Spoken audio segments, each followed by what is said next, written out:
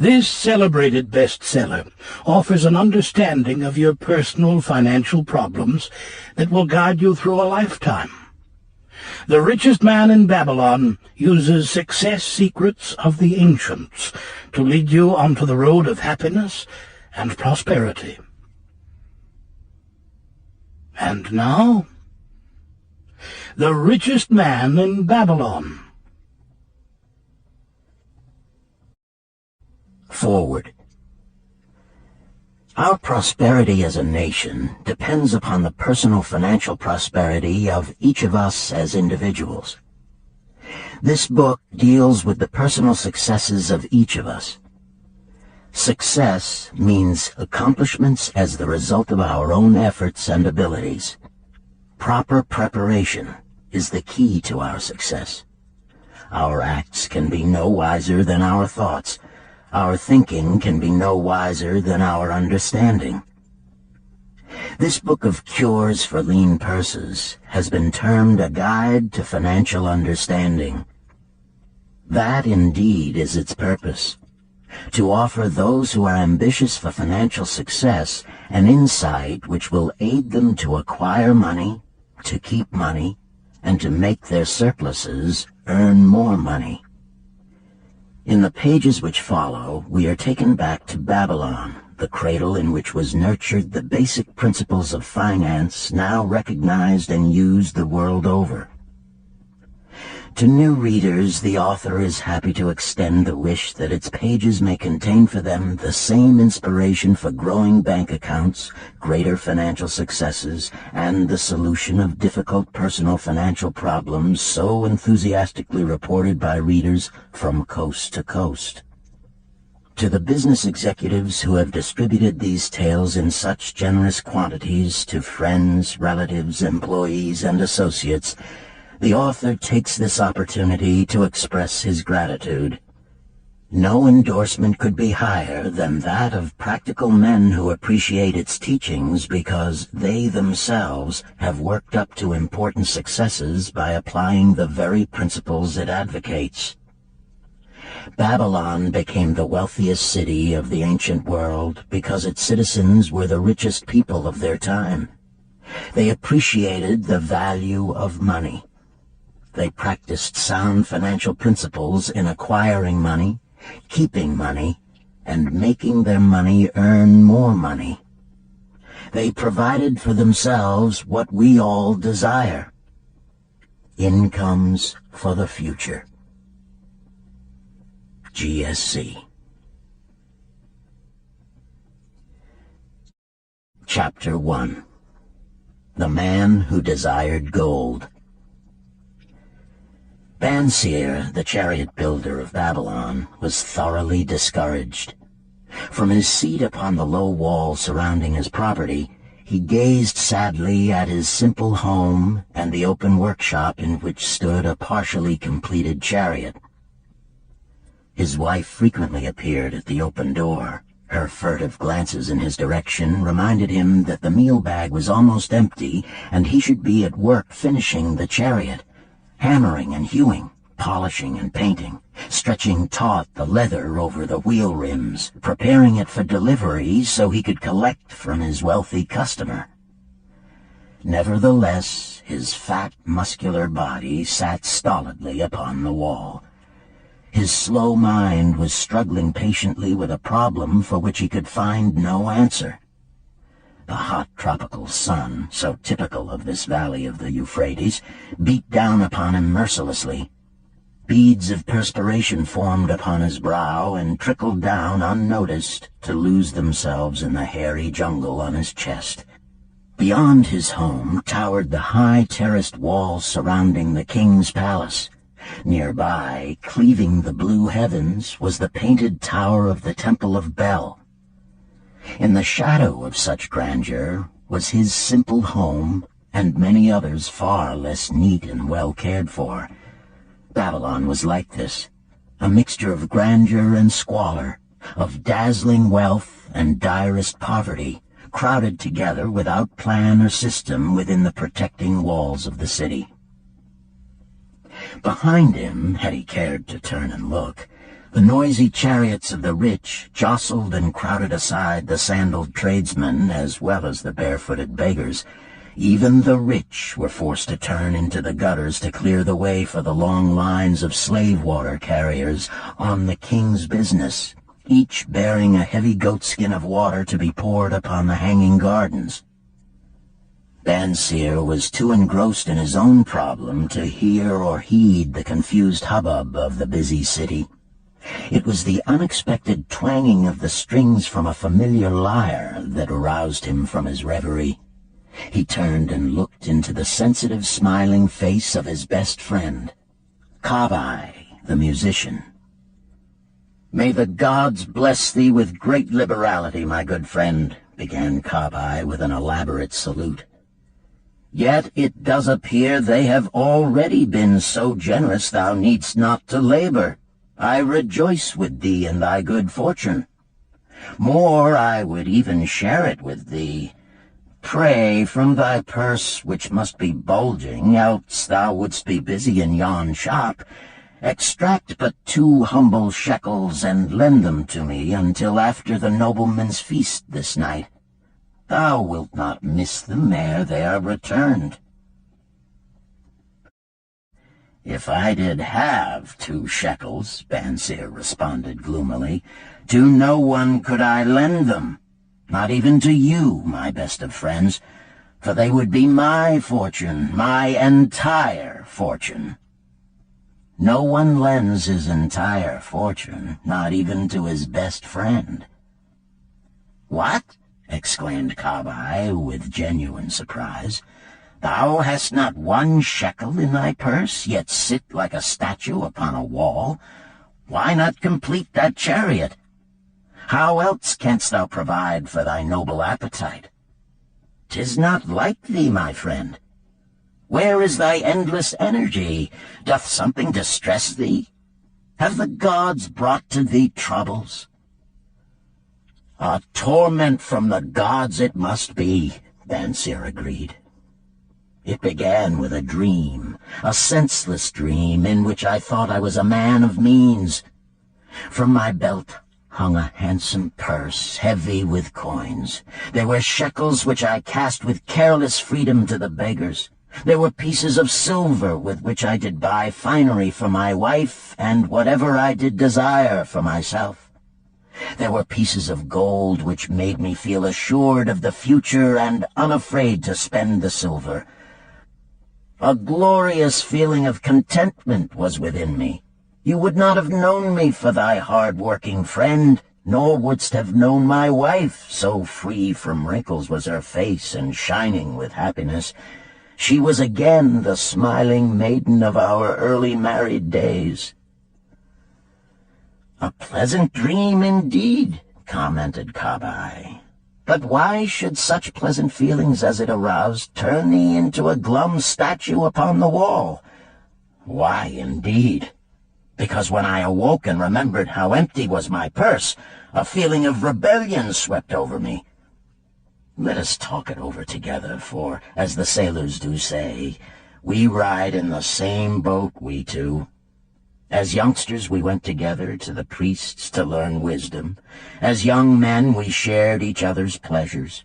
As grown men we have always been close friends. We have been contented subjects of our kind. We have been satisfied to work long hours and spend our earnings freely. We have earned much coin in the years that have passed, yet to know the joys that come from wealth, we must dream about them. Bah!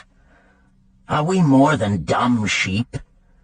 We live in the richest city in all the world. The travelers do say none equals it in wealth. About us is much display of wealth, but of it we ourselves have not. After half a lifetime of hard labor, thou, my best of friends, hast an empty purse, and sayest to me, may I borrow such a trifle as 2 shekels until after the nobleman's feast this night? Then what do I reply? Do I say, here is my purse, its contents will I gladly share? No, I admit that my purse is as empty as thine. What is the matter? Why cannot we acquire silver and gold, more than enough for food and robes? Consider also our sons, Bansir continued. Are they not following in the footsteps of their fathers? Need they and their families, and their sons' families, live all their lives in the midst of such treasures of gold, and yet, like us, be content to banquet upon sour goat's milk and porridge? Never in all the years of our friendship didst thou talk like this before, Bansir. Kabai was puzzled. Never in all those years did I think like this before.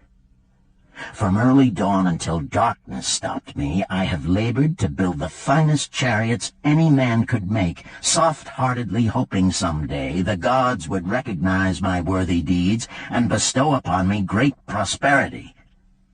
This they have never done. At last I realize this they will never do. Therefore my heart is sad. I wish to be a man of means. I wish to own lands and cattle, to have fine robes and coins in my purse. I am willing to work for these things with all the strength in my back, with all the skill in my hands, with all the cunning in my mind. But I wish my labors to be fairly rewarded. What is the matter with us? Again, I ask you, why cannot we have our just share of the good things so plentiful for those who have the gold with which to buy them?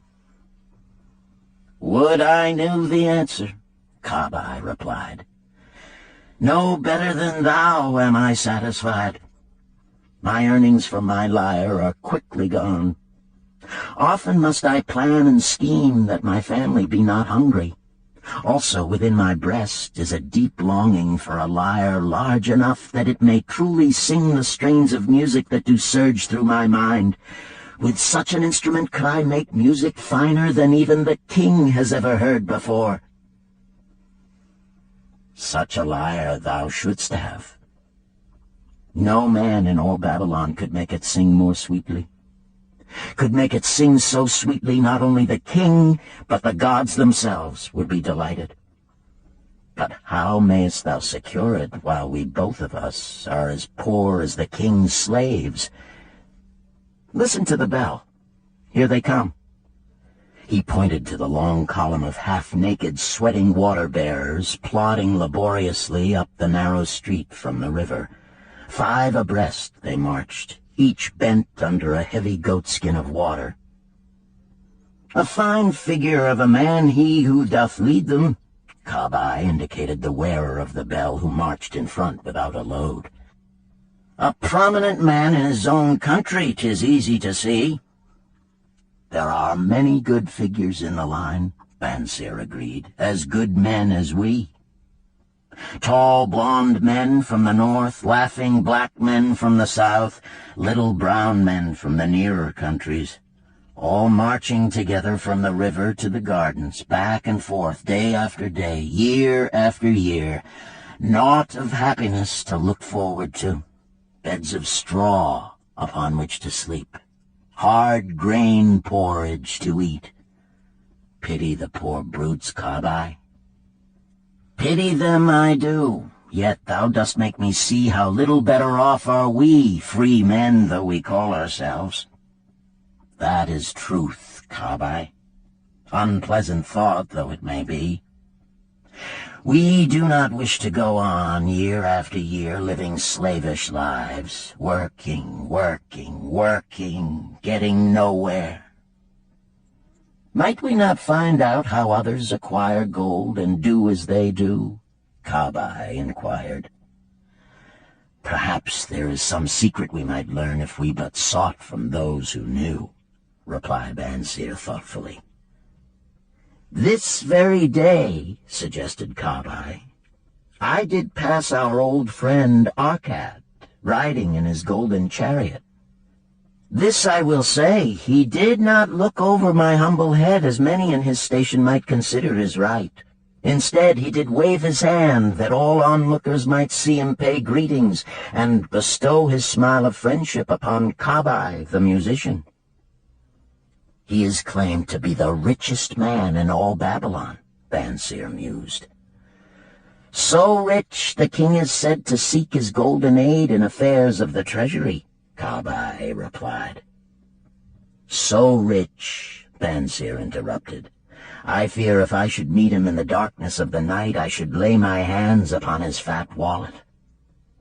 Nonsense, reproved Kabai.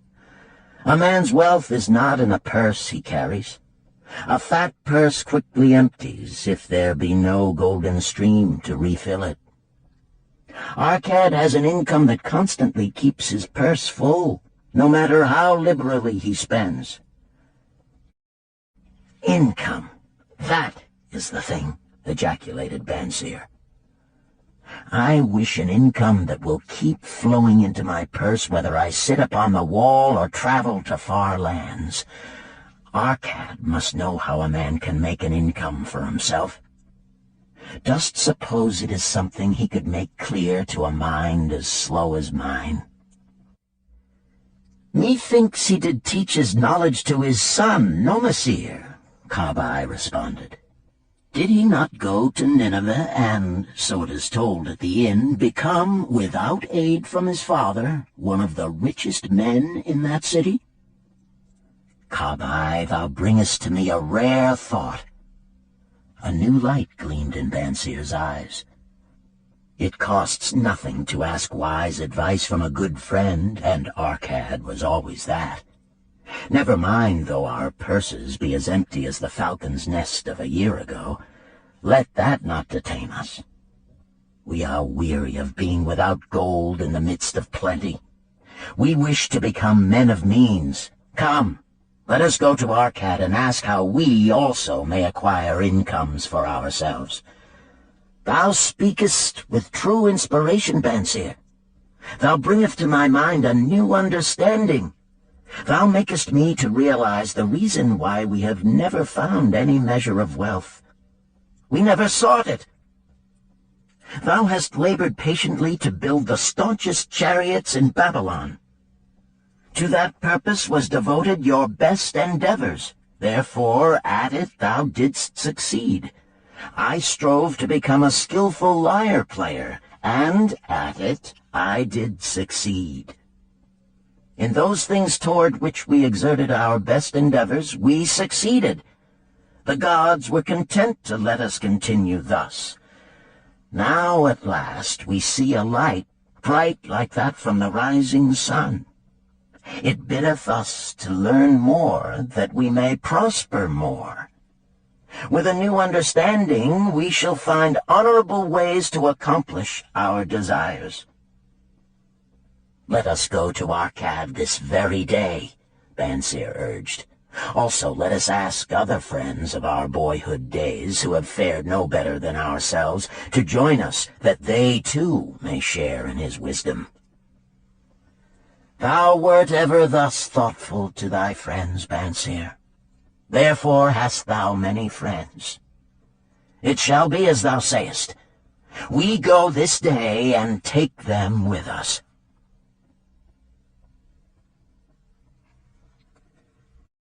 Chapter 2. The Richest Man in Babylon. In old Babylon there once lived a certain very rich man named Arkad. Far and wide he was famed for his great wealth. Also was he famed for his liberality. He was generous in his charities. He was generous with his family. He was liberal in his own expenses. But nevertheless, each year his wealth increased more rapidly than he spent it. And there were certain friends of younger days who came to him and said, "You, Arkad, are more fortunate than we. You have become the richest man in all Babylon while we struggle for existence. You can wear the finest garments, and you can enjoy the rarest foods, while we must be content if we can clothe our families in raiment that is presentable and feed them as best we can. Yet once we were equal. We studied under the same master. We played in the same games, and in neither the studies nor the games did you outshine us. And in the years since, you have been no more an honorable citizen than we. Nor have you worked harder or more faithfully insofar as we can judge. Why, then, should a fickle fate single you out to enjoy all the good things of life and ignore us who are equally deserving? Thereupon Arcad remonstrated with them, saying, If you have not acquired more than a bare existence in the years since we were youths, it is because you either have failed to learn the laws that govern the building of wealth, or else you do not observe them.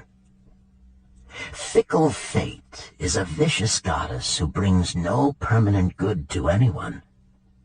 On the contrary, she brings ruin to almost every man upon whom she showers unearned gold. She makes wanton spenders who soon dissipate all they receive and are left beset by overwhelming appetites and desires they have not the ability to gratify.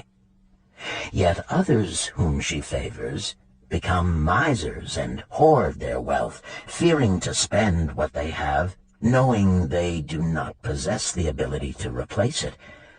They further are beset by fear of robbers and doom themselves to lives of emptiness and secret misery. Others there probably are who can take unearned gold and add to it and continue to be happy and contented citizens. But so few are they, I know of them but by hearsay. Think you of the men who have inherited sudden wealth, and see if these things are not so.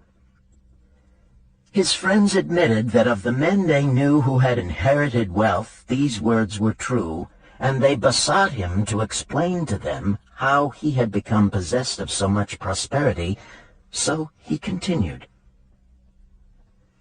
In my youth, I looked about me and saw all the good things there were to bring happiness and contentment, and I realized that wealth increased the potency of all these. Wealth is a power. With wealth, many things are possible.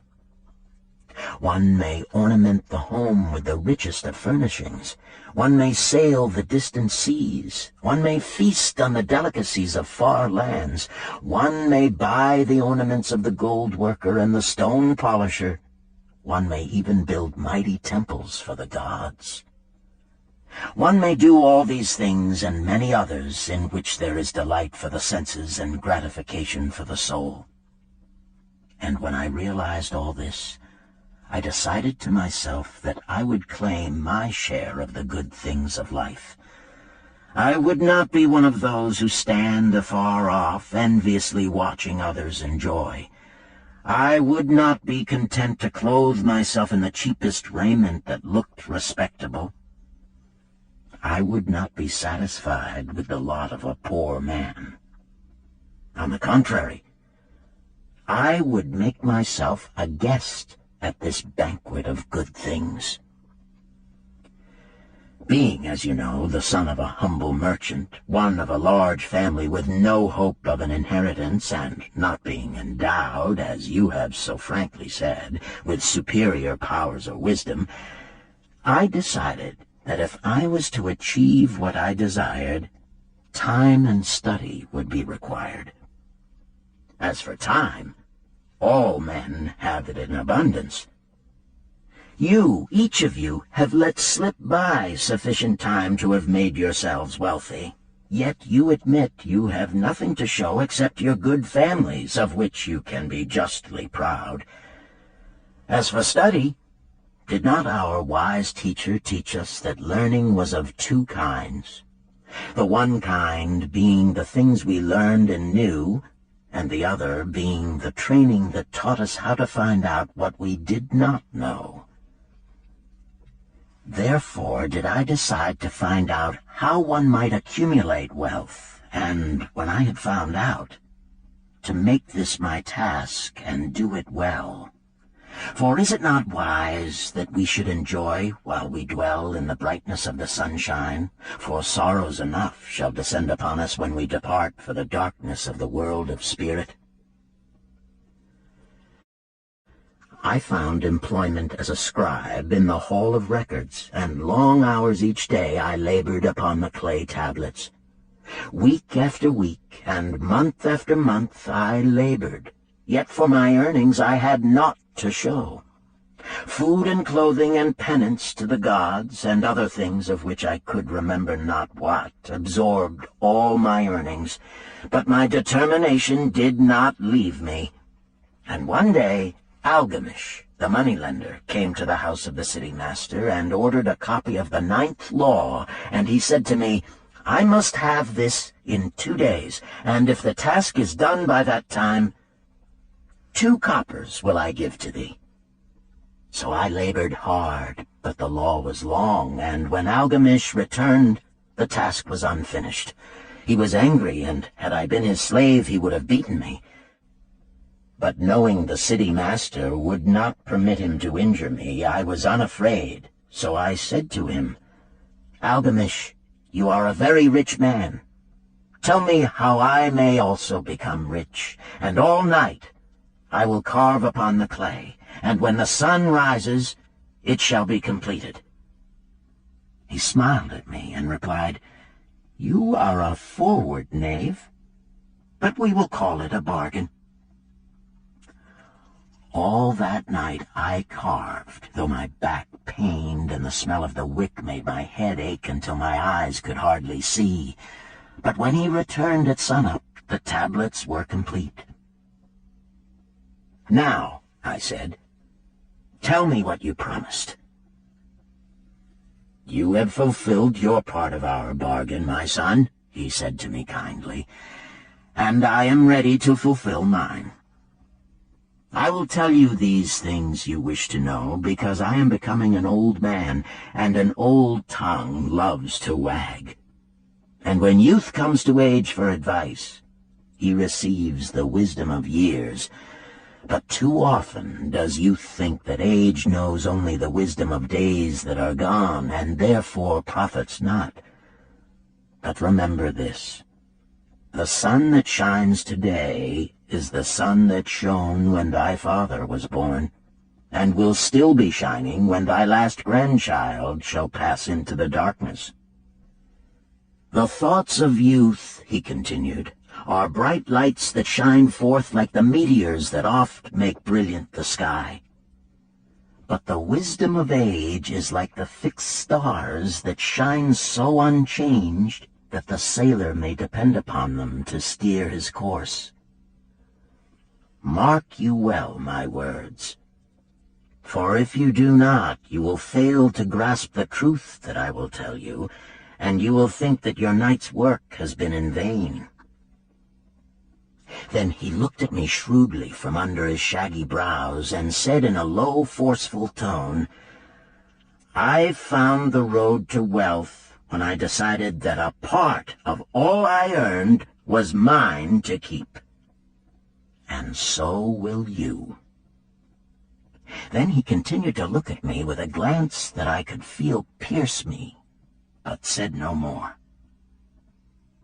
Is that all? I asked.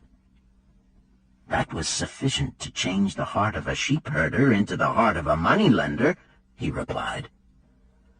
But all I earn is mine to keep, is it not? I demanded. Far from it, he replied. Do you not pay the garment maker? Do you not pay the sandal maker? Do you not pay for the things you eat? Can you live in Babylon without spending? What have you to show for your earnings of the past month? What for the past year? Fool! You pay to everyone but yourself. Dullard! You labor for others. As well be a slave and work for what your master gives you to eat and wear. If you did keep for yourself 1/10 of all you earn, how much would you have in 10 years? My knowledge of the numbers did not forsake me, and I answered, "As much as I earn in 1 year." "You speak but half the truth," he retorted. "Every gold piece you save is a slave to work for you. Every copper it earns is its child that also can earn for you. If you would become wealthy, then what you save must earn, and its children must earn, that all may help to give to you the abundance you crave. You think I cheat you for your long night's work," he continued, "but I am paying you 1,000 times over if you have the intelligence to grasp the truth I offer you. A part of all you earn is yours to keep. It should not be less than 1/10, no matter how little you earn. It can be as much more as you can afford. Pay yourself first. Do not buy from the clothes maker and the sandal maker more than you can pay out of the rest and still have enough for food and charity and penance to the gods. Wealth, like a tree, grows from a tiny seed. The first copper you save is the seed from which your tree of wealth shall grow. The sooner you plant that seed, the sooner shall the tree grow. And the more faithfully you nourish and water that tree with consistent savings, the sooner may you bask in contentment beneath its shade." So saying, he took his tablets and went away. I thought much about what he had said to me, and it seemed reasonable, so I decided that I would try it. Each time I was paid, I took 1 from each 10 pieces of copper and hid it away. And strange as it may seem, I was no shorter of funds than before. I noticed little difference as I managed to get along without it. But often I was tempted, as my hoard began to grow, to spend it for some of the good things the merchants displayed, brought by camels and ships from the land of the Phoenicians. But I wisely refrained. A 12th month after Algamish had gone, he again returned and said to me, "Son, have you paid to yourself not less than 1/10 of all you have earned for the past year?" I answered proudly, "Yes, master, I have." "That is good," he answered, beaming upon me. "And what have you done with it?" "I have given it to Asmer, the brickmaker, who told me he was traveling over the far seas, and in Tyre he would buy from me the rare jewels of the Phoenicians. When he returns, we shall sell these at high prices and divide the earnings." "Every fool must learn," he growled. "But why trust the knowledge of a brickmaker about jewels? Would you go to the breadmaker to inquire about the stars? No, by my tunic, you would go to the astrologer if you had power to think. Your savings are gone, youth. You have jerked your wealth tree up by the roots. But plant another. Try again. And next time, if you would have advice about jewels, go to the jewel merchant. If you would know the truth about sheep, go to the herdsman. Advice is one thing that is freely given away, but watch that you take only what is worth having. He who takes advice about his savings from one who is inexperienced in such matters shall pay with his savings for proving the falsity of their opinions." Saying this, he went away. And it was as he said, for the Phoenicians are scoundrels and sold to Asmer worthless bits of glass that looked like gems. But as Algamish had bid me, I again saved each 10th copper, for I now had formed the habit, and it was no longer difficult. Again, 12 months later, Algamish came to the room of the scribes and addressed me. "What progress have you made since last I saw you?" "I have paid myself faithfully," I replied, "and my savings I have entrusted to Agar, the shield-maker, to buy bronze, and each 4th month he does pay me the rental." "That is good. And what do you do with the rental?" I do have a great feast with honey and fine wine and spiced cake. Also I have bought me a scarlet tunic, and some day I shall buy me a young ass upon which to ride." To which Algamish laughed, "You do eat the children of your savings. Then how do you expect them to work for you? And how can they have children that will also work for you? First get thee an army of golden slaves, and then many a rich banquet may you enjoy without regret." So saying, he again went away. Nor did I again see him for 2 years, when he once more returned, and his face was full of deep lines, and his eyes drooped, for he was becoming a very old man. And he said to me, "Arcad, hast thou yet achieved the wealth thou dreamed of?" And I answered, "Not yet all that I desire, but some I have, and it earns more, and its earnings earn more." "And do you still take the advice of brickmakers?" "About brickmaking they give me good advice," I retorted. "Arcad," he continued, "you have learned your lessons well. You first learned to live upon less than you could earn. Next, you learned to seek advice from those who were competent through their own experiences to give it. And lastly, you have learned to make gold work for you. You have taught yourself how to acquire money, how to keep it, and how to use it. Therefore, you are competent for a responsible position. I am becoming an old man. My sons think only of spending and give no thought to earning. My interests are great, and I fear too much for me to look after. If you will go to Nippur and look after my lands there, I shall make you my partner, and you shall share in my estate." So I went to Nippur and took charge of his holdings, which were large, and because I was full of ambition, and because I had mastered the 3 laws of successfully handling wealth, I was enabled to increase greatly the value of his properties. So I prospered much, and when the spirit of Algamish departed for the sphere of darkness, I did share in his estate as he had arranged under the law. So spake Arcad, and when he had finished his tale, one of his friends said, "You were indeed fortunate that Algamish made you an heir." "Fortunate only in that I had the desire to prosper before I first met him. For 4 years did I not prove my definiteness of purpose by keeping 1/10 of all I earned? Would you call a fisherman lucky who for years so studied the habits of the fish that with each changing wind he could cast his nets about them? Opportunity is a haughty goddess who wastes no time with those who are unprepared.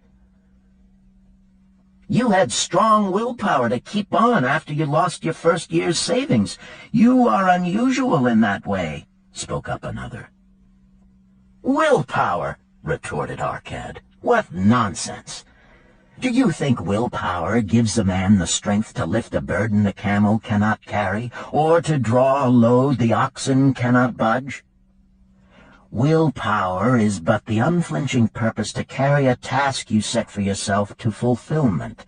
If I set for myself a task, be it ever so trifling, I shall see it through. How else shall I have confidence in myself to do important things? Should I say to myself, for 100 days as I walk across the bridge into the city, I will pick from the road a pebble and cast it into the stream? I would do it. If on the 7th day I passed by without remembering, I would not say to myself, tomorrow I will cast 2 pebbles which will do as well. Instead, I would retrace my steps and cast the pebble. Nor on the 20th day would I say to myself, Arcad, this is useless. What does it avail you to cast a pebble every day? Throw in a handful and be done with it. No, I would not say that, nor do it. When I set a task for myself, I complete it. Therefore, I am careful not to start difficult and impractical tasks, because I love leisure." And then another friend spoke up and said, "If what you tell is true, and it does seem, as you have said, reasonable, then being so simple, if all men did it, there would not be enough wealth to go around."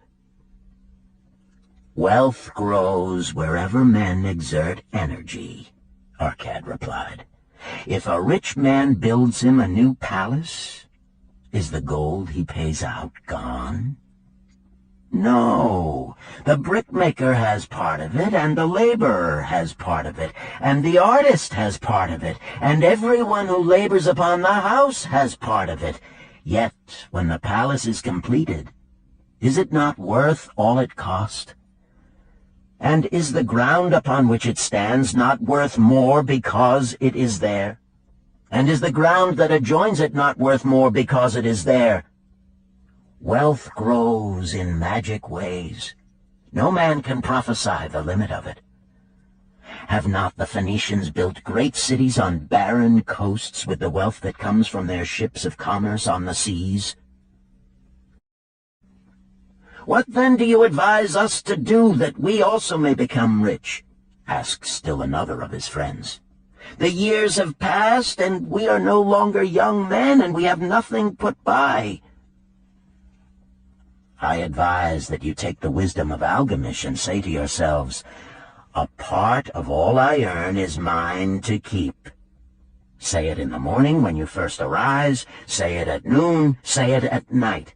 Say it each hour of every day. Say it to yourself until the words stand out like letters of fire across the sky. Impress yourself with the idea. Fill yourself with the thought. Then take whatever portion seems wise. Let it be not less than 1/10, and lay it by. Arrange your other expenditures to do this if necessary, but lay by that portion first. Soon you will realize what a rich feeling it is to own a treasure upon which you alone have claim. As it grows, it will stimulate you. A new joy of life will thrill you. Greater efforts will come to you to earn more. For of your increased earnings, will not the same percentage be also yours to keep? Then learn to make your treasure work for you. Make it your slave. Make its children and its children's children work for you. Ensure an income for thy future. Look thou at the aged, and forget not that in the days to come thou also will be numbered among them. Therefore invest thy treasure with greatest caution that it be not lost. Usurious rates of return are deceitful sirens that sing but to lure the unwary upon the rocks of loss and remorse. Provide also that thy family may not want should the gods call thee to their realms.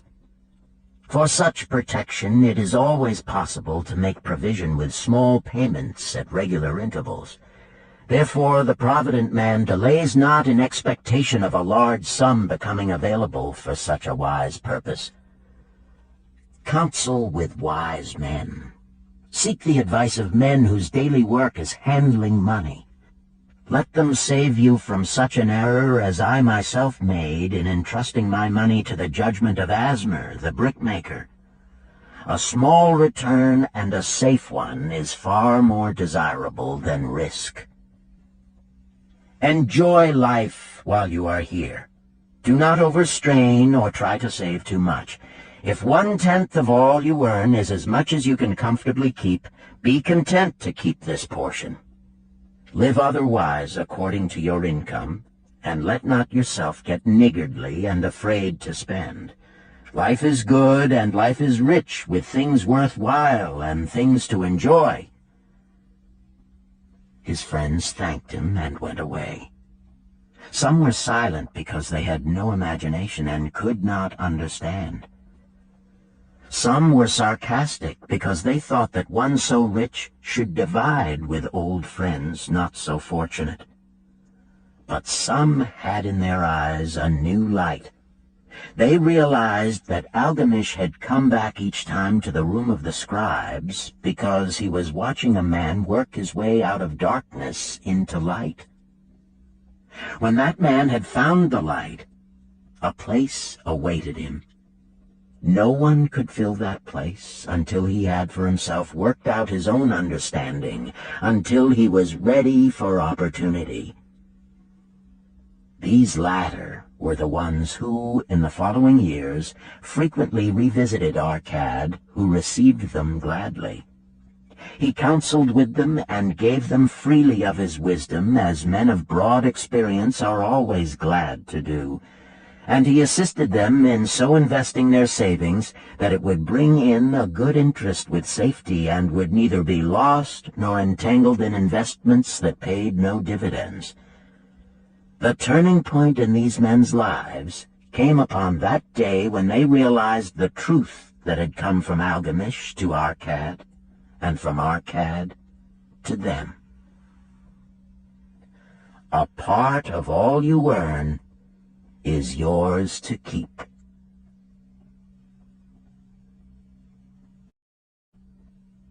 Chapter 3. 7 Cures for a Lean Purse. The glory of Babylon endures. Down through the ages, its reputation comes to us as the richest of cities, its treasures as fabulous. Yet it was not always so. The riches of Babylon were the results of the wisdom of its people. They first had to learn how to become wealthy. When the good King Sargon returned to Babylon after defeating his enemies, the Elamites, he was confronted with a serious situation. The royal chancellor explained it to the king thus: "After many years of great prosperity brought to our people because your majesty built the great irrigation canals and the mighty temples of the gods, now that these works are completed, the people seem unable to support themselves. The laborers are without employment. The merchants have few customers. The farmers are unable to sell their produce. The people have not enough gold to buy food." "But where has all the gold gone that we spent for these great improvements?" demanded the king. "It has found its way, I fear," responded the chancellor, "into the possession of a few very rich men of our city. It filtered through the fingers of most of our people as quickly as the goat's milk goes through the strainer. Now that the stream of gold has ceased to flow, most of our people have nothing to show for their earnings." The king was thoughtful for some time. Then he asked, "Why should so few men be able to acquire all the gold?" "Because they know how," replied the chancellor. "One may not condemn a man for succeeding because he knows how. Neither may one with justice take away from a man what he has fairly earned to give to men of less ability." "But why," demanded the king, "should not all the people learn how to accumulate gold and therefore become themselves rich and prosperous?" "Quite possible, Your Excellency. But who can teach them? Certainly not the priests, because they know naught of money-making." "Who knows best in all our city how to become wealthy, Chancellor?" asked the king. "Thy question answers itself, Your Majesty. Who has amassed the greatest wealth in Babylon?" "Well said, my able Chancellor. It is Arcad. He is the richest man in Babylon. Bring him before me on the morrow." Upon the following day, as the king had decreed, Arcad appeared before him, straight and sprightly, despite his 80 years and 10.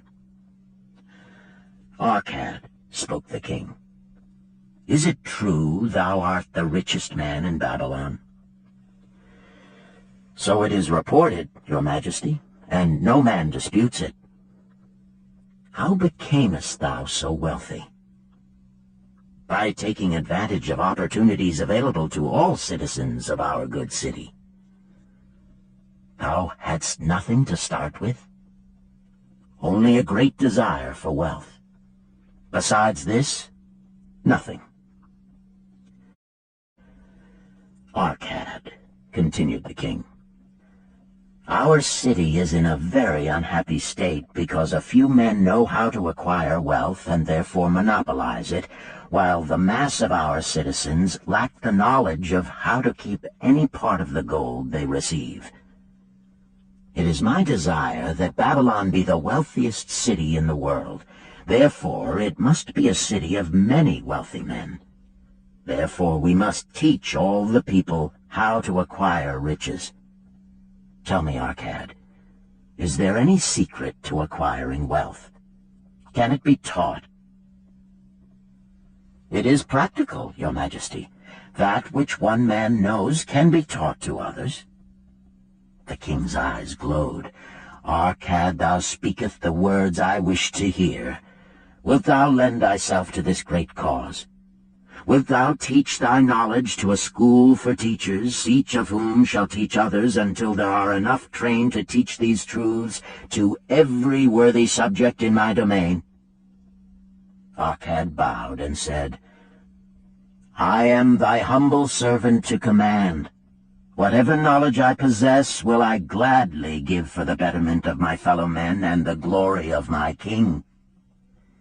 Let your good chancellor arrange for me a class of 100 men, and I will teach them those 7 cures which did fatten my purse, than which there was none leaner in all Babylon. A fortnight later, in compliance with the king's command, the chosen 100 assembled in the great hall of the Temple of Learning, seated upon colorful rings in a semicircle. Arcad sat beside a small tabaret upon which smoked a sacred lamp, sending forth a strange and pleasing odor. "Behold the richest man in Babylon," whispered a student, nudging his neighbor as Arcad arose. "He is but a man, even as the rest of us." "As a dutiful subject of our great king," Arcad began, "I stand before you in his service. Because once I was a poor youth who did greatly desire gold, and because I found knowledge that enabled me to acquire it, he asks that I impart unto you my knowledge. I started my fortune in the humblest way. I had no advantage not enjoyed as fully by you and every citizen in Babylon. The first storehouse of my treasure was a well-worn purse. I loathed its useless emptiness. I desired that it be round and full, clinking with the sound of gold. Therefore I sought every remedy for a lean purse. I found 7. To you who are assembled before me shall I explain the 7 cures for a lean purse, which I do recommend to all men who desire much gold. Each day for 7 days will I explain to you one of the 7 remedies. Listen attentively to the knowledge that I will impart. Debate it with me. Discuss it among yourselves. Learn these lessons thoroughly, that ye may also plant in your own purse the seed of wealth. First must each of you start wisely to build a fortune of his own. Then wilt thou be competent, and only then, to teach these truths to others. I shall teach to you in simple ways how to fatten your purses. This is the first step leading to the Temple of Wealth, and no man may climb who cannot plant his feet firmly upon the first step. We shall now consider the first cure. The first cure. Start thy purse to fattening. Arcad addressed the thoughtful man in the second row. My good friend, at what craft workest thou? I, replied the man, am a scribe, and carve records upon the clay tablets. Even at such labor did I myself earn my first coppers. Therefore thou hast the same opportunity to build a fortune. He spoke to a florid-faced man farther back. Pray tell also what dost thou to earn thy bread?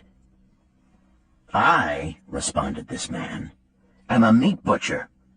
I do buy the goats the farmers raise, and kill them, and sell the meat to the housewives, and the hides to the sandal makers.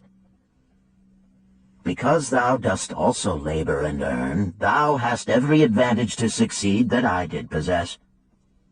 In this way did Arcad proceed to find out how each man labored to earn his living. When he had done questioning them, he said, Now, my students, ye conceive that there are many trades and labors at which men may earn coins. Each of the ways of earning is a stream of gold from which the worker doth divert by his labors a portion to his own purse. Therefore into the purse of each of you flows a stream of coins, large or small, according to his ability.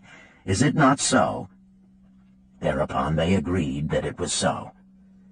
Then, continued Arcad, if each of you desireth to build for himself a fortune, is it not wise to start by utilizing that source of wealth which he already has established? To this they agreed.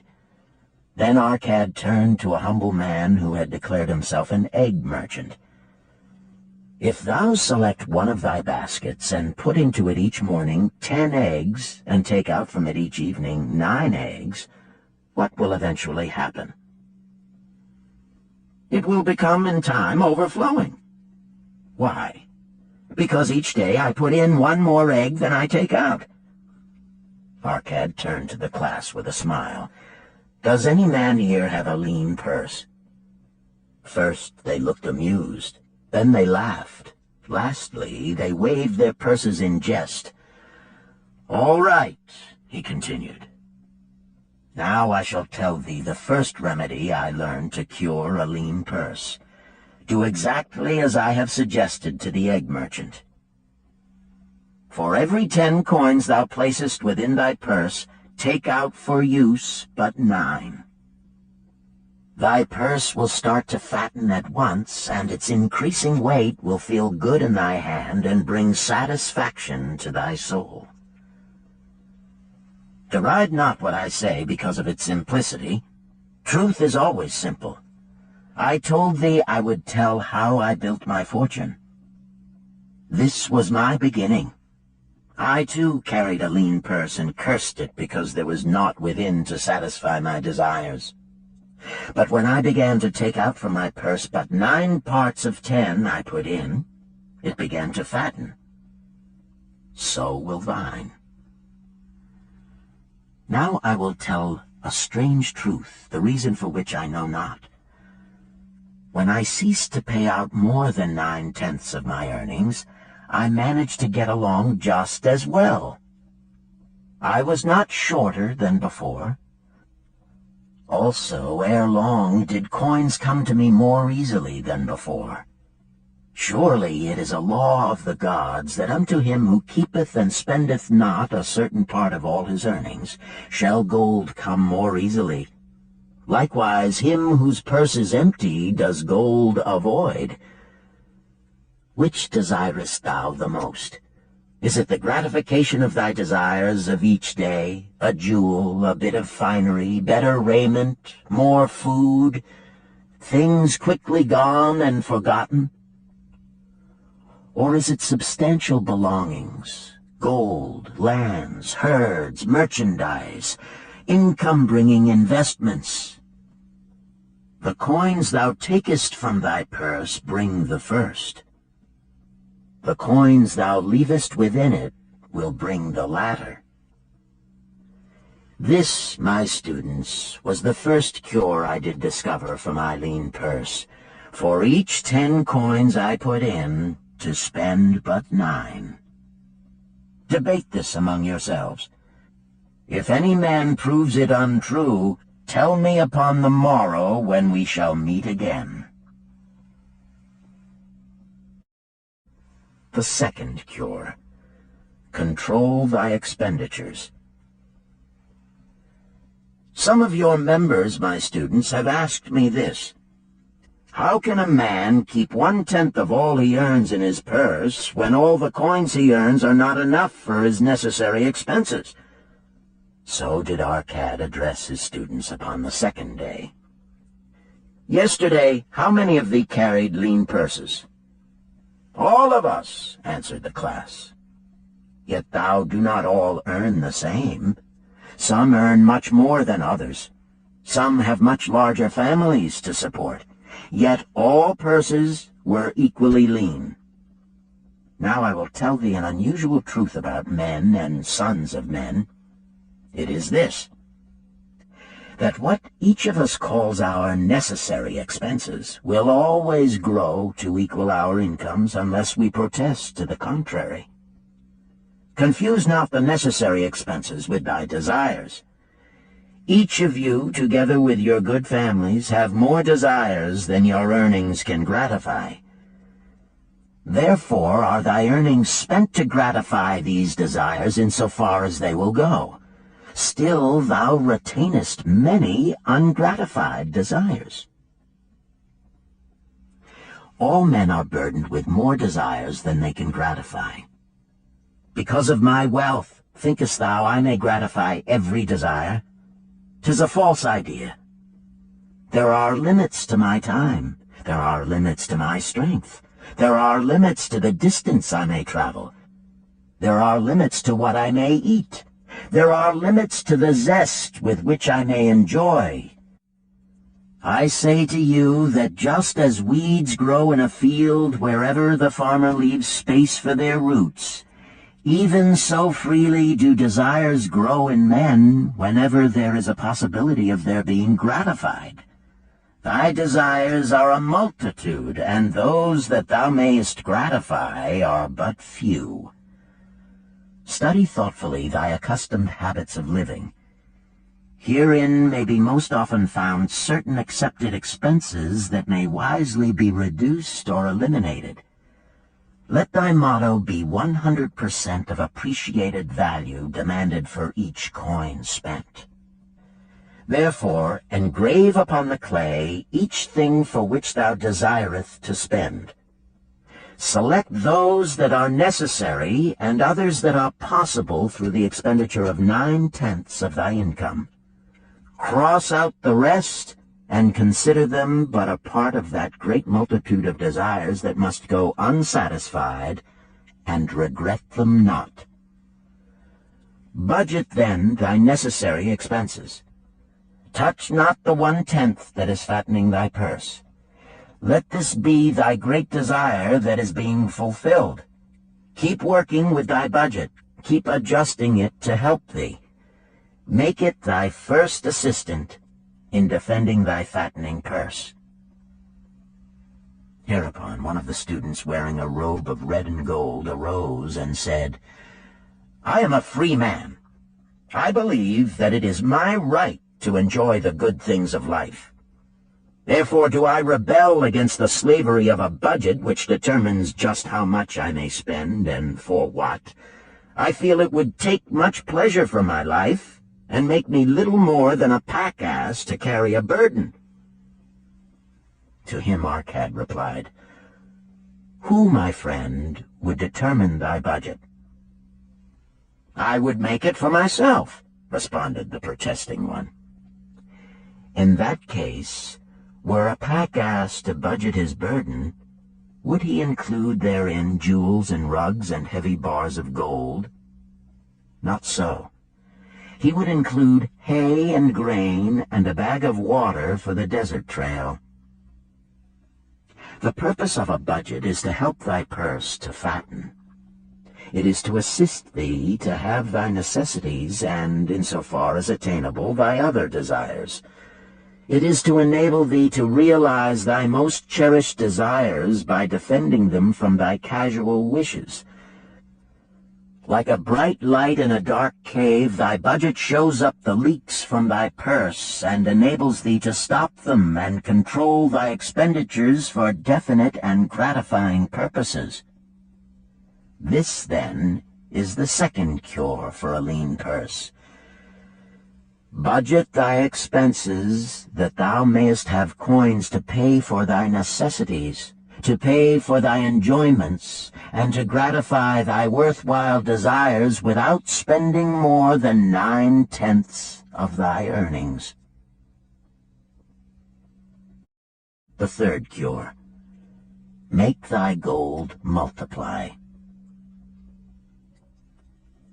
Behold, thy lean purse is fattening. Thou hast disciplined thyself to leave therein 1/10 of all thou earnest. Thou hast controlled thy expenditures to protect thy growing treasure. Next, we will consider means to put thy treasure to labor and to increase.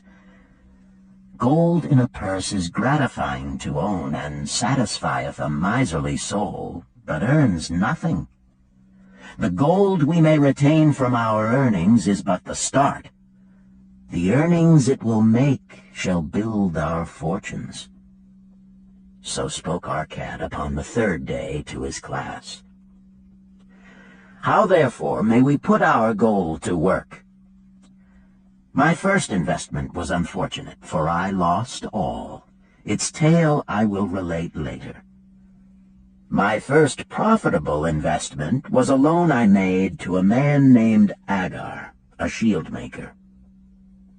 Once each year did he buy large shipments of bronze brought from across the sea to use in his trade. Lacking sufficient capital to pay the merchants, he would borrow from those who had extra coins. He was an honorable man. His borrowing he would repay, together with a liberal rental as he sold his shields. Each time I loaned to him, I loaned back also the rental he had paid to me. Therefore not only did my capital increase, but its earnings likewise increased. Most gratifying was it to have these sums returned to my purse. I tell you, my students, a man's wealth is not in the coins he carries in his purse. It is the income he buildeth, the golden stream that continually floweth into his purse and keepeth it always bulging. That is what every man desireth. That is what thou, each one of thee, desireth. An income that continueth to come whether thou work or travel. Great income I have acquired, so great that I am called a very rich man. My loans to Agar were my first training in profitable investment. Gaining wisdom from this experience, I extended my loans and investments as my capital increased. From a few sources at first, from many sources later, flowed into my purse a golden stream of wealth available for such wise uses as I should decide. Behold, from my humble earnings, I had begotten a horde of golden slaves, each laboring and earning more gold. As they labored for me, so their children also labored, and their children's children, until great was the income from their combined efforts. Gold increaseth rapidly when making reasonable earnings, as thou wilt see from the following. A farmer, when his first son was born, took 10 pieces of silver to a moneylender and asked him to keep it on rental for his son until he became 20 years of age. This the moneylender did, and agreed the rental should be 1/4 of its value each 4 years. The farmer asked, because this sum he had set aside as belonging to his son, that the rental be added to the principal. When the boy had reached the age of 20 years, the farmer again went to the moneylender to inquire about the silver. The moneylender explained that because this sum had been increased by compound interest, the original 10 pieces of silver had now grown to 30 1/2 pieces. The farmer was well pleased, and because the son did not need the coins, he left them with the moneylender. When the son became 50 years of age, the father meantime having passed to the other world, the moneylender paid the son in settlement 167 pieces of silver. Thus, in 50 years, had the investment multiplied itself at rental almost 17 times. This, then, is the third cure for a lean purse. to put each coin to laboring, that it may reproduce its kind, even as the flocks of the field, and help bring to thee income, a stream of wealth that shall flow constantly into thy purse. The fourth cure. Guard thy treasures from loss. Misfortune loves a shining mark. Gold in a man's purse must be guarded with firmness, else it be lost. Thus it is wise that we must first secure small amounts and learn to protect them before the gods entrust us with larger. So spoke our cad upon the fourth day to his class. Every owner of gold is tempted by opportunities whereby it would seem that he could make large sums by its investment in most plausible projects. Often friends and relatives are eagerly entering such investment and urge him to follow. The first sound principle of investment is security for thy principal. Is it wise to be intrigued by larger earnings when thy principal may be lost? I say not. The penalty of risk is probable loss.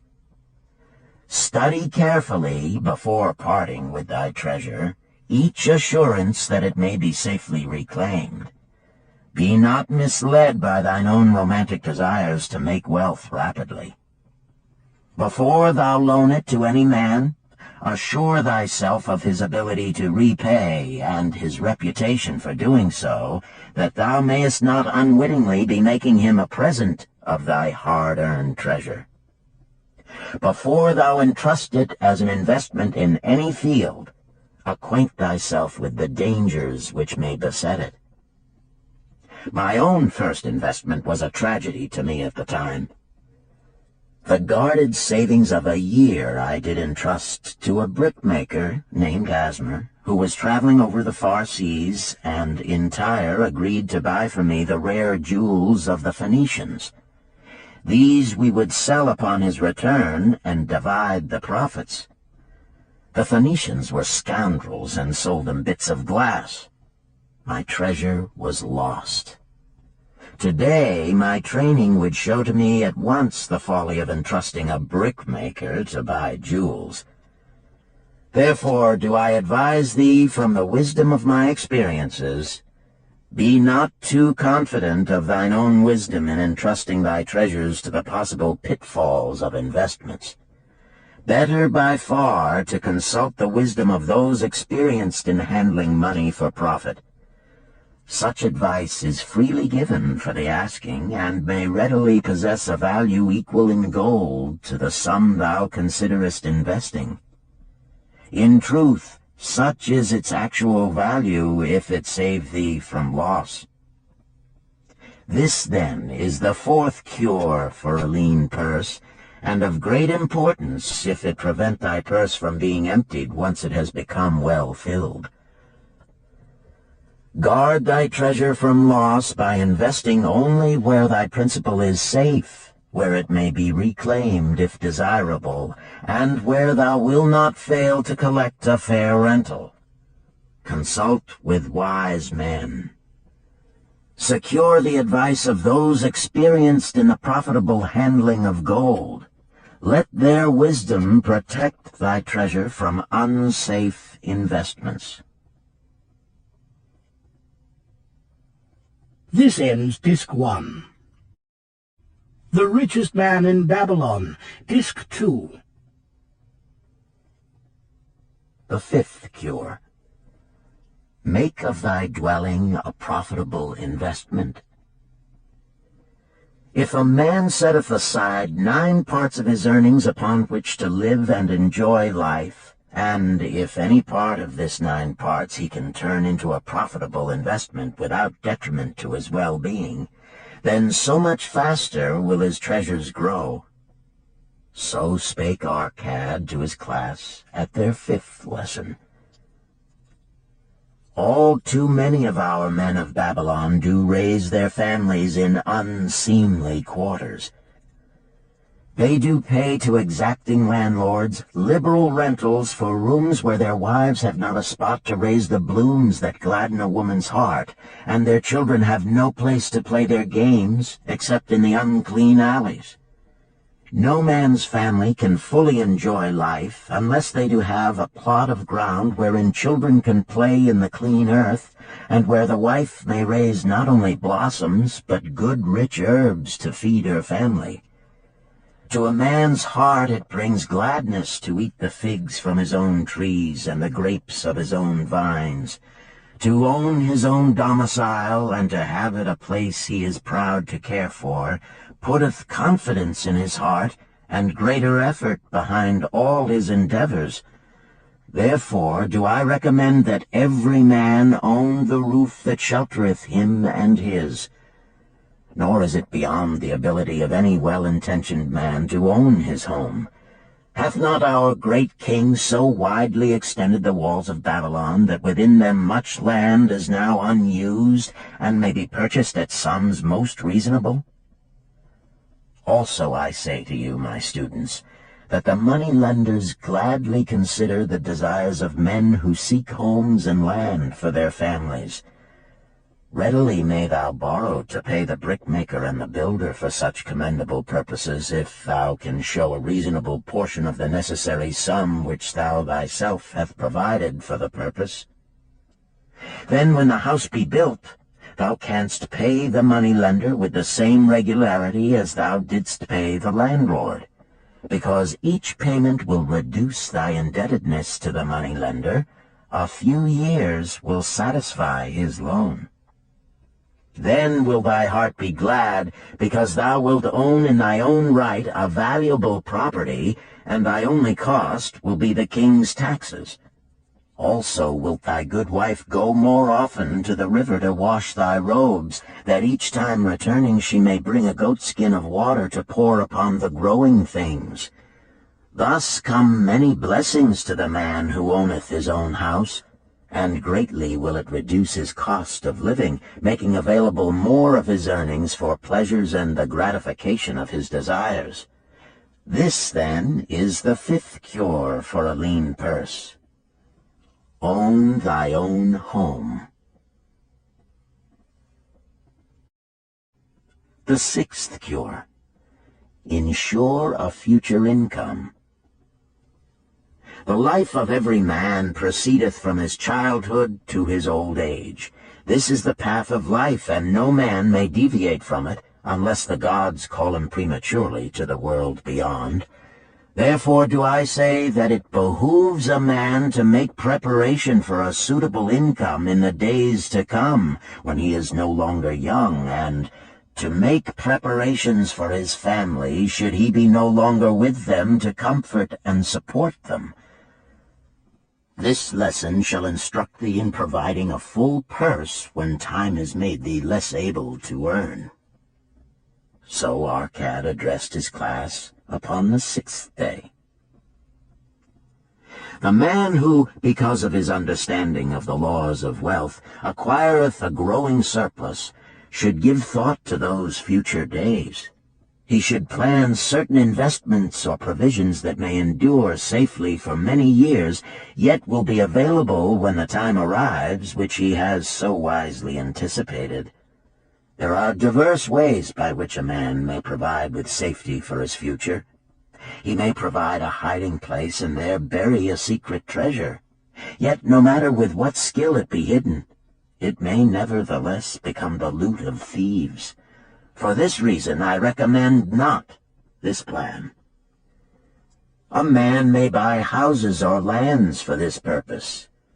If wisely chosen as to their usefulness and value in the future, they are permanent in their value and their earnings, or their sale will provide well for his purpose. A man may loan a small sum to the moneylender and increase it at regular periods. The rental which the moneylender adds to this will largely add to its increase. I do know a sandal-maker named Ansan, who explained to me not long ago that each week for 8 years he had deposited with his moneylender 2 pieces of silver. The moneylender had but recently given him an accounting over which he greatly rejoiced.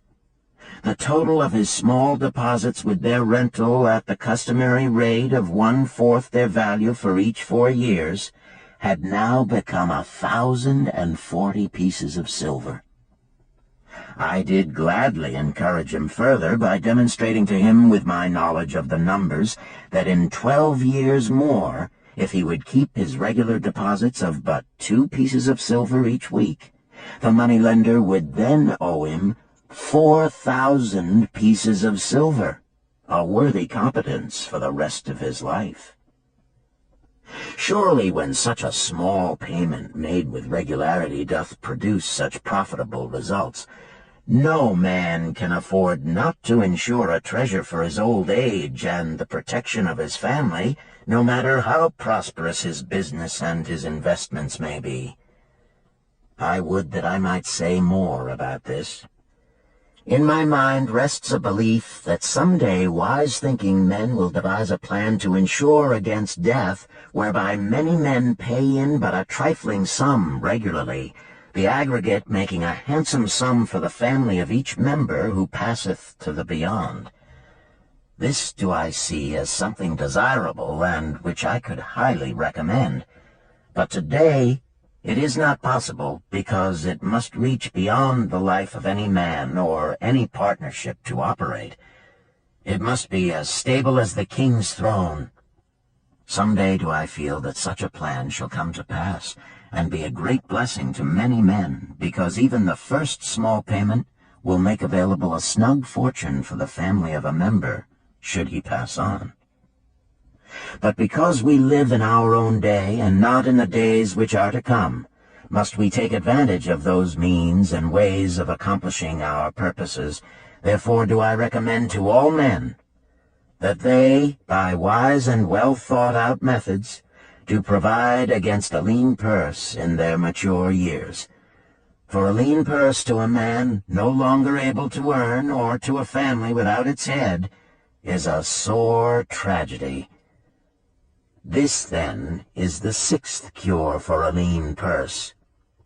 Provide in advance for the needs of thy growing age and the protection of thy family.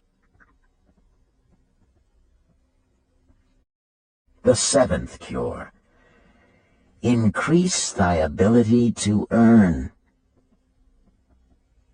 This day do I speak to thee, my students, of one of the most vital remedies for a lean purse. Yet I will not talk of gold, but of yourselves, of the men beneath the robes of many colors who do sit before me. I will talk to you of those things within the minds and lives of men which do work for or against their success. So did Arcad address his class upon the 7th day. Not long ago came to me a young man seeking to borrow. When I questioned him the cause of his necessity, he complained that his earnings were insufficient to pay his expenses. Thereupon I explained to him, this being the case, he was a poor customer for the moneylender, as he possessed no surplus earning capacity to repay the loan. What you need, young man, I told him, is to earn more coins. What dost thou to increase thy capacity to earn? All that I can do, he replied. 6 times within 2 moons have I approached my master to request my pay be increased, but without success. No man can go oftener than that.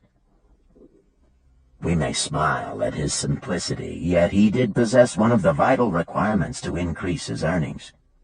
Within him was a strong desire to earn more, a proper and commendable desire. Preceding accomplishment must be desire. Thy desires must be strong and definite. General desires are but weak longings. For a man to wish to be rich is of little purpose. For a man to desire 5 pieces of gold is a tangible desire which he can press to fulfillment. After he has backed his desire for 5 pieces of gold with strength of purpose to secure it, next he can find similar ways to obtain 10 pieces, and then 20 pieces, and later 1,000 pieces, and, behold, he has become wealthy. In learning to secure his one definite small desire, he hath trained himself to secure a larger one. This is the process by which wealth is accumulated, first in small sums, then in larger ones as a man learns and becomes more capable. Desires must be simple and definite. They defeat their own purpose should they be too many, too confusing, or beyond a man's training to accomplish. As a man perfecteth himself in his calling, even so doth his ability to earn increase. In those days when I was a humble scribe carving upon the clay for a few coppers each day, I observed that other workers did more than I, and were paid more. Therefore did I determine that I would be exceeded by none. Nor did it take long for me to discover the reason for their greater success. More interest in my work, more concentration upon my task, more persistence in my effort, and, behold, few men could carve more tablets in a day than I. With reasonable promptness my increased skill was rewarded, nor was it necessary for me to go 6 times to my master to request recognition.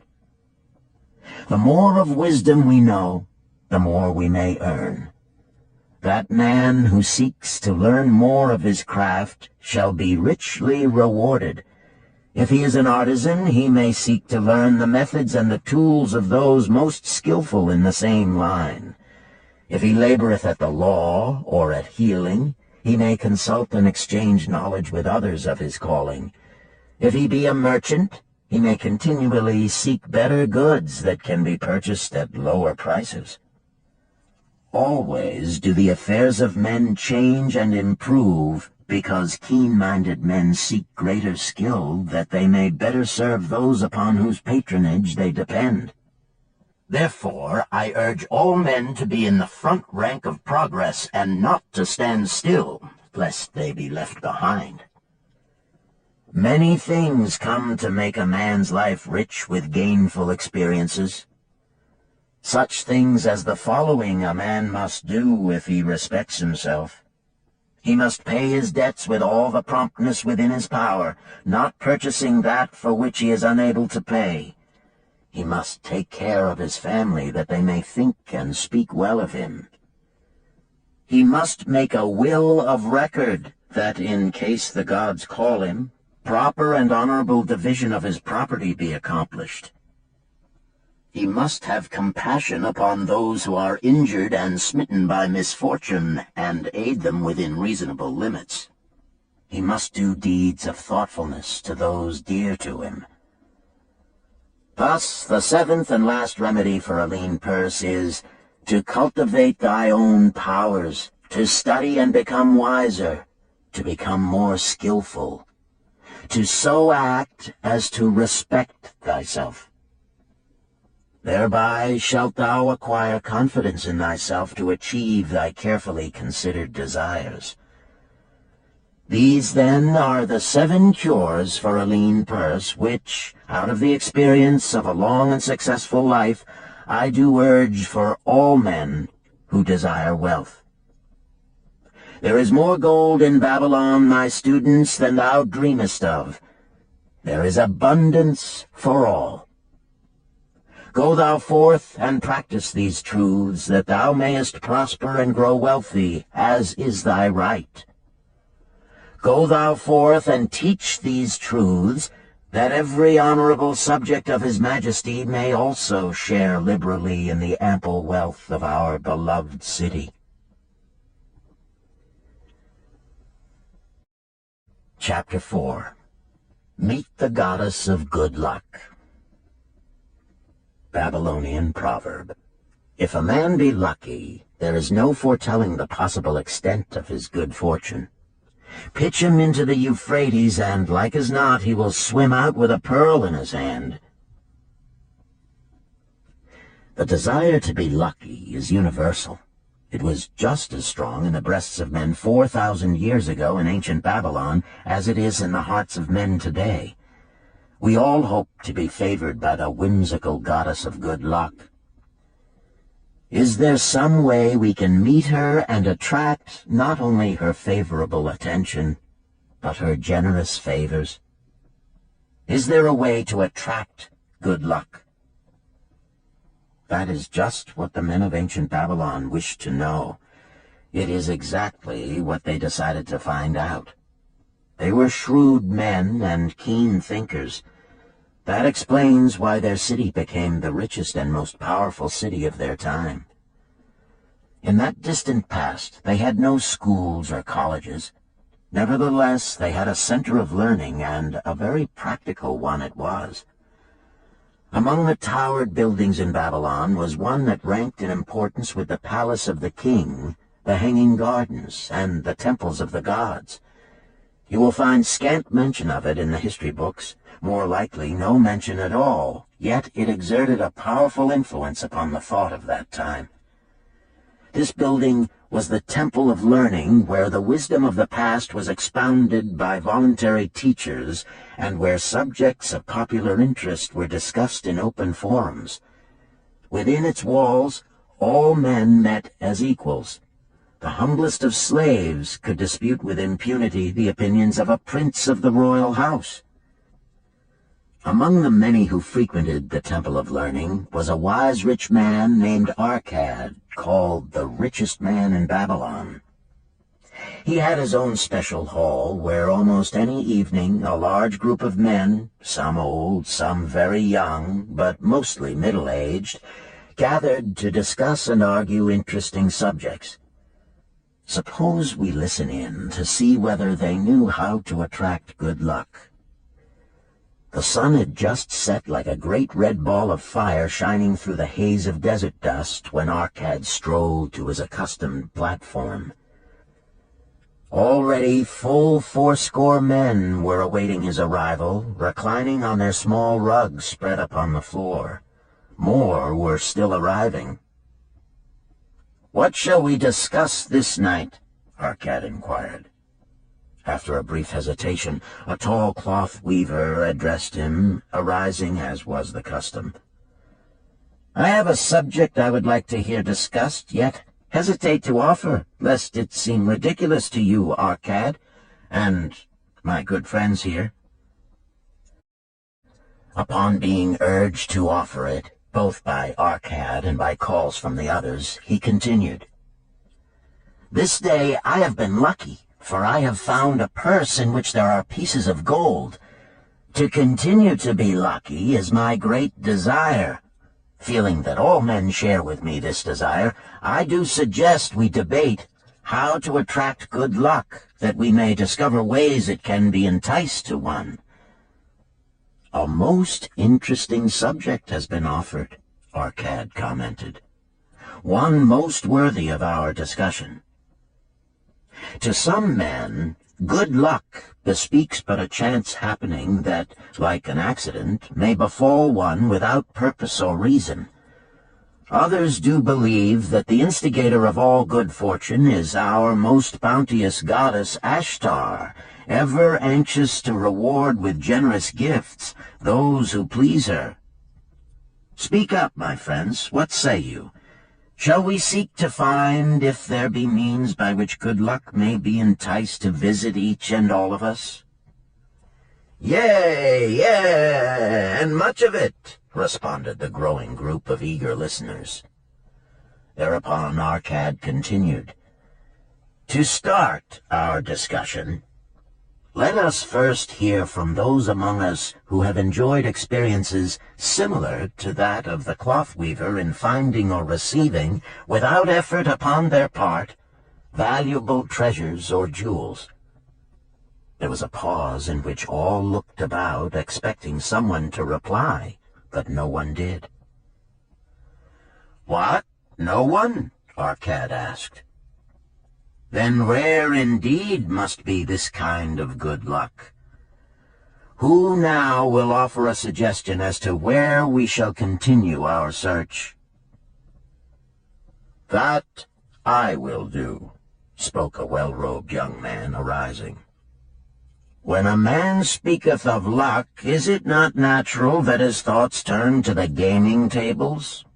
Is it not there we find many men courting the favor of the goddess in hope she will bless them with rich winnings? As he resumed his seat, a voice called, "Do not stop! Continue thy story. Tell us, didst thou find favor with the goddess at the gaming tables?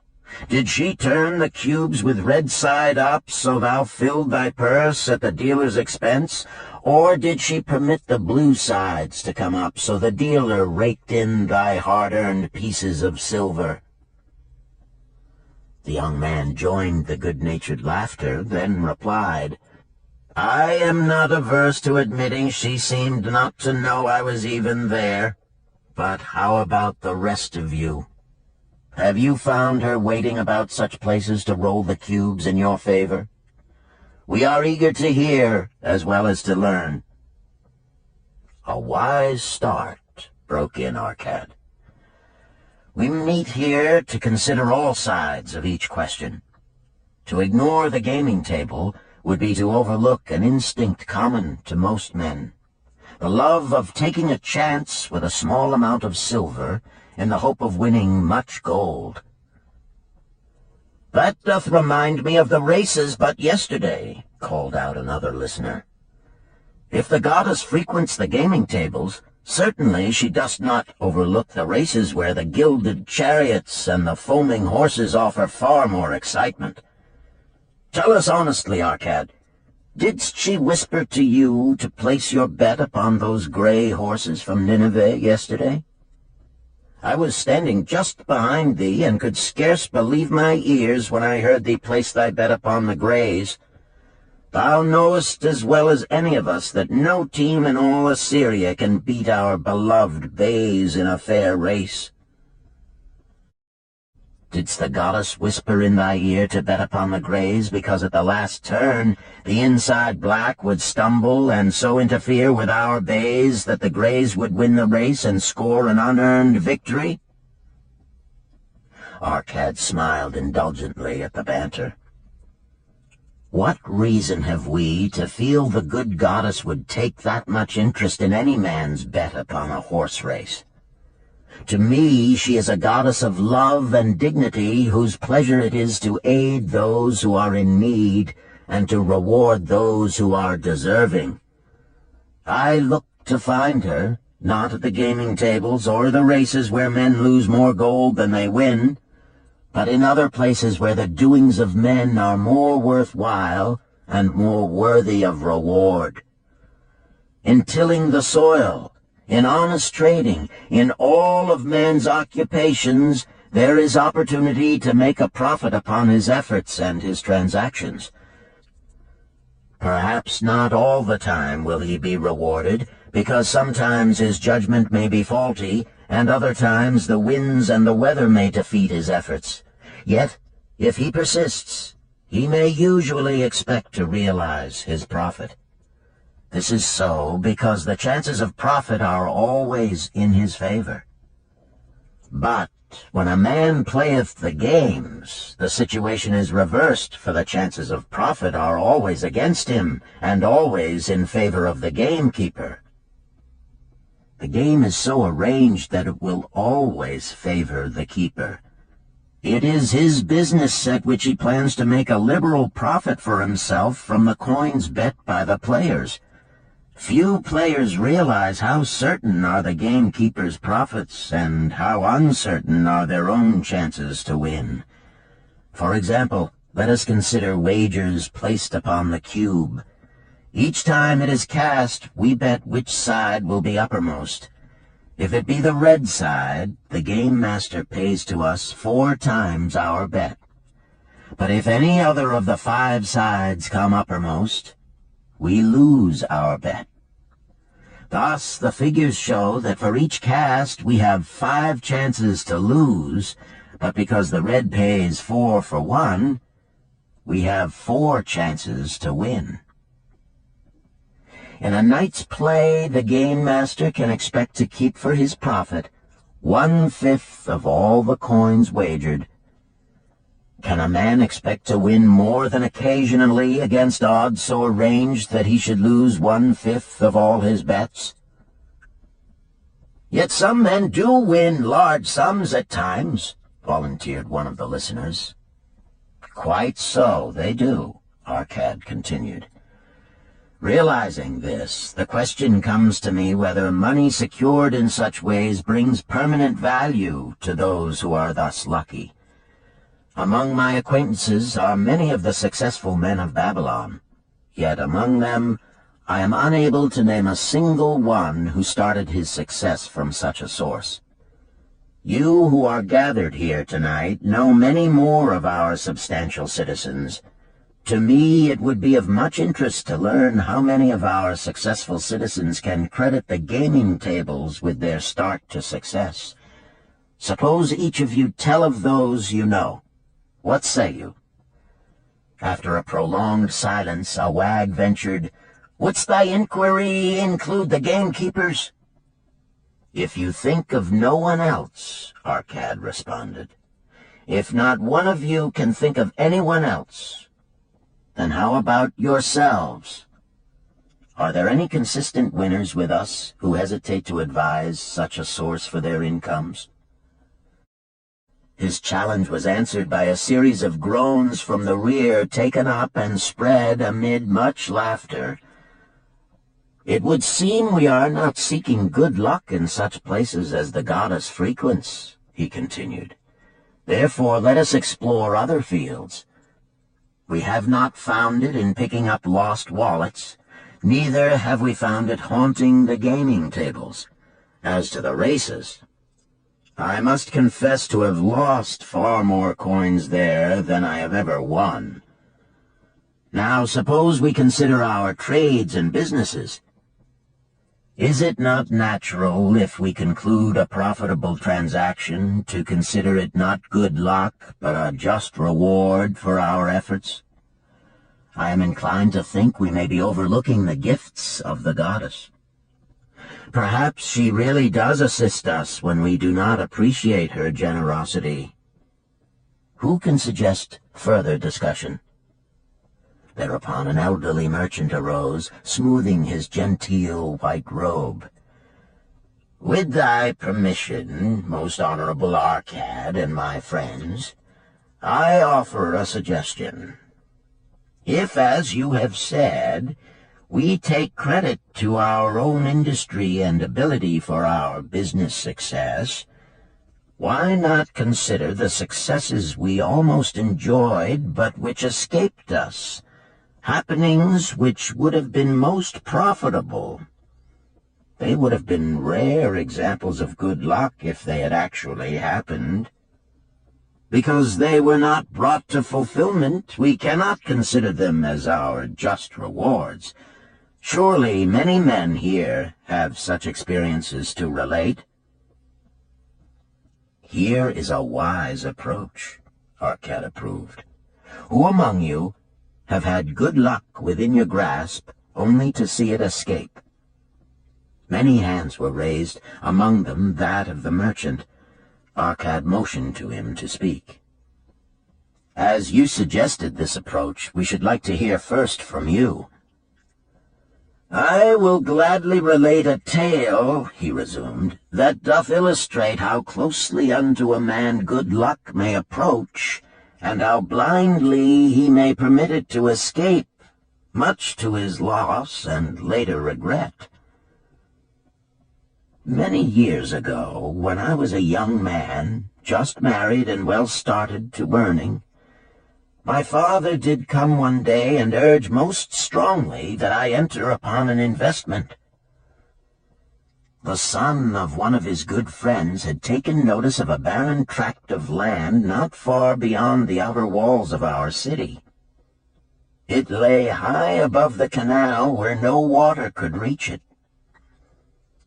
The son of my father's friend devised a plan to purchase this land, build 3 large water wheels that could be operated by oxen, and thereby raise the life-giving waters to the fertile soil.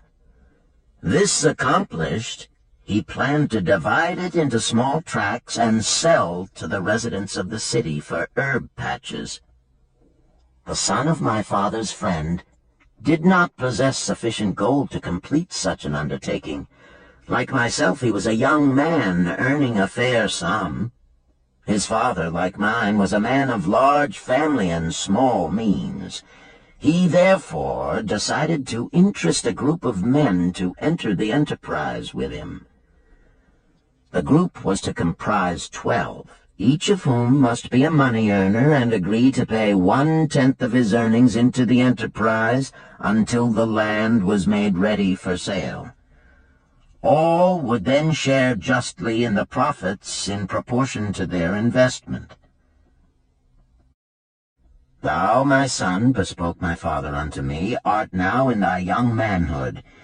It is my deep desire that thou begin the building of a valuable estate for thyself, that thou mayest become respected among men. I desire to see thou profit from a knowledge of the thoughtless mistakes of thy father. This do I most ardently desire, my father, I replied. Then this do I advise. Do what I should have done at thy age. From thy earnings keep out 1/10 to put into favorable investments. With this 1/10 of thy earnings, and what it will also earn, thou canst, before thou art my age, accumulate for thyself a valuable estate.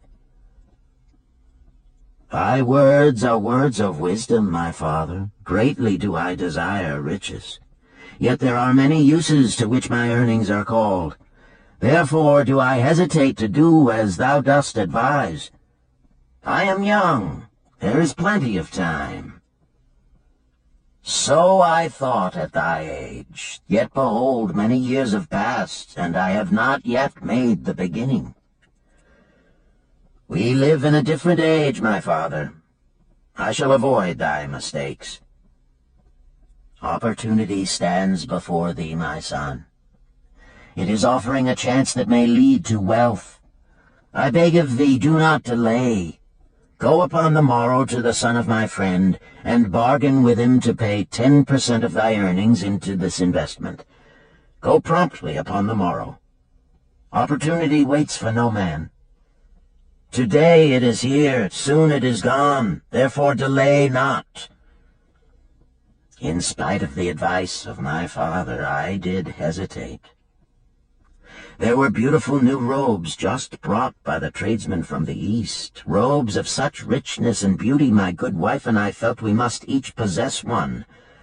Should I agree to pay 1/10 of my earnings into the enterprise, we must deprive ourselves of these and other pleasures we dearly desired. I delayed making a decision until it was too late, much to my subsequent regret. The enterprise did prove to be more profitable than any man had prophesied.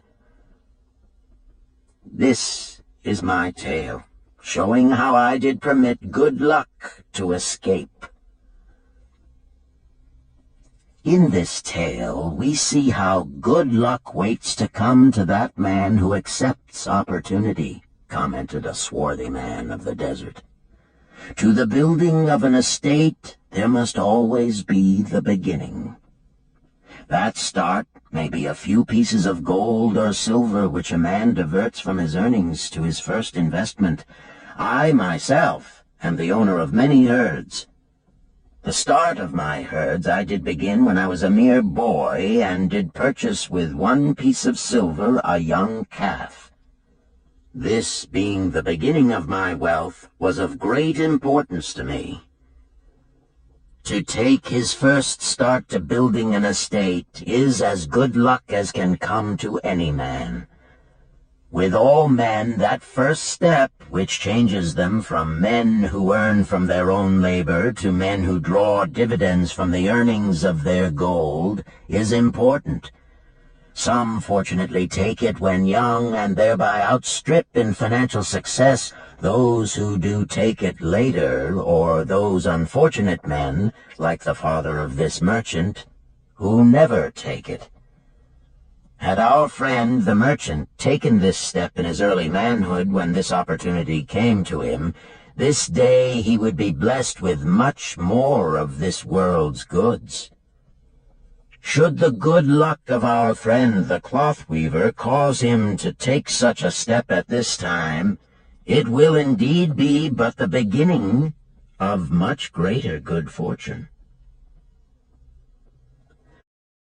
"Thank you. I like to speak also," a stranger from another country arose. "I am a Syrian. Not so well do I speak your tongue. I wish to call this friend, the merchant, a name. Maybe you think it not polite, this name. Yet I wish to call him that. But, alas, I not know your word for it. If I do call it in Syrian, you will not understand. Therefore, please, some good gentleman, tell me that right name you call man who puts off doing those things that mighty good for him." "Procrastinator!" called a voice. "That's him!" shouted the Syrian, waving his hands excitedly. "He accepts not opportunity when she comes. He waits. He says, I have much business right now. By and by I talk to you. Opportunity she will not wait for such slow fellow. She thinks if a man desires to be lucky he will step quick.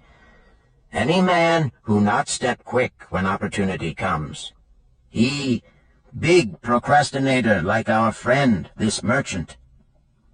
The merchant arose and bowed good-naturedly in response to the laughter. "My admiration to thee, stranger within our gates, who hesitates not to speak the truth." And now let us hear another tale of opportunity. "Who has for us another experience?" demanded our cat. "I have," responded a red-robed man of middle age.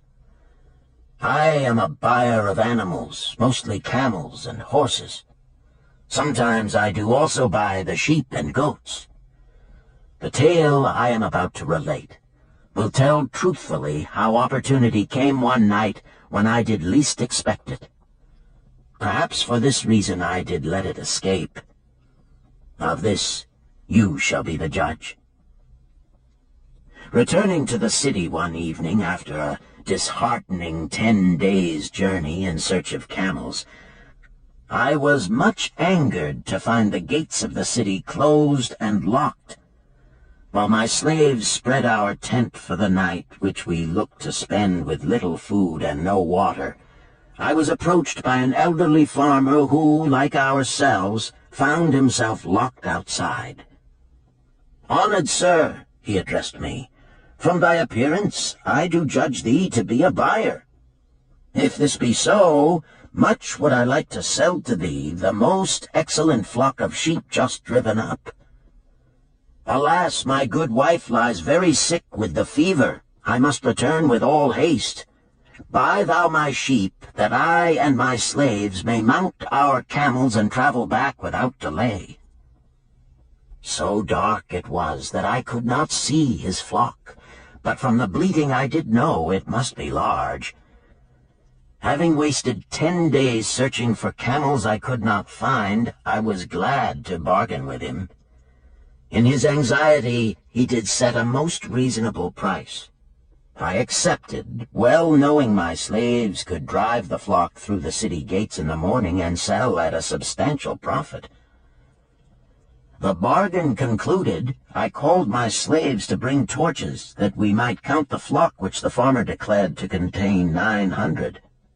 I shall not burden you, my friends, with a description of our difficulty in attempting to count so many thirsty, restless, milling sheep.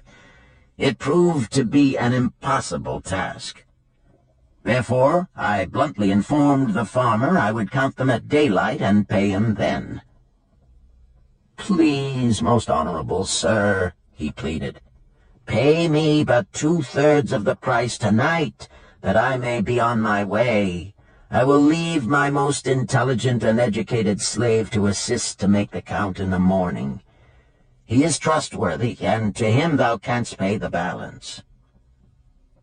But I was stubborn and refused to make payment that night. Next morning, before I awoke, the city gates opened, and 4 buyers rushed out in search of flocks.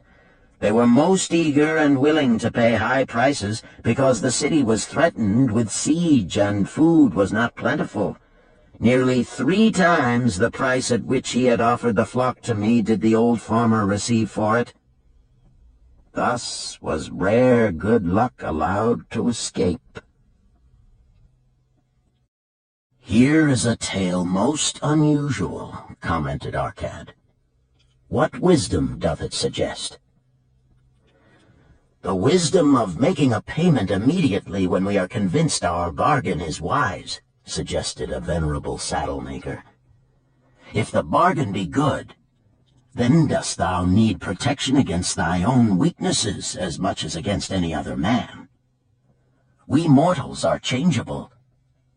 Alas, I must say, more apt to change our minds when right than wrong. Wrong, we are stubborn indeed. Right, we are prone to vacillate and let opportunity escape. My first judgment is my best. Yet always have I found it difficult to compel myself to proceed with a good bargain when made. Therefore, as a protection against my own weaknesses, I do make a prompt deposit thereon. This doth save me from later regrets for the good luck that should have been mine." "Thank you. Again I like to speak." The Syrian was upon his feet once more. "These tales much alike. Each time opportunity fly away for same reason. Each time she come to procrastinator, bringing good plan. Each time they hesitate, not say, right now, best time, I do it quick. How can men succeed that way?" "Wise are thy words, my friend," responded the buyer. "Good luck fled from procrastination in both these tales. Yet this is not unusual. The spirit of procrastination is within all men. We desire riches, yet how often, when opportunity doth appear before us, that spirit of procrastination from within doth urge various delays in our acceptance. In listening to it, we do become our own worst enemies. In my younger days, I did not know it by this long word our friend from Syria doth enjoy. I did think at first it was my own poor judgment that did cause me loss at many profitable trades. Later I did credit it to my stubborn disposition. At last I did recognize it for what it was, a habit of needless delaying where action was required, action prompt and decisive. How I did hate it when its true character stood revealed. With the bitterness of a wild ass hitched to a chariot, I did break loose from this enemy to my success. "Thank you. I like ask question from Mr. Merchant," the Syrian was speaking. "You wear fine robes, not like those of poor man. You speak like successful man. Tell us, do you listen now when procrastination whispers in your ear?" "Like our friend the buyer, I also had to recognize and conquer procrastination," responded the merchant. "To me, it proved to be an enemy ever watching and waiting to thwart my accomplishments. The tale I did relate is but one of many similar instances I could tell to show how it drove away my opportunities. 'Tis not difficult to conquer once understood. No man willingly permits the thief to rob his bins of grain, nor does any man willingly permit an enemy to drive away his customers and rob him of his profits.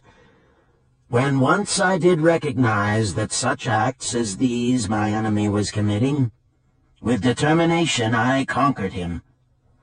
So must every man master his own spirit of procrastination before he can expect to share in the rich treasures of Babylon. What sayest, Arcad? Because thou art the richest man in Babylon, many do proclaim thee to be the luckiest. Dost agree with me that no man can arrive at a full measure of success until he hath completely crushed the spirit of procrastination within him? It is even as thou sayest, Arcad admitted. During my long life, I have watched generation following generation, marching forward along those avenues of trade, science, and learning that lead to success in life. Opportunities came to all these men. Some grasped theirs and moved steadily to the gratification of their deepest desires, but the majority hesitated, faltered, and fell behind. Arcad turned to the cloth weaver. Thou didst suggest that we debate good luck. Let us hear what thou now thinkest upon the subject. I do see good luck in a different light. I had thought of it as something most desirable that might happen to a man without effort upon his part. Now I do realize such happenings are not the sort of thing one may attract to himself. From our discussion have I learned that to attract good luck to oneself, it is necessary to take advantage of opportunities. Therefore, in the future, I shall endeavor to make the best of such opportunities as do come to me. Thou hast well grasped the truths brought forth in our discussion, Arcad replied. Good luck, we do find, often follows opportunity, but seldom comes otherwise. Our merchant friend would have found great good luck had he accepted the opportunity the good goddess did present to him. Our friend the buyer likewise would have enjoyed good luck had he completed the purchase of the flock and sold at such a handsome profit. We did pursue this discussion to find a means by which good luck could be enticed to us. I feel that we have found the way. Both the tales did illustrate how good luck follows opportunity. Herein lies a truth that many similar tales of good luck, won or lost, could not change. The truth is this: good luck can be enticed by accepting opportunity. Those eager to grasp opportunities for their betterment do attract the interest of the good goddess. She is ever anxious to aid those who please her. Men of action please her best. Action will lead thee forward to the successes thou dost desire. Men of action are favored by the goddess of good luck.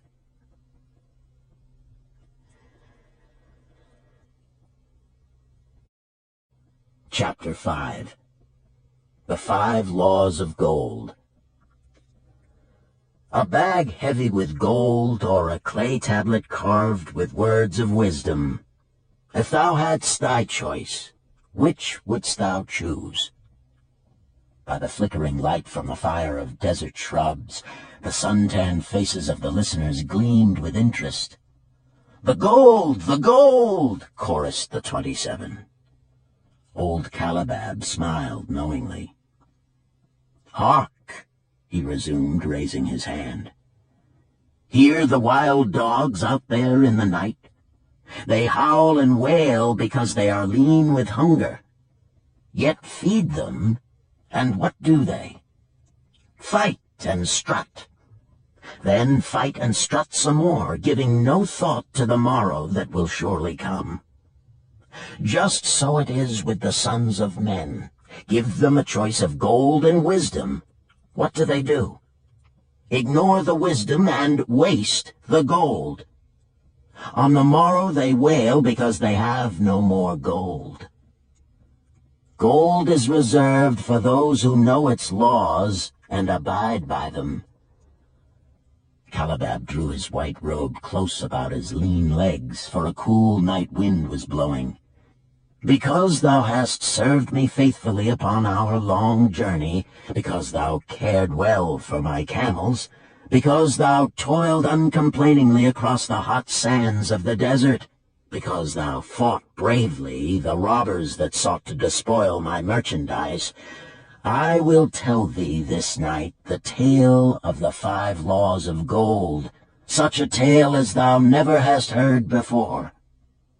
Hark ye with deep attention to the words I speak, for if you grasp their meaning and heed them, in the days that come thou shalt have much gold."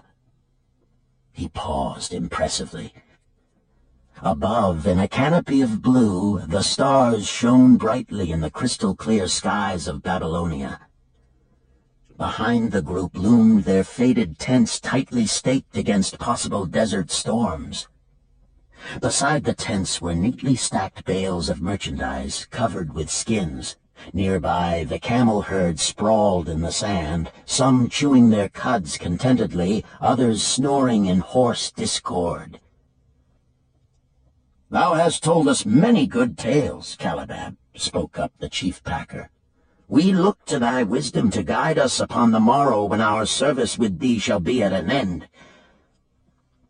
I have but told thee of my adventures in strange and distant lands, but this night I shall tell thee of the wisdom of Arkad, the wise rich man." "Much have we heard of him," acknowledged the chief packer, "for he was the richest man that ever lived in Babylon."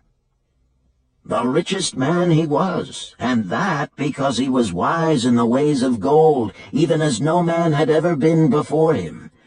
This night shall I tell you of his great wisdom as it was told to me by Nomasir, his son, many years ago in Nineveh, when I was but a lad. My master and myself had tarried long into the night in the palace of Nomasir. I had helped my master bring great bundles of fine rugs, each one to be tried by Nomasir until his choice of colors was satisfied. At last he was well pleased, and commanded us to sit with him and to drink a rare vintage, odorous to the nostrils, and most warming to my stomach, which was unaccustomed to such a drink. Then did he tell us this tale of the great wisdom of Arkad, his father, even as I shall tell it to you. In Babylon it is the custom, as you know, that the sons of wealthy fathers live with their parents in expectation of inheriting the estate. Arkad did not approve of this custom. Therefore, when Nomasir reached the man's estate, he sent for the young man and addressed him. "My son, it is my desire that thou succeed to my estate. Thou must, however, first prove that thou art capable of wisely handling it. Therefore, I wish that thou go out into the world and show thy ability both to acquire gold and to make thyself respected among men. To start thee well, I will give thee 2 things of which I myself was denied when I started as a poor youth to build up a fortune. First, I give thee this bag of gold. If thou use it wisely, it will be the basis of thy future success. Second, I give thee this clay tablet upon which is carved the 5 laws of gold. If thou dost but interpret them in thy own acts, they shall bring thee competence and security. 10 years from this day come thou back to the house of thy father and give account of thyself. If thou prove worthy, I will then make thee the heir to my estate. Otherwise I will give it to the priests that they may barter for my soul the kind consideration of the gods." So Nomasir went forth to make his own way, Taking his bag of gold, the clay tablet carefully wrapped in silken cloth, his slave, and the horses upon which they rode. The 10 years passed, and Nomasir, as he had agreed, returned to the house of his father, who provided a great feast in his honor, to which he invited many friends and relatives. After the feast was over, the father and mother mounted their throne-like seats at one side of the great hall, and Nomasir stood before them to give an account of himself as he had promised his father. It was evening. The room was hazy with smoke from the wicks of the oil lamps that but dimly lighted it. Slaves in white woven jackets and tunics fanned the humid air rhythmically with long-stemmed palm leaves. A stately dignity colored the scene. The wife of Nomasir and his 2 young sons, with friends and other members of the family, sat upon rugs behind him, eager listeners. "My father," he began deferentially, "I bow before thy wisdom. 10 years ago, when I stood at the gates of manhood, thou bade me go forth and become a man among men, instead of remaining a vassal to thy fortune. Thou gave me liberally of thy gold. Thou gave me liberally of thy wisdom. Of the gold, alas, I must admit of a disastrous handling. It fled indeed from my inexperienced hands, even as a wild hare flees at the first opportunity from the youth who captures it." The father smiled indulgently. "Continue, my son. Thy tale interests me in all its details." "I decided to go to Nineveh, as it was a growing city, believing that I might find there opportunities. I joined a caravan, and among its members made numerous friends. 2 well-spoken men who had a most beautiful white horse, as fleet as the wind, were among these. As we journeyed, they told me in confidence that in Nineveh was a wealthy man who owned a horse so swift that it had never been beaten. Its owner believed that no horse living could run with greater speed. Therefore would he wager any sum, however large, that his horse could outspeed any horse in all Babylonia. Compared to their horse, so my friend said, it was but a lumbering ass that could be beaten with ease. They offered, as a great favor, to permit me to join them in a wager. I was quite carried away with the plan. Our horse was badly beaten, and I lost much of my gold." The father laughed. "Later, I discovered that this was a deceitful plan of these men, and they constantly journeyed with caravans seeking victims. You see, the man in Nineveh was their partner and shared with them the bets he won. This shrewd deceit taught me my first lesson in looking out for myself. I was soon to learn another, equally bitter. In the caravan was another young man with whom I became quite friendly. He was the son of wealthy parents and, like myself, journeying to Nineveh to find a suitable location. Not long after our arrival, he told me that a merchant had died, and his shop with its rich merchandise and patronage could be secured at a paltry price. Saying that we would be equal partners, but first he must return to Babylon to secure his gold, he prevailed upon me to purchase the stock with my gold, agreeing that his would be used later to carry on our venture. He long delayed the trip to Babylon, proving in the meantime to be an unwise buyer and a foolish spender. I finally put him out, but not before the business had deteriorated to where we had only unsaleable goods and no gold to buy other goods. I sacrificed what was left to an Israelite for a pitiful sum. Soon there followed, I tell you, my father, bitter days. I sought employment and found it not, for I was without trade or training that would enable me to earn. I sold my horses. I sold my slave. I sold my extra robes that I might have food and a place to sleep, but each day grim want crouched closer. But in those bitter days, I remembered thy confidence in me, my father. Thou hadst sent me forth to become a man, and this I was determined to accomplish. The mother buried her face and wept softly.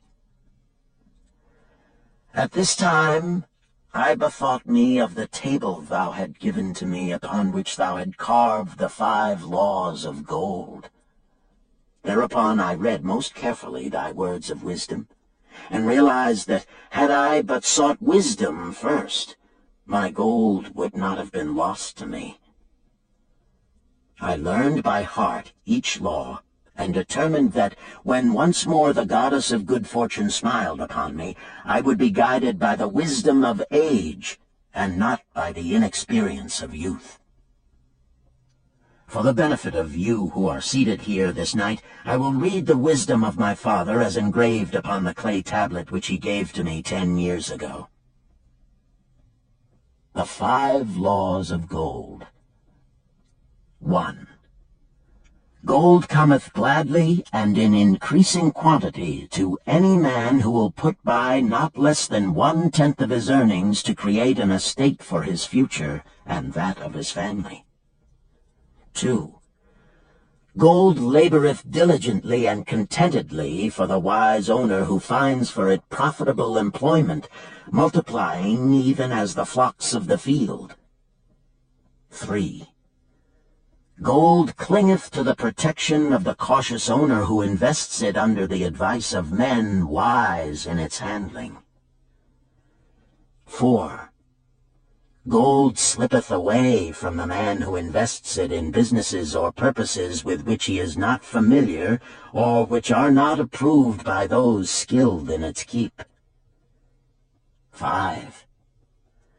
Gold flees the man who would force it to impossible earnings, or who followeth the alluring advice of tricksters and schemers, or who trusts it to his own inexperience and romantic desires in investment. These are the 5 laws of gold as written by my father. I do proclaim them as of greater value than gold itself, as I will show by the continuance of my tale.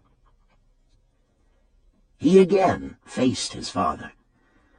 I have told thee of the depth of poverty and despair to which my inexperience brought me. However, there is no chain of disasters that will not come to an end. Mine came when I secured employment managing a crew of slaves working upon the new outer wall of the city. Profiting from my knowledge of the first law of gold, I saved a copper from my first earnings, adding to it at every opportunity until I had a piece of silver. It was a slow procedure, for one must live.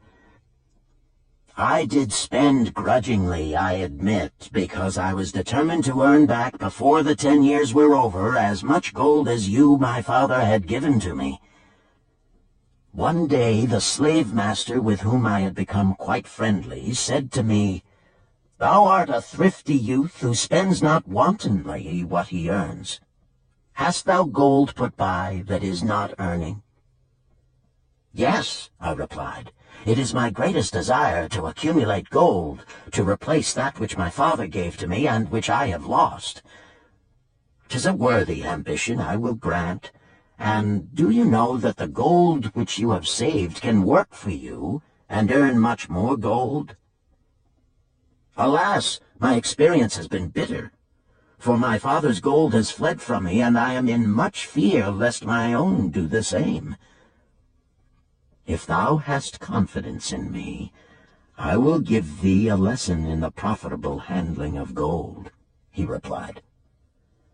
"Within a year the outer wall will be complete and ready for the great gates of bronze that will be built at each entrance to protect the city from the king's enemies. In all Nineveh there is not enough metal to make these gates, and the king has not thought to provide it. Here is my plan.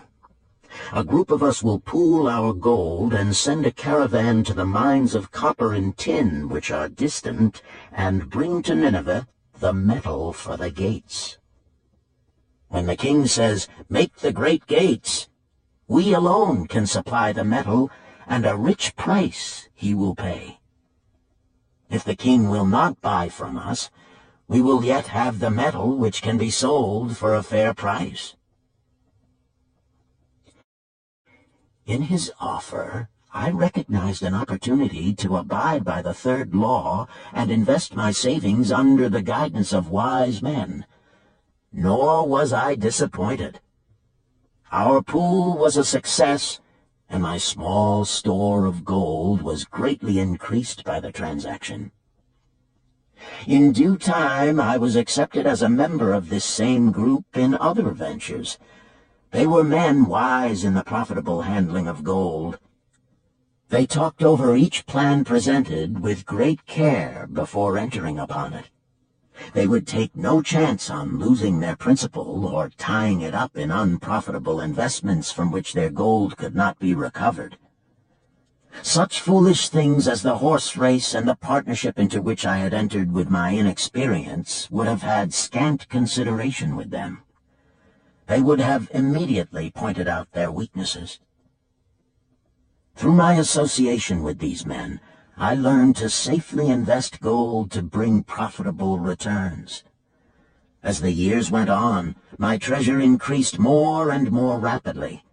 I not only made back as much as I lost, but much more. Through my misfortunes, my trials, and my success, I have tested time and again the wisdom of the 5 laws of gold, my father, and have proven them true in every test. To him who is without knowledge of the 5 laws, gold comes not often, and goeth away quickly.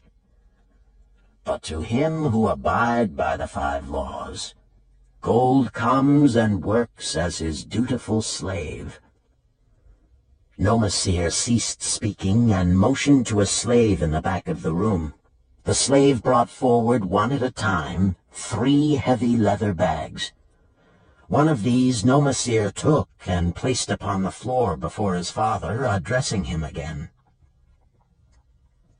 "Thou didst give to me a bag of gold, Babylon gold. Behold, in its place I do return to thee a bag of Nineveh gold of equal weight, an equal exchange, as all will agree. Thou didst give to me a clay tablet inscribed with wisdom. Behold, in its stead I do return 2 bags of gold." So saying, he took from the slave the other 2 bags, and likewise placed them upon the floor before his father. "This I do to prove to thee, my father, of how much greater value I consider thy wisdom than thy gold. Yet who can measure in bags of gold the value of wisdom? Without wisdom, gold is quickly lost by those who have it. But with wisdom, gold can be secured by those who have it not, as these 3 bags of gold do prove. It does indeed give to me the deepest satisfaction, my father, to stand before thee and say that, because of thy wisdom, I have been able to become rich and respected before men." The father placed his hand fondly upon the head of Nomasir. "Thou hast learned well thy lessons, and I am indeed fortunate to have a son to whom I may entrust my wealth." Calibab ceased his tale and looked critically at his listeners. "What means this to thee, this tale of Nomasir?" he continued. "Who among thee can go to thy father or to the father of thy wife and give an account of wise handling of his earnings? What would these venerable men think were you to say, 'I have traveled much and learned much and labored much and earned much, yet alas, of gold I have little. Some I spent wisely, some I spent foolishly, and much I lost in unwise ways'?" Dost still think it but an inconsistency of fate that some men have much gold and others have naught? Then you err. Men have much gold when they know the 5 laws of gold and abide thereby. Because I learned these 5 laws in my youth and abided by them, I have become a wealthy merchant. Not by some strange magic did I accumulate my wealth. Wealth that comes quickly goeth the same way. Wealth that stayeth to give enjoyment and satisfaction to its owner comes gradually, because it is a child born of knowledge and persistent purpose. To earn wealth is but a slight burden upon the thoughtful man. Bearing the burden consistently from year to year accomplishes the final purpose. The 5 laws of gold offer to thee a rich reward for their observance. Each of these 5 laws is rich with meaning, and lest thou overlook this in the briefness of my tale, I will now repeat them. I do know them each by heart, because in my youth I could see their value and would not be content until I knew them word for word. The first law of gold. Gold cometh gladly and in increasing quantity to any man who will put by not less than 1/10 of his earnings to create an estate for his future and that of his family. Any man who will put by 1/10 of his earnings consistently and invest it wisely will surely create a valuable estate that will provide an income for him in the future and further guarantee safety for his family in case the gods call him to the world of darkness. This law always saith that gold cometh gladly to such a man. I can truly certify this in my own life.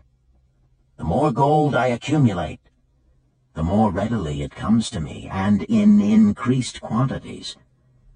The gold which I save earns more, even as yours will, and its earnings earn more, and this is the working out of the first law. The second law of gold. Gold laboreth diligently and contentedly for the wise owner who finds for it profitable employment, multiplying even as the flocks of the field.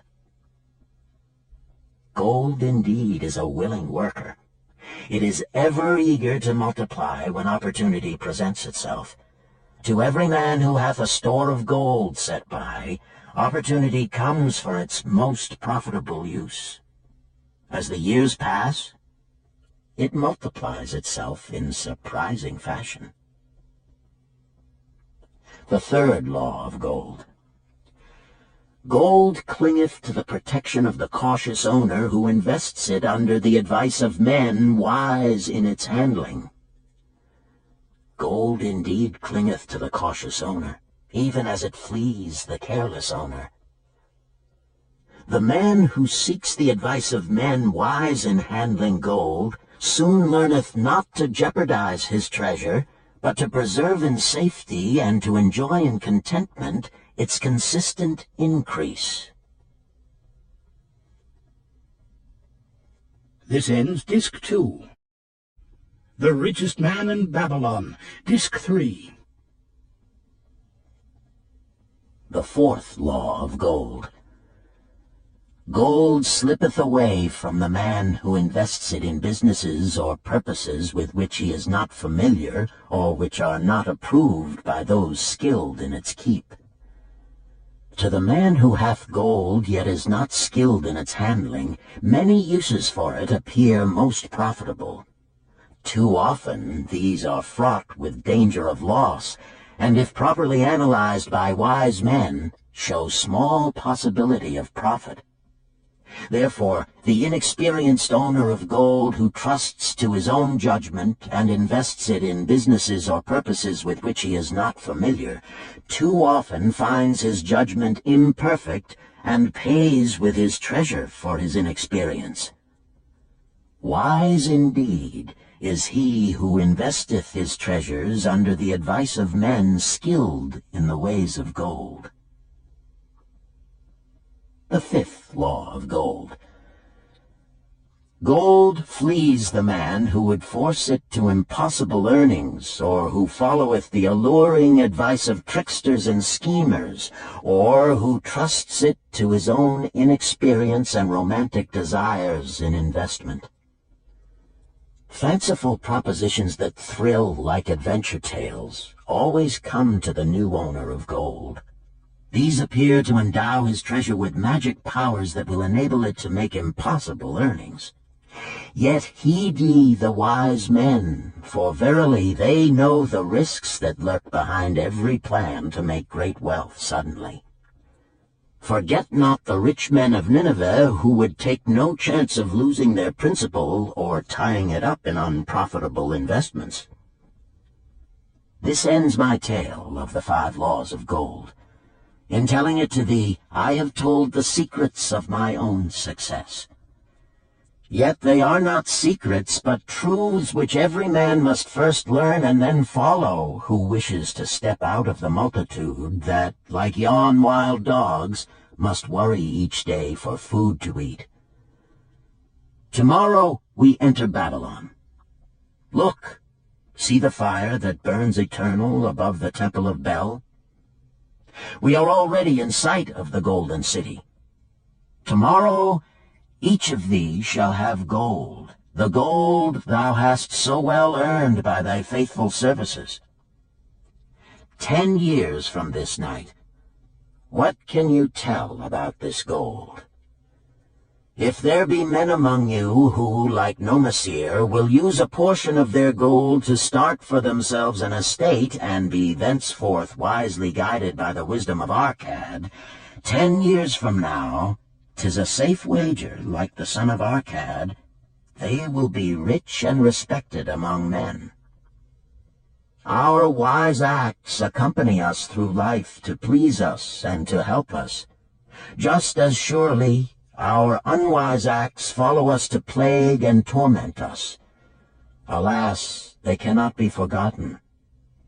In the front rank of the torments that do follow us are the memories of the things we should have done, of the opportunities which came to us, and we took not. Rich are the treasures of Babylon, so rich no man can count their value in pieces of gold. Each year they grow richer and more valuable. Like the treasures of every land, they are a reward, a rich reward, awaiting those men of purpose who determine to secure their just share. In the strength of thine own desires is a magic power. Guide this power with thy knowledge of the 5 laws of gold, and thou shalt share the treasures of Babylon.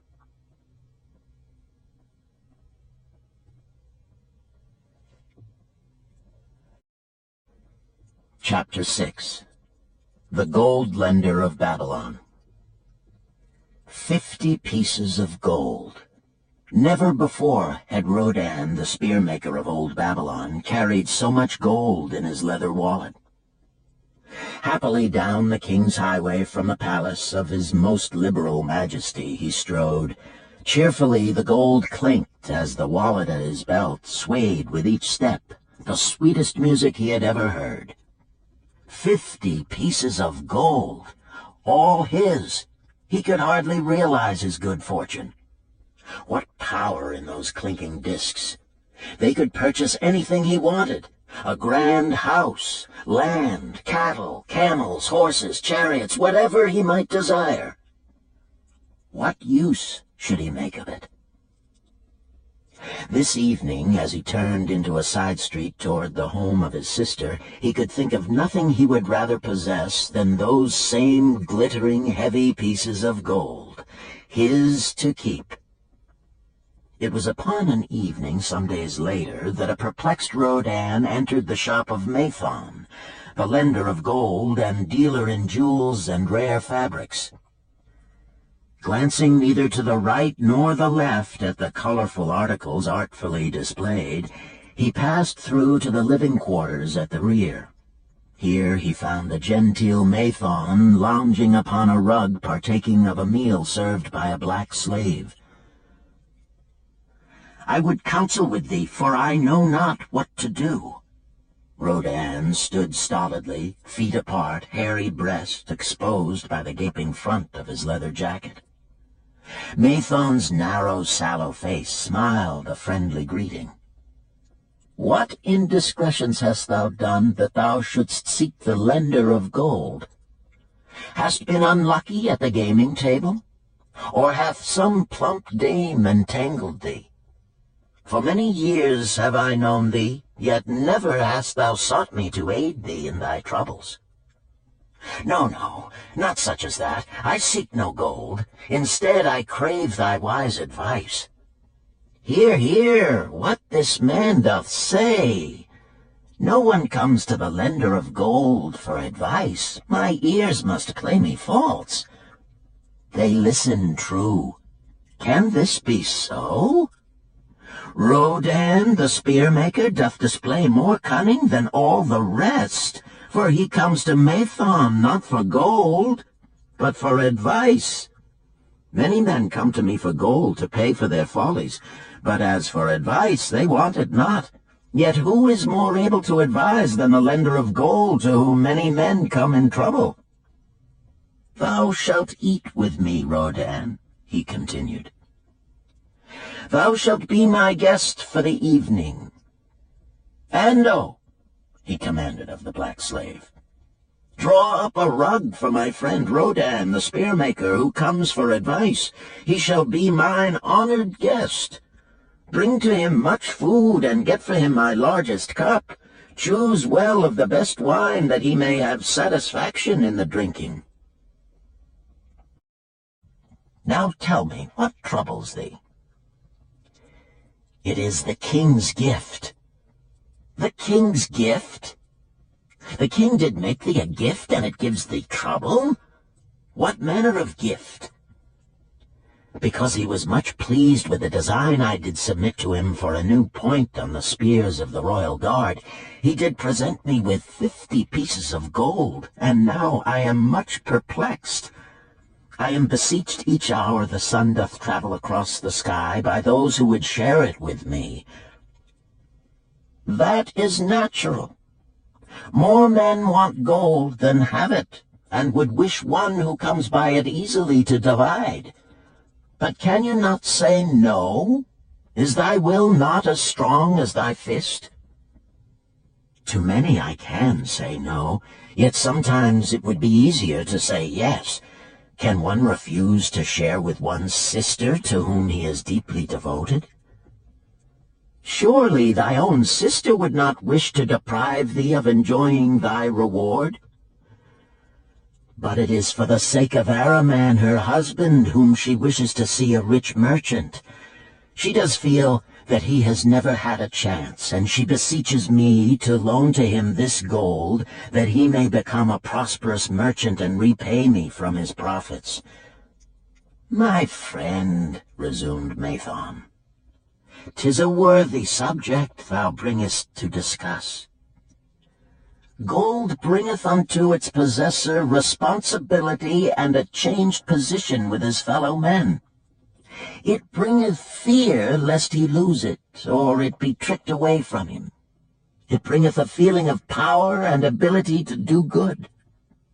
Likewise, it bringeth opportunities whereby his very good intentions may bring him into difficulties. Didst ever hear of the farmer of Nineveh who could understand the language of animals? I wot not, for 'tis not the kind of tale men like to tell over the bronze-caster's forge. I will tell it to thee, for thou shouldst know that to borrowing and lending there is more than the passing of gold from the hands of one to the hands of another. This farmer, who could understand what the animals said to each other, did linger in the farmyard each evening just to listen to their words. One evening he did hear the ox bemoaning to the ass the hardness of his lot.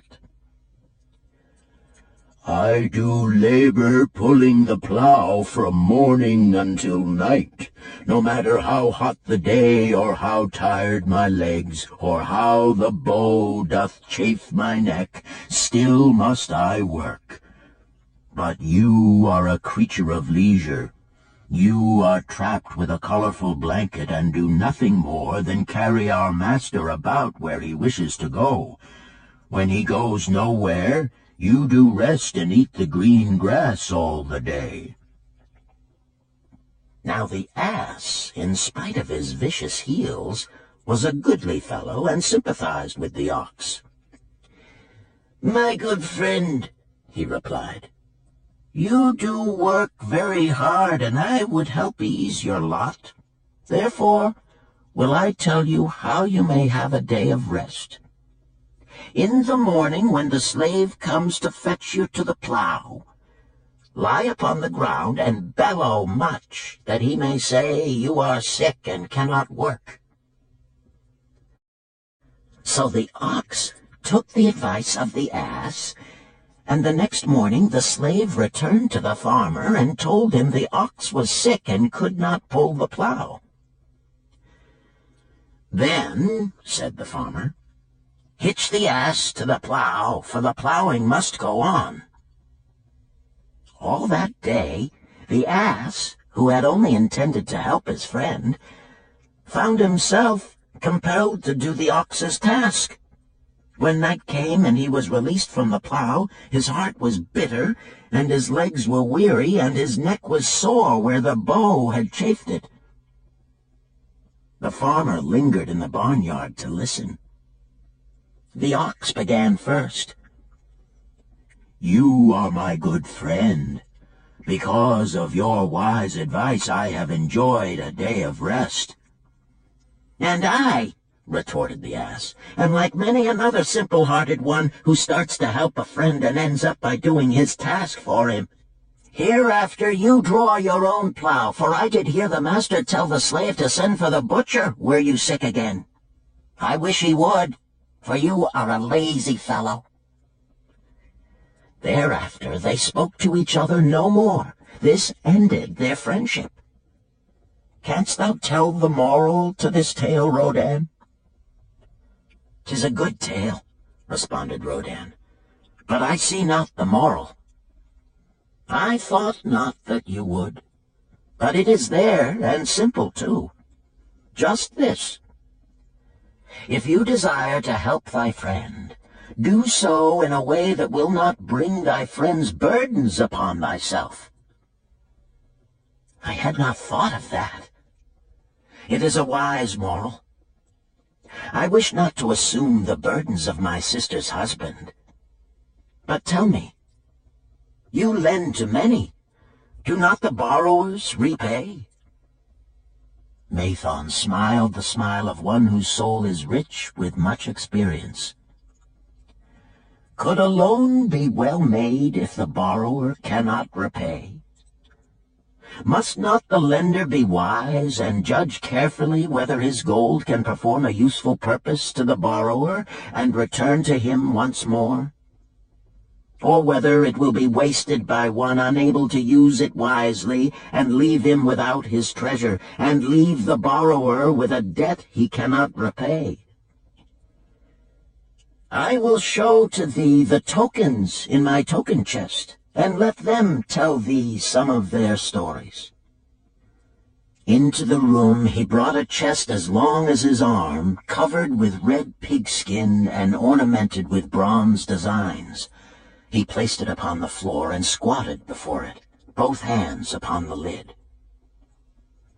"From each person to whom I lend, I do exact a token for my token chest, to remain there until the loan is repaid. When they repay, I give it back. But if they never repay, it will always remind me of one who was not faithful to my confidence. The safest loans, my token box tells me, are to those whose possessions are of more value than the one they desire. They own lands or jewels or camels or other things which could be sold to repay the loan. Some of the tokens given to me are jewels of more value than the loan. Others are promises that if the loan be not repaid as agreed, they will deliver to me certain property settlement. On loans like those I am assured that my gold will be returned with the rental thereon, for the loan is based on property. In another class are those who have the capacity to earn. They are such as you, who labor or serve and are paid. They have income. And if they are honest and suffer no misfortune, I know that they also can repay the gold I loan them and the rental to which I am entitled. Such loans are based on human effort. Others are those who have neither property nor assured earning capacity. Life is hard, and there will always be some who cannot adjust themselves to it. Alas for the loans I make them! Even though they be no larger than a pence, my token box may censure me in the years to come unless they be guaranteed by good friends of the borrower who know him honorable. Mathon released the clasp and opened the lid. Rodan leaned forward eagerly. At the top of the chest a bronze neckpiece lay upon a scarlet cloth. Mathon picked up the piece and patted it affectionately. This shall always remain in my token chest, because the owner has passed on into the great darkness. I treasure it, his token, and I treasure his memory, for he was my good friend. We traded together with much success until out of the East he brought a woman to wed, beautiful, but not like our women, a dazzling creature. He spent his gold lavishly to gratify her desires. He came to me in distress when his gold was gone. I counseled with him. I told him I would help him to once more master his own affairs. He swore by the sign of the great bull that he would. But it was not to be. In a quarrel she thrust a knife into the heart he dared her to pierce. "And she?" questioned Rodan. "Yes, of course. This was hers." He picked up the scarlet cloth. "In bitter remorse she threw herself into the Euphrates. These 2 loans will never be repaid.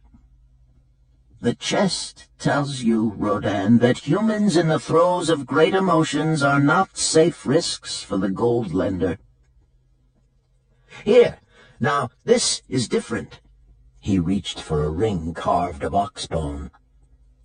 "This belongs to a farmer. I buy the rugs of his women. The locusts came, and they had not food. I helped him, and when the new crop came, he repaid me. Later he came again and told of strange goats in a distant land, as described by a traveler. They had long hair so fine and soft it would weave into rugs more beautiful than any ever seen in Babylon. He wanted a herd, but he had no money. So I did lend him gold to make the journey and bring back goats. Now his herd is begun, and next year I shall surprise the lords of Babylon with the most expensive rugs it has been their good fortune to buy. Soon I must return his ring. He doth insist on repaying promptly." "Some borrowers do that?" queried Rodan. "If they borrow for purposes that bring money back to them, I find it so. But if they borrow because of their indiscretions, I warn thee to be cautious if thou wouldst ever have thy gold back in hand again." "Tell me about this," requested Rodan, picking up a heavy gold bracelet inset with jewels in rare designs.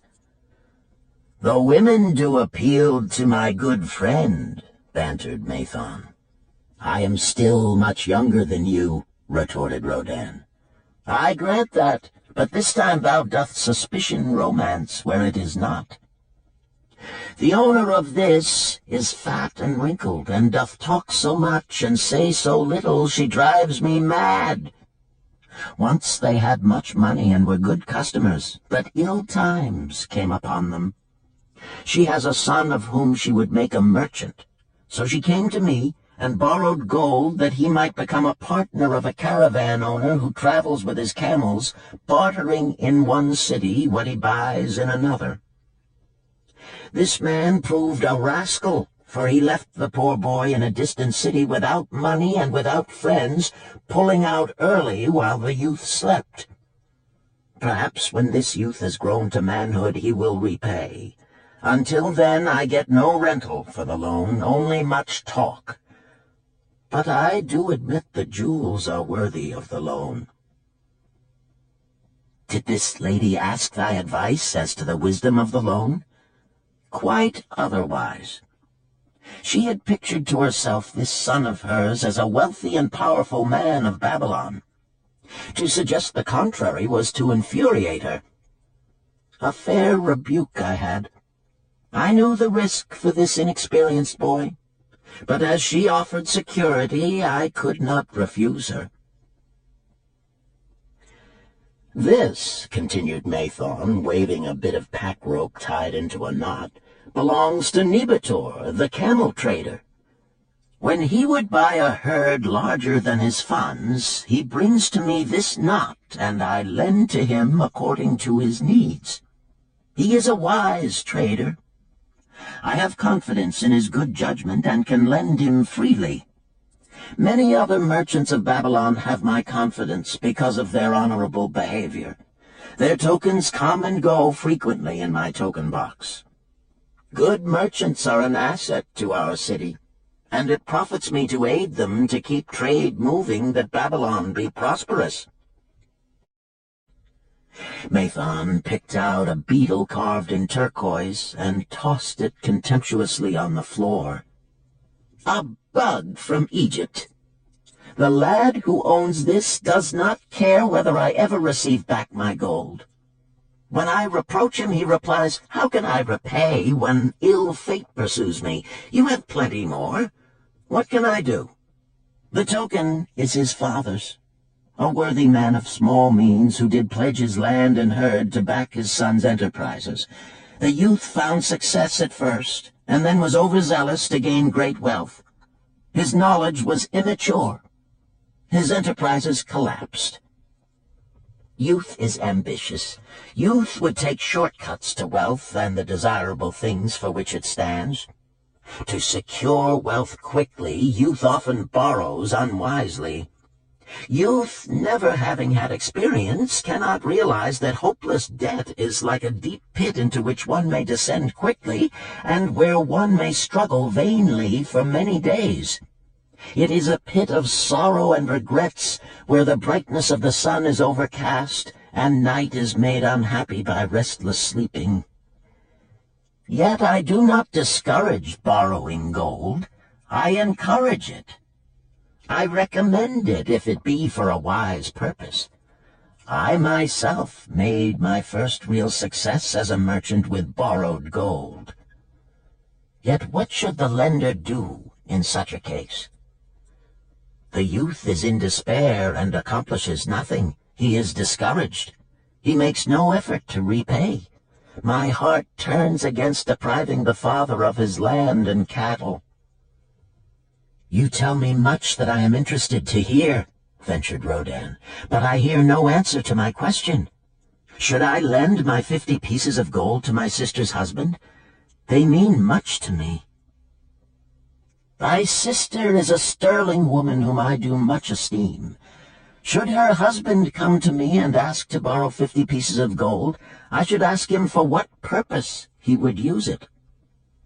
If he answered that he desired to become a merchant like myself and deal in jewels and rich furnishings, I would say, "What knowledge have you of the ways of trade? Do you know where you can buy at lowest cost? Do you know where you can sell at a fair price? Could he say yes to these questions? No, he could not, Rodin admitted. He has helped me much in making spears, and he has helped some in the shops. Then would I say to him that his purpose was not wise? Merchants must learn their trade. His ambition, though worthy, is not practical, and I would not lend him any gold. But supposing he could say, yes, I have helped merchants much. I know how to travel to Smyrna and to buy at low cost the rugs the housewives weave. I also know many of the rich people of Babylon to whom I can sell these at a large profit. Then I would say, your purpose is wise and your ambition honorable. I shall be glad to lend you the 50 pieces of gold if you can give me security that they will be returned. But would he say, I have no security other than that I am an honored man and will pay you well for the loan? Then would I reply, I treasure much each piece of gold. Were the robbers to take it from you as you journeyed to Smyrna, or take the rugs from you as you returned, then you would have no means of repaying me, and my gold would be gone. Gold, you see, Rodin, is the merchandise of the lender of money. It is easy to lend. If it is lent unwisely, then it is difficult to get back. The wise lender wishes not the risk of the undertaking, but the guarantee of safe repayment. "'Tis well," he continued, "to assist those that are in trouble. 'Tis well to help those upon whom fate has laid a heavy hand. 'Tis well to help those who are starting, that they may progress and become valuable citizens. But help must be given wisely, lest, like the farmer's ass, in our desire to help, we but take upon ourselves the burden that belongs to another." Again I wandered from thy question, Rodin, but hear my answer. Keep thy 50 pieces of gold. What thy labor earns for thee, and what is given thee for reward, is thine own, and no man can put an obligation upon thee to part with it, unless it do be thy wish. If thee wouldst lend it so that it may earn thee more gold, then lend with caution and in many places. I like not idle gold, even less I like too much of risk. How many years hast thou labored as a spear-maker? Fully 3. How much besides the king's gift hast saved? 3 gold pieces. Each year that thou hast labored, thou hast denied thyself good things to save from thine earnings 1 piece of gold. 'Tis as you say. Then mightest save in 50 years of labor 50 pieces of gold by thy self-denial? A lifetime of labor it would be. Thinkest thou thy sister would wish to jeopardize the savings of 50 years of labor over the bronze melting pot, that her husband might experiment on being a merchant? Not if I spoke in your words. Then go to her and say, 3 years I have labored each day except fast days, from morning until night, and I have denied myself many things that my heart craved. For each year of labor and self-denial, I have to show 1 piece of gold. Thou art my favored sister, and I wish that thy husband may engage in business in which he will prosper greatly. If he will submit to me a plan that seems wise and possible to my friend Mathon, then will I gladly lend to him my savings of an entire year, that he may have an opportunity to prove that he can succeed. Do that, I say, and if he has within him the soul to succeed, he can prove it. If he fails, he will not owe thee more than he can hope some day to repay. I am a gold lender because I own more gold than I can use in my own trade. I desire my surplus gold to labor for others and thereby earn more gold. I do not wish to take risk of losing my gold, for I have labored much and denied myself much to secure it. Therefore I will no longer lend any of it where I am not confident that it is safe and will be returned to me. Neither will I lend it where I am not convinced that its earnings will be promptly paid to me. I have told to thee, Rodan, a few of the secrets of my token chest. From them you may understand the weakness of men and their eagerness to borrow that which they have no certain means to repay. From this you can see how often their high hopes of the great earnings they could make if they but had gold are but false hopes they have not the ability or training to fulfill. Thou, Rodan, now have gold which thou shouldst put to earning more gold for thee. Thou art about to become, even as I, a gold lender. If thou dost safely preserve thy treasure, it will produce liberal earnings for thee, and be a rich source of pleasure and profit during all thy days. But if thou dost let it escape from thee, it will be a source of constant sorrow and regret as long as thy memory doth last. What desirest thou most of this gold in thy wallet? To keep it safe. Wisely spoken, replied Mathon approvingly. Thy first desire is for safety. Thinkest thou that in the custody of thy sister's husband it would be truly safe from possible loss? I fear not, for he is not wise in guarding gold. Then be not swayed by foolish sentiments of obligation to trust thy treasure to any person. If thou wouldst help thy family or thy friends, find other ways than risking the loss of thy treasure. Forget not that gold slippeth away in unexpected ways from those unskilled in guarding it. As well waste thy treasure in extravagance as let others lose it for thee. What next after safety dost desire of this treasure of thine? That it earn more gold. Again thou speakest with wisdom. It should be made to earn and grow larger. Gold wisely lent may even double itself with its earnings before a man like you groweth old. If you risk losing it, you risk losing all that it would earn as well. Therefore be not swayed by the fantastic plans of impractical men who think they see ways to force thy gold to make earnings unusually large. Such plans are the creations of dreamers unskilled in the safe and dependable laws of trade. Be conservative in what thou expectest to earn, that thou mayest keep and enjoy thy treasure. To hire it out with a promise of usurious returns is to invite loss. Seek to associate thyself with men and enterprises whose success is established, that thy treasure may earn liberally under their skillful use and be guarded safely by their wisdom and experience. Thus mayest thou avoid the misfortunes that follow most of the sons of men to whom the gods see fit to entrust gold.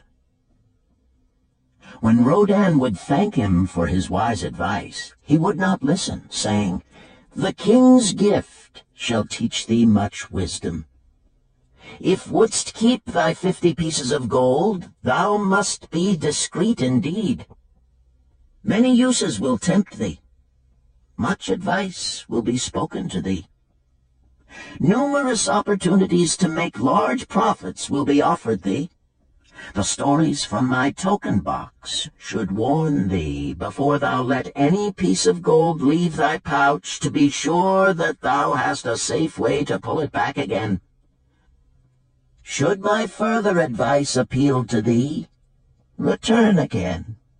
It is gladly given. Ere thou goest, read this which I have carved beneath the lid of my token box. It applies equally to the borrower and the lender." Better a little caution than a great regret.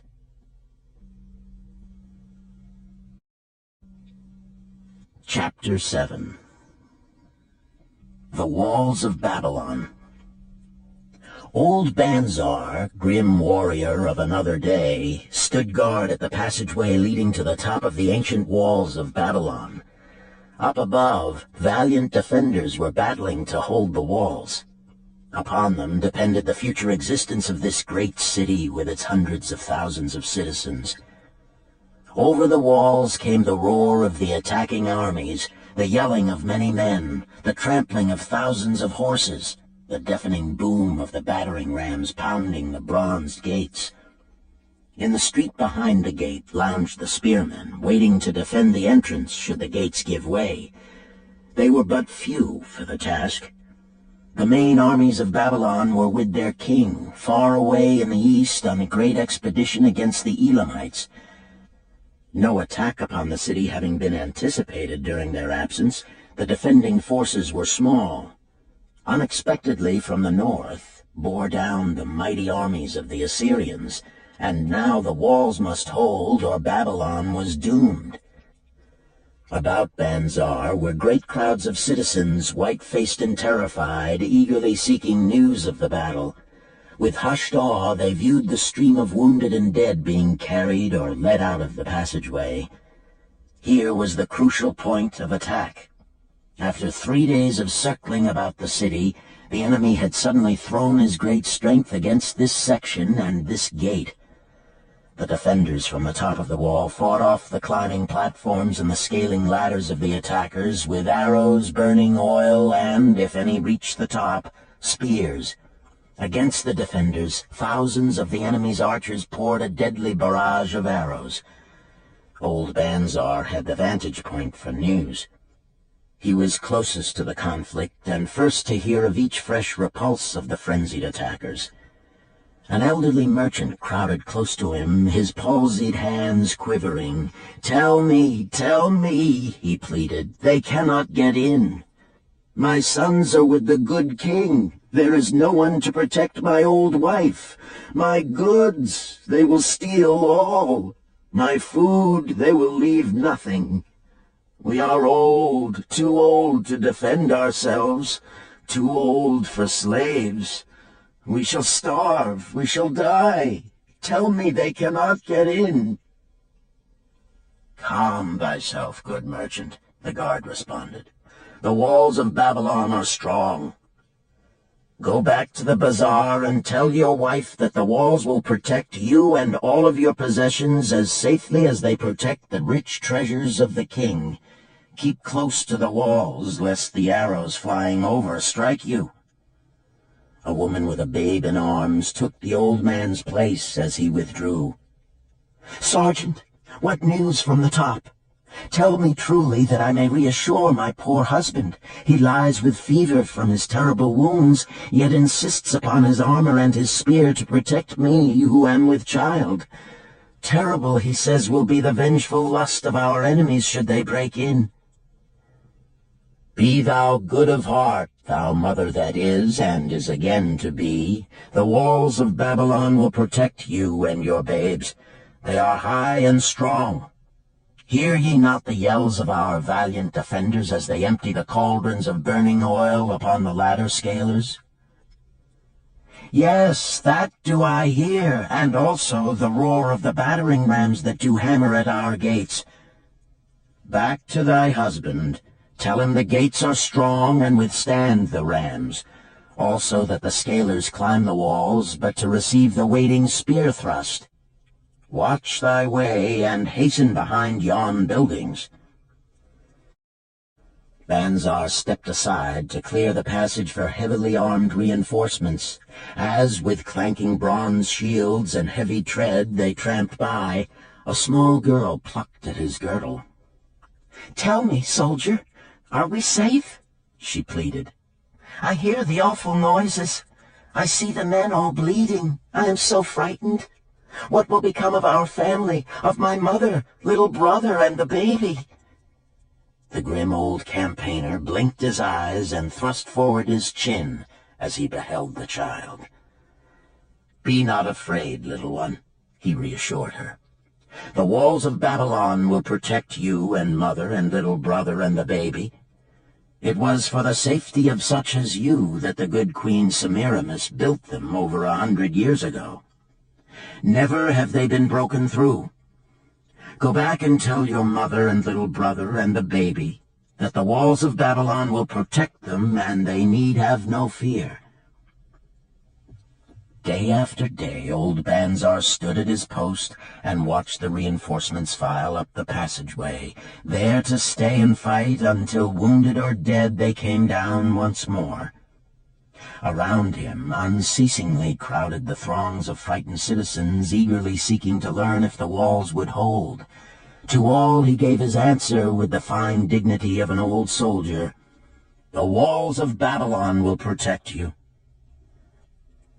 For 3 weeks and 5 days the attack waged with scarcely ceasing violence. Harder and grimmer set the jaw of Banzar as the passage behind, wet with the blood of the many wounded, was churned into mud by the never-ceasing streams of men passing up and staggering down. Each day the slaughtered attackers piled up in heaps before the wall. Each night they were carried back and buried by their comrades. Upon the 5th night of the 4th week, the clamor without diminished. The first streaks of daylight illuminated the plains, disclosed great clouds of dust raised by the retreating armies. A mighty shout went up from the defenders. There was no mistaking its meaning. It was repeated by the waiting troops behind the walls. It was echoed by the citizens upon the streets. It swept over the city with the violence of a storm. People rushed from the houses. The streets were jammed with a throbbing mob. The pent-up fear of weeks found an outlet in the wild chorus of joy. From the top of the high tower of the Temple of Bel burst forth the flames of victory. Skyward floated the column of blue smoke to carry the message far and wide. The walls of Babylon had once again repulsed a mighty and vicious foe, determined to loot her rich treasures and to ravish and enslave her citizens. Babylon endured century after century because it was fully protected. It could not afford to be otherwise. The walls of Babylon were an outstanding example of man's need and desire for protection. This desire is inherent in the human race. It is just as strong today as it ever was, but we have developed broader and better plans to accomplish the same purpose. In this day, behind the impregnable walls of insurance, savings accounts, and dependable investments, we can guard ourselves against the unexpected tragedies that may enter any door and seat themselves before any fireside. We cannot afford to be without adequate protection.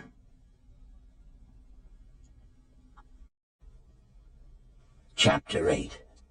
The Camel Trader of Babylon. The hungrier one becomes, the clearer one's mind works. Also, the more sensitive one becomes to the odors of food. Tarkad, the son of Azure, certainly thought so. For 2 whole days he had tasted no food except 2 small figs purloined from over the wall of a garden. Not another could he grab before the angry woman rushed forth and chased him down the street. Her shrill cries were still ringing in his ears as he walked through the marketplace. They helped him to restrain his restless fingers from snatching the tempting fruits from the baskets of the market women. Never before had he realized how much food was brought to the markets of Babylon and how good it smelled. Leaving the market, he walked across to the inn and paced back and forth in front of the eating house. Perhaps here he might meet someone he knew, someone from whom he could borrow a copper that would gain him a smile from the unfriendly keeper of the inn and, with it, a liberal helping. Without the copper, he knew all too well how unwelcome he would be. In his abstraction, he unexpectedly found himself face to face with the one man he wished most to avoid, the tall, bony figure of Dabasir, the camel trader. Of all the friends and others from whom he had borrowed small sums, Davasir made him feel the most uncomfortable because of his failure to keep his promises to repay promptly. Davasir's face lighted up at the sight of him. "Ha! 'Tis Tarkad, just the one I have been seeking, that he might repay the 2 pieces of copper which I lent him a moon ago.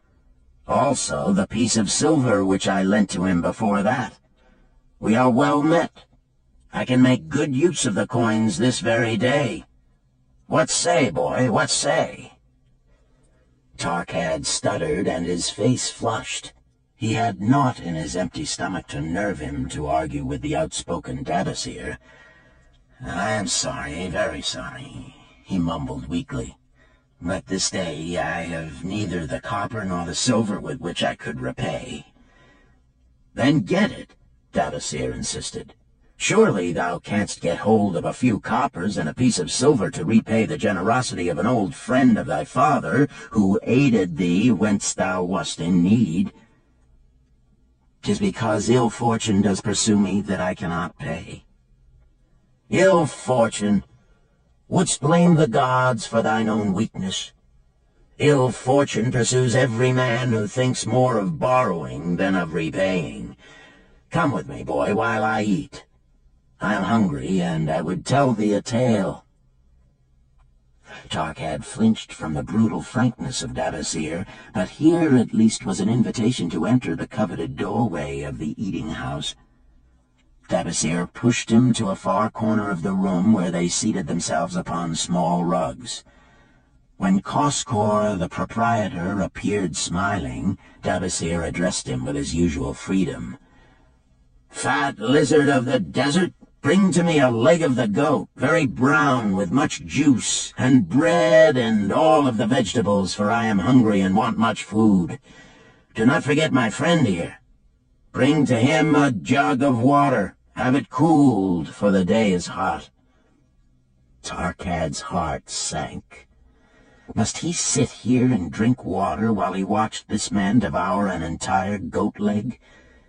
He said nothing. He thought of nothing he could say. Davasir, however, knew no such thing as silence. Smiling and waving his hand good-naturedly to the other customers, all of whom knew him, he continued. "I did hear from a traveler just returned from Urfa of a certain rich man who has a piece of stone cut so thin that one can look through it.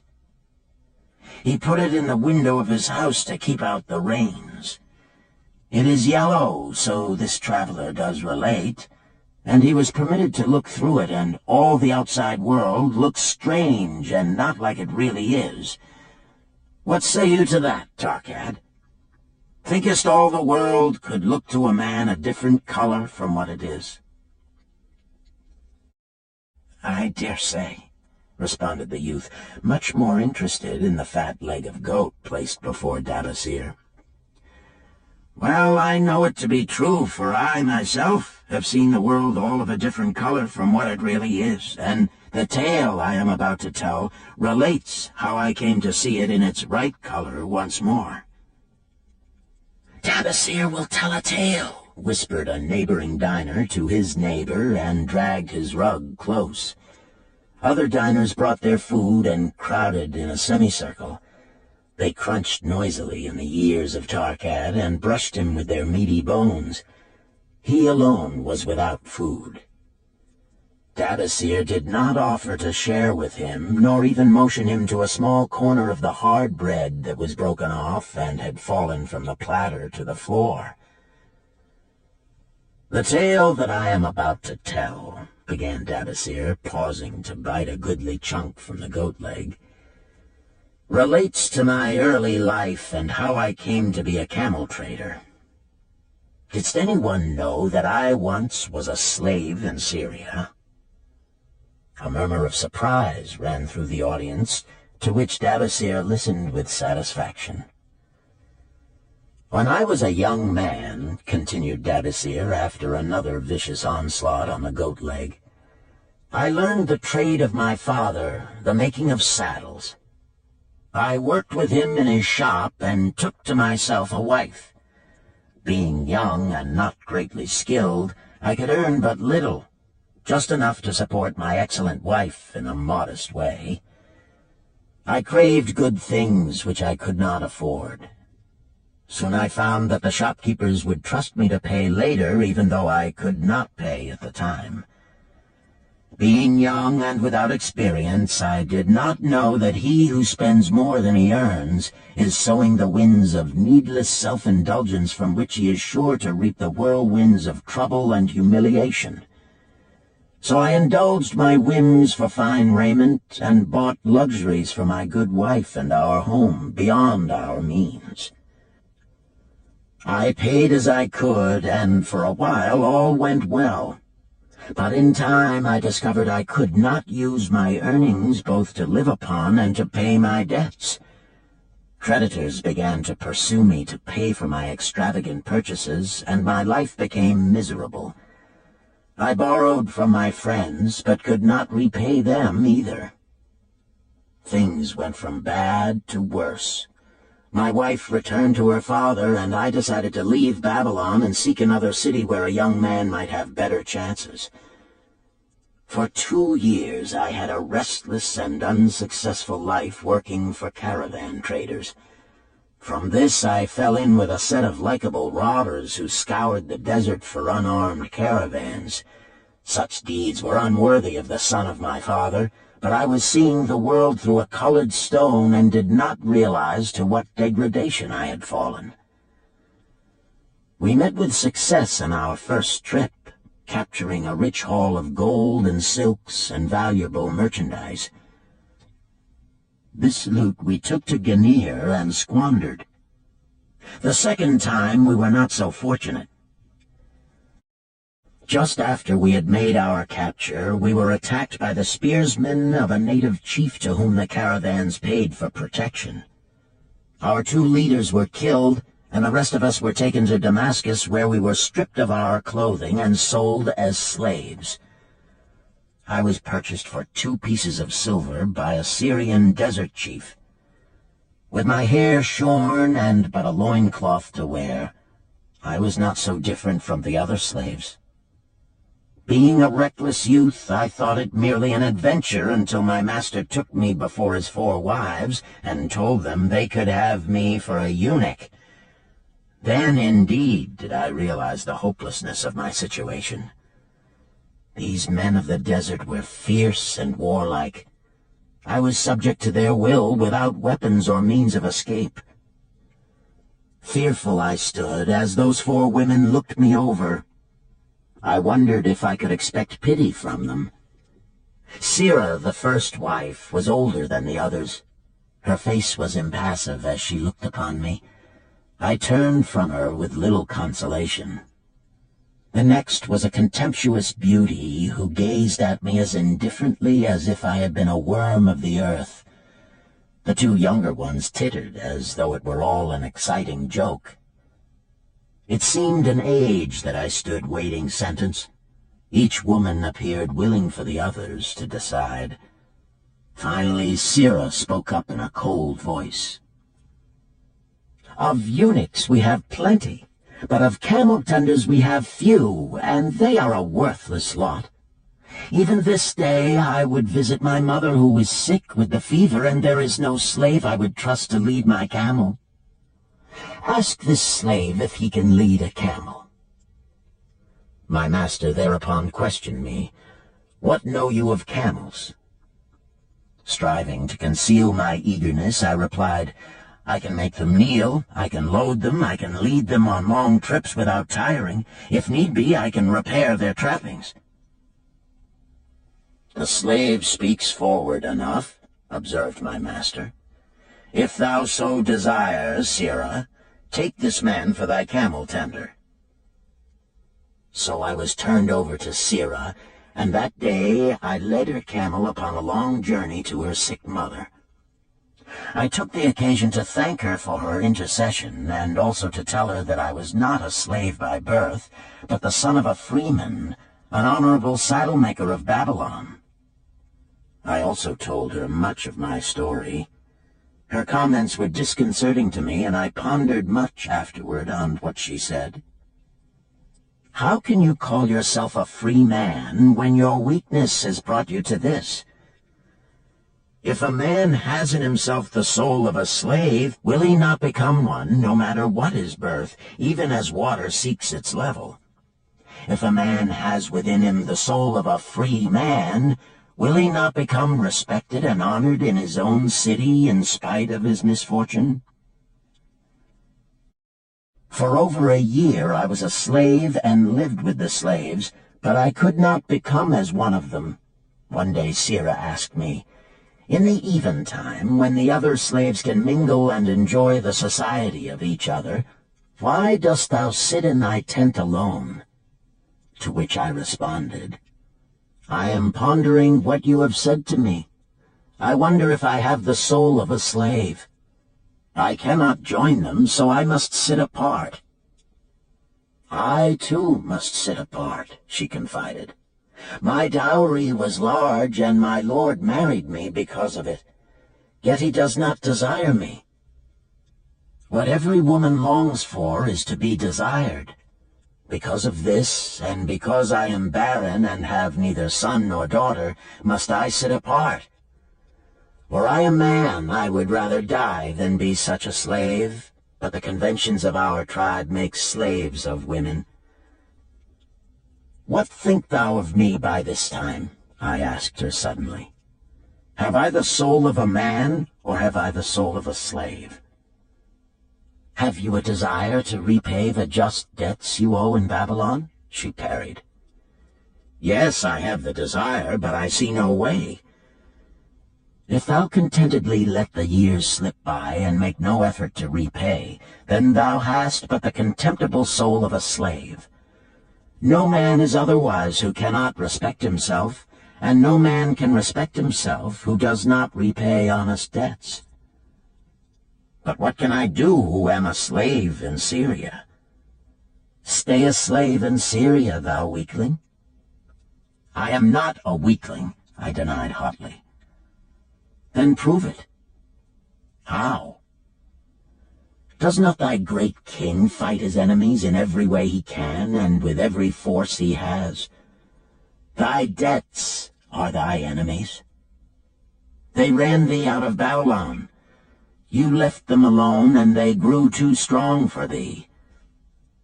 Hadst fought them as a man, thou couldst have conquered them and been one honored among the townspeople. But thou had not the soul to fight them, and behold, thy pride hast gone down until thou art a slave in Syria." Much I thought over her unkind accusations, and many defensive phrases I worded to prove myself not a slave at heart. But I was not to have the chance to use them. 3 days later, the maid of Sira took me to her mistress. "My mother is again very sick," she said. "Saddle the 2 best camels in my husband's herd. Tie on waterskins and saddlebags for a long journey. The maid will give thee food at the kitchen tent." I packed the camels, wondering much at the quantity of provisions the maid provided, for the mother dwelt less than a day's journey away. The maid rode the rear camel which followed, and I led the camel of my mistress. When we reached her mother's house, it was just dark. Sira dismissed the maid and said to me, "Tabasir, hast thou the soul of a free man, or the soul of a slave?" "The soul of a free man," I insisted. "Now is thy chance to prove it. Thy master hath imbibed deeply, and his chiefs are in a stupor. Take then these camels and make thy escape. Here in this bag is raiment of thy master's to disguise thee. I will say thou stole the camels and ran away while I visited my sick mother." "Thou hast the soul of a queen," I told her. "Much do I wish that I might lead thee to happiness." "Happiness," she responded, "awaits not the runaway wife who seeks it in far lands among strange people. Go thy own way, and may the gods of the desert protect thee, for the way is far and barren of food or water." I needed no further urging, but thanked her warmly and was away into the night. I knew not this strange country, and had only a dim idea of the direction in which lay Babylon, but struck out bravely across the desert toward the hills. One camel I rode, and the other I led. All that night I traveled, and all the next day, urged on by the knowledge of the terrible fate that was meted out to slaves who stole their master's property and tried to escape.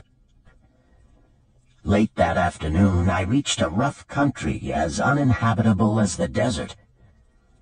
The sharp rocks bruised the feet of my faithful camels, and soon they were picking their way slowly and painfully along. I met neither man nor beast, and could well understand why they shunned this inhospitable land. It was such a journey from then on as few men live to tell of.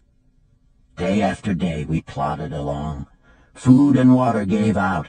The heat of the sun was merciless.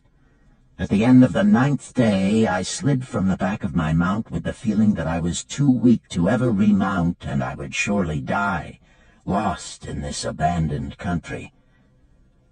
I stretched out upon the ground and slept, not waking until the first gleam of daylight.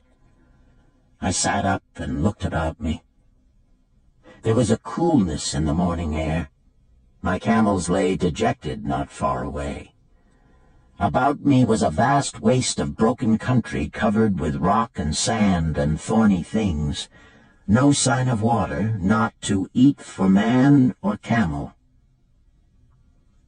Could it be that in this peaceful quiet I faced my end? My mind was clearer than it had ever been before. My body now seemed of little importance. My parched and bleeding lips, my dry and swollen tongue, my empty stomach, all had lost their supreme agonies of the day before.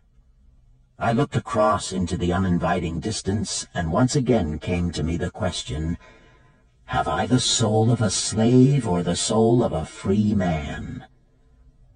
Then, with clearness, I realized that if I had the soul of a slave, I should give up, lie down in the desert and die, a fitting end for a runaway slave.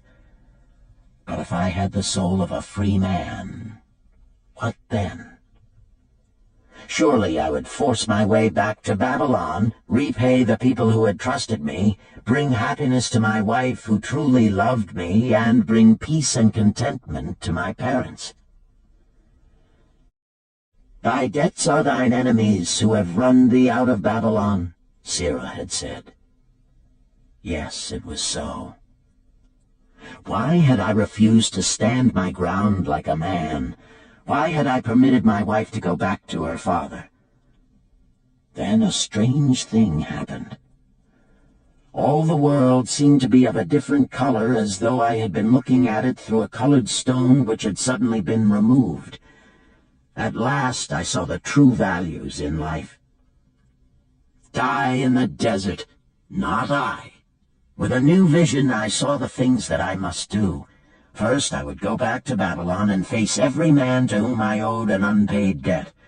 I should tell them that after years of wandering and misfortune, I had come back to pay my debts as fast as the gods would permit. Next, I should make a home for my wife and become a citizen of whom my parents should be proud. My debts were my enemies, but the men I owed were my friends, for they had trusted me and believed in me. I staggered weakly to my feet. What mattered hunger? What mattered thirst? They were but incidents on the road to Babylon. Within me surged the soul of a free man going back to conquer his enemies and reward his friends. I thrilled with the great resolve.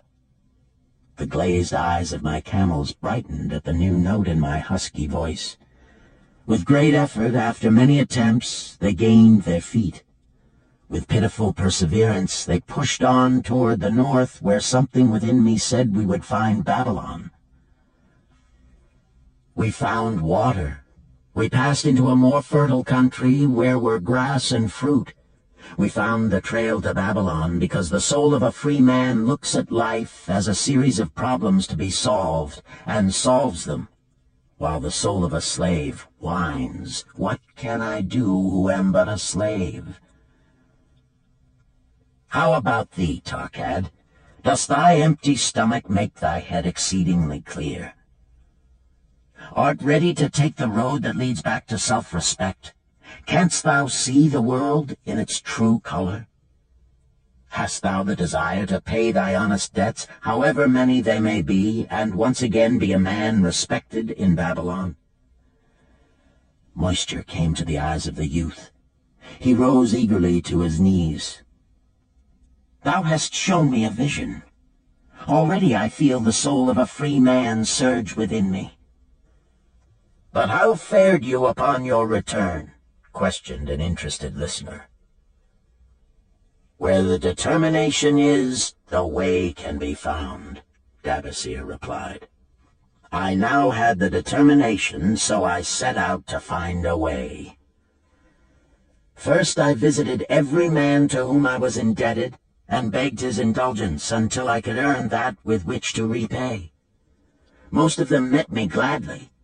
Several reviled me, but others offered to help me. One indeed did give me the very help I needed. It was Mathon, the gold lender. Learning that I had been a camel tender in Syria, he sent me to old Nebator, the camel trader, just commissioned by our good king to purchase many herds of sound camels for the great expedition. With him, my knowledge of camels I put to good use. Gradually, I was able to repay every copper and every piece of silver. Then at last I could hold up my head and feel that I was an honorable man among men. Again Dabasir turned to his food.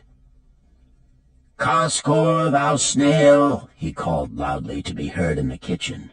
"The food is cold. Bring me more meat fresh from the roasting. Bring thou also a very large portion for Tarkad, the son of my old friend, who is hungry and shall eat with me." So ended the tale of Dabasir, the camel trader of old Babylon. He found his own soul when he realized a great truth, a truth that had been known and used by wise men long before his time.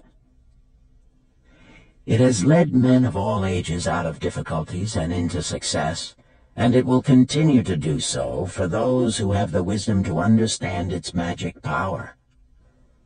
It is for any man to use who reads these lines. Where the determination is, the way can be found.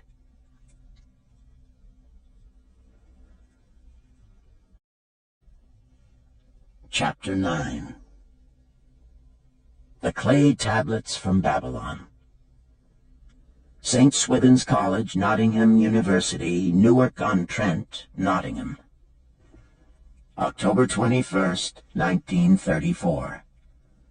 Professor Franklin Caldwell, care of British Scientific Expedition, Hilla, Mesopotamia. My dear Professor, the 5 clay tablets from your recent excavation in the ruins of Babylon arrived on the same boat with your letter. I have been fascinated no end and have spent many pleasant hours translating their inscriptions. I should have answered your letter at once, but delayed until I could complete the translations which are attached. The tablets arrived without damage thanks to your careful use of preservatives and excellent packing. You will be as astonished as we in the laboratory at the story they relate. One expects the dim and distant past to speak of romance and adventure. Arabian Nights sort of things, you know.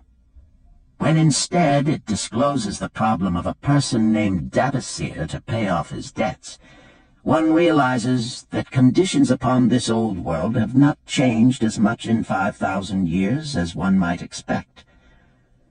It's odd, you know, but these old inscriptions rather rag me, as the students say.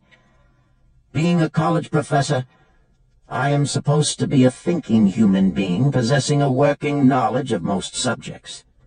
Yet here comes this old chap out of the dust-covered ruins of Babylon to offer a way I had never heard of to pay off my debts, and at the same time acquire gold to jingle in my wallet. Pleasant thought, I say, and interesting to prove whether it will work as well nowadays as it did in old Babylon. Mrs. Shrewsbury and myself are planning to try out his plan upon our own affairs, which could be much improved. Wishing you the best of luck in your worthy undertaking, and waiting eagerly another opportunity to assist, I am, yours sincerely, Alfred H. Shrewsbury, Department of Archaeology. Tablet 1. Now, when the moon becometh full, I, Davasir, who am but recently returned from slavery in Syria, with the determination to pay my many just debts and become a man of means worthy of respect in my native city of Babylon, do here engrave upon the clay a permanent record of my affairs to guide and assist me in carrying through my high desires. Under the wise advice of my good friend Mathon, the gold lender, I am determined to follow an exact plan that he doth say will lead any honorable man out of debt into means and self-respect. This plan includeth 3 purposes which are my hope and desire.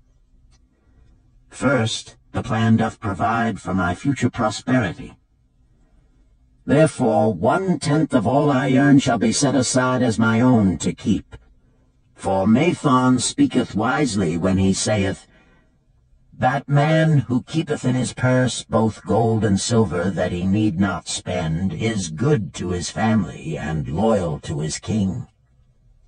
The man who hath but a few coppers in his purse is indifferent to his family and indifferent to his king. But the man who hath naught in his purse is unkind to his family and disloyal to his king, for his own heart is bitter. Therefore the man who wisheth to achieve must have coin that he may keep to jingle in his purse, that he have in his heart love for his family and loyalty to his king.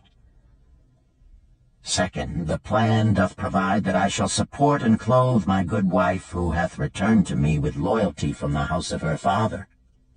For Mathon doth say that to take good care of a faithful wife putteth self-respect into the heart of a man, and addeth strength and determination to his purposes.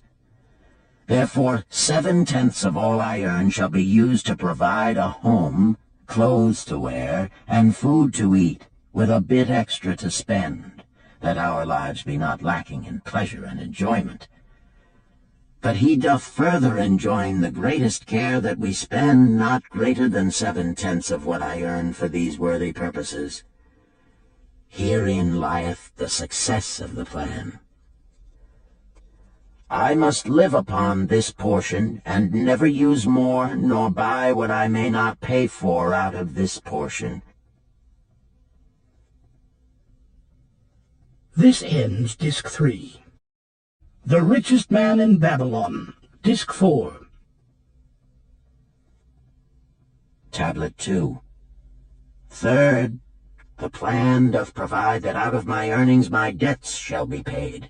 Therefore each time the moon is full, 2/10 of all I have earned shall be divided honorably and fairly among those who have trusted me and to whom I am indebted.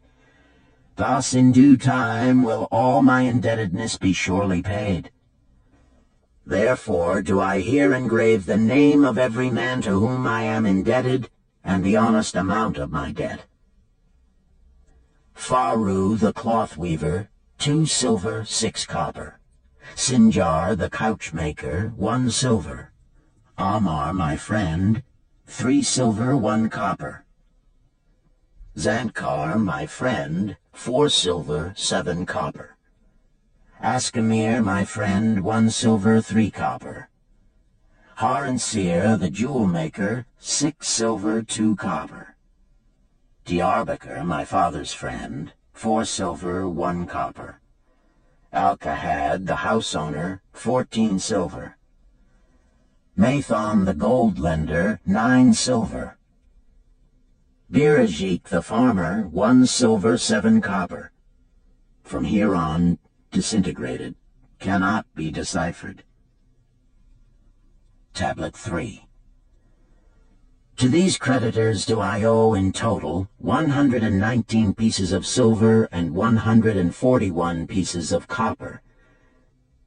Because I did owe these sums and saw no way to repay, in my folly I did permit my wife to return to her father, and didst leave my native city and seek easy wealth elsewhere, only to find disaster and to see myself sold into the degradation of slavery.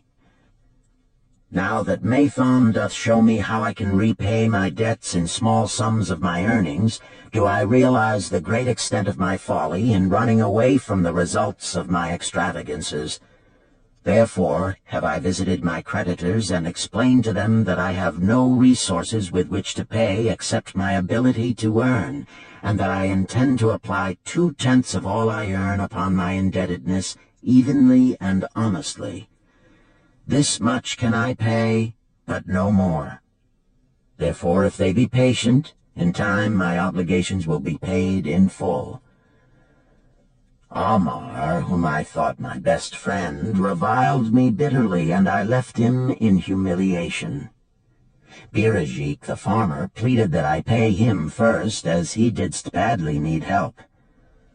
Alcahad, the house owner, was indeed disagreeable, and insisted that he would make me trouble unless I did soon settle in full with him. All the rest willingly accepted my proposal. Therefore am I more determined than ever to carry through, being convinced that it is easier to pay one's just debts than to avoid them. Even though I cannot meet the needs and demands of a few of my creditors, I will deal impartially with all. Tablet 4. Again the moon shines full. I have worked hard with a free mind. My good wife hath supported my intentions to pay my creditors. Because of our wise determination, I have earned during the past moon, buying camels of sound wind and good legs for Nebertor, the sum of 19 pieces of silver. This I have divided according to the plan. 1/10 have I set aside to keep as my own, 7/10 have I divided with my good wife to pay for our living, 2/10 have I divided among my creditors as evenly as could be done in coppers. I did not see Amar, but left it with his wife. Birajik was so pleased that he would kiss my hand. Old Alcahad alone was grouchy and said I must pay faster. To which I replied that if I were permitted to be well fed and not worried, that alone would enable me to pay faster. All the others thanked me and spoke well of my efforts. Therefore, at the end of one moon, my indebtedness is reduced by almost 4 pieces of silver, and I possess almost 2 pieces of silver besides, upon which no man hath claim. My heart is lighter than it hath been for a long time. Again the moon shines full. I have worked hard, but with poor success. Few camels have I been able to buy. Only 11 pieces of silver have I earned. Nevertheless, my good wife and I have stood by the plan, even though we have bought no new raiment and eaten little but herbs. Again I paid ourselves 1/10 of the 11 pieces, while we lived upon 7/10. I was surprised when Amar commended my payment, even though small. So did Birajik. Alcahad flew into a rage, but when told to give back his portion if he did not wish it, he became reconciled. The others, as before, were content. Again the moon shines full, and I am greatly rejoiced. I intercepted a fine herd of camels and bought many sound ones, therefore my earnings were 42 pieces of silver.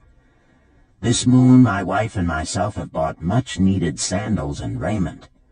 Also we have dined well on meat and fowl. More than 8 pieces of silver we have paid to our creditors. Even Alcahad did not protest. Great is the plan, for it leadeth us out of debt, and giveth us wealth which is ours to keep. 3 times the moon hath been full since I last carved upon this clay. Each time I paid to myself 1/10 of all I earned. Each time my good wife and I have lived upon 7/10, even though at times it was difficult. Each time have I paid to my creditors 2/10. In my purse I now have 21 pieces of silver that are mine. It maketh my head to stand straight upon my shoulders, and maketh me proud to walk among my friends. My wife keepeth well our home, and is becomingly gowned. We are happy to live together. The plan is of untold value. Hath it not made an honorable man of an ex-slave? Tablet 5. Again the moon shines full, and I remember that it is long since I carved upon the clay. 12 moons in truth have come and gone. But this day I will not neglect my record, because upon this day I have paid the last of my debts. This is the day upon which my good wife and my thankful self celebrate with great feasting that our determination hath been achieved. Many things occurred upon my final visit to my creditors that I shall long remember. Amar begged my forgiveness for his unkind words, and said that I was one of all others he most desired for a friend. Old Alcahad is not so bad after all, for he said, "Thou wert once a piece of soft clay to be pressed and molded by any hand that touched thee. But now thou art a piece of bronze capable of holding an edge. If thou needst silver or gold at any time, come to me." Nor is he the only one who holdeth me in high regard. Many others speak deferentially to me. My good wife looketh upon me with a light in her eyes that doth make a man have confidence in himself. Yet it is the plan that hath made my success. It hath enabled me to pay all my debts, and to jingle both gold and silver in my purse. I do commend it to all who wish to get ahead. For truly, if it will enable an ex-slave to pay his debts and have gold in his purse, will it not aid any man to find independence? Nor am I myself finished with it, for I am convinced that if I follow it further, it will make me rich among men. St. Swithin's College, Nottingham University, Newark-on-Trent, Nottingham, November 7th, 1936. Professor Franklin Caldwell, care of British Scientific Expedition, Hilla, Mesopotamia. My dear Professor, if in your further digging into those ruins of Babylon you encounter the ghost of a former resident, an old camel trader named Dabasir, do me a favor. Tell him that his scribbling upon those clay tablets so long ago has earned for him the lifelong gratitude of a couple of college folks back here in England. You will possibly remember my writing a year ago that Mrs. Shrewsbury and myself intended to try his plan for getting out of debt and at the same time having gold to jingle. You may have guessed, even though we tried to keep it from our friends, our desperate straits. We were frightfully humiliated for years by a lot of old debts, and worried sick for fear some of the tradespeople might start a scandal that would force me out of the college. We paid and paid, every shilling we could squeeze out of income, but it was hardly enough to hold things even. Besides, we were forced to do all our buying where we could get further credit regardless of higher costs. It developed into one of those vicious circles that grow worse instead of better. Our struggles were getting hopeless. We could not move to less costly rooms because we owed the landlord.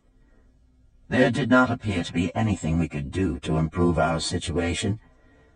Then here comes your acquaintance, the old camel trader from Babylon, with a plan to do just what we wished to accomplish. He jolly well stirred us up to follow his system. We made a list of all our debts, and I took it around and showed it to every one we owed.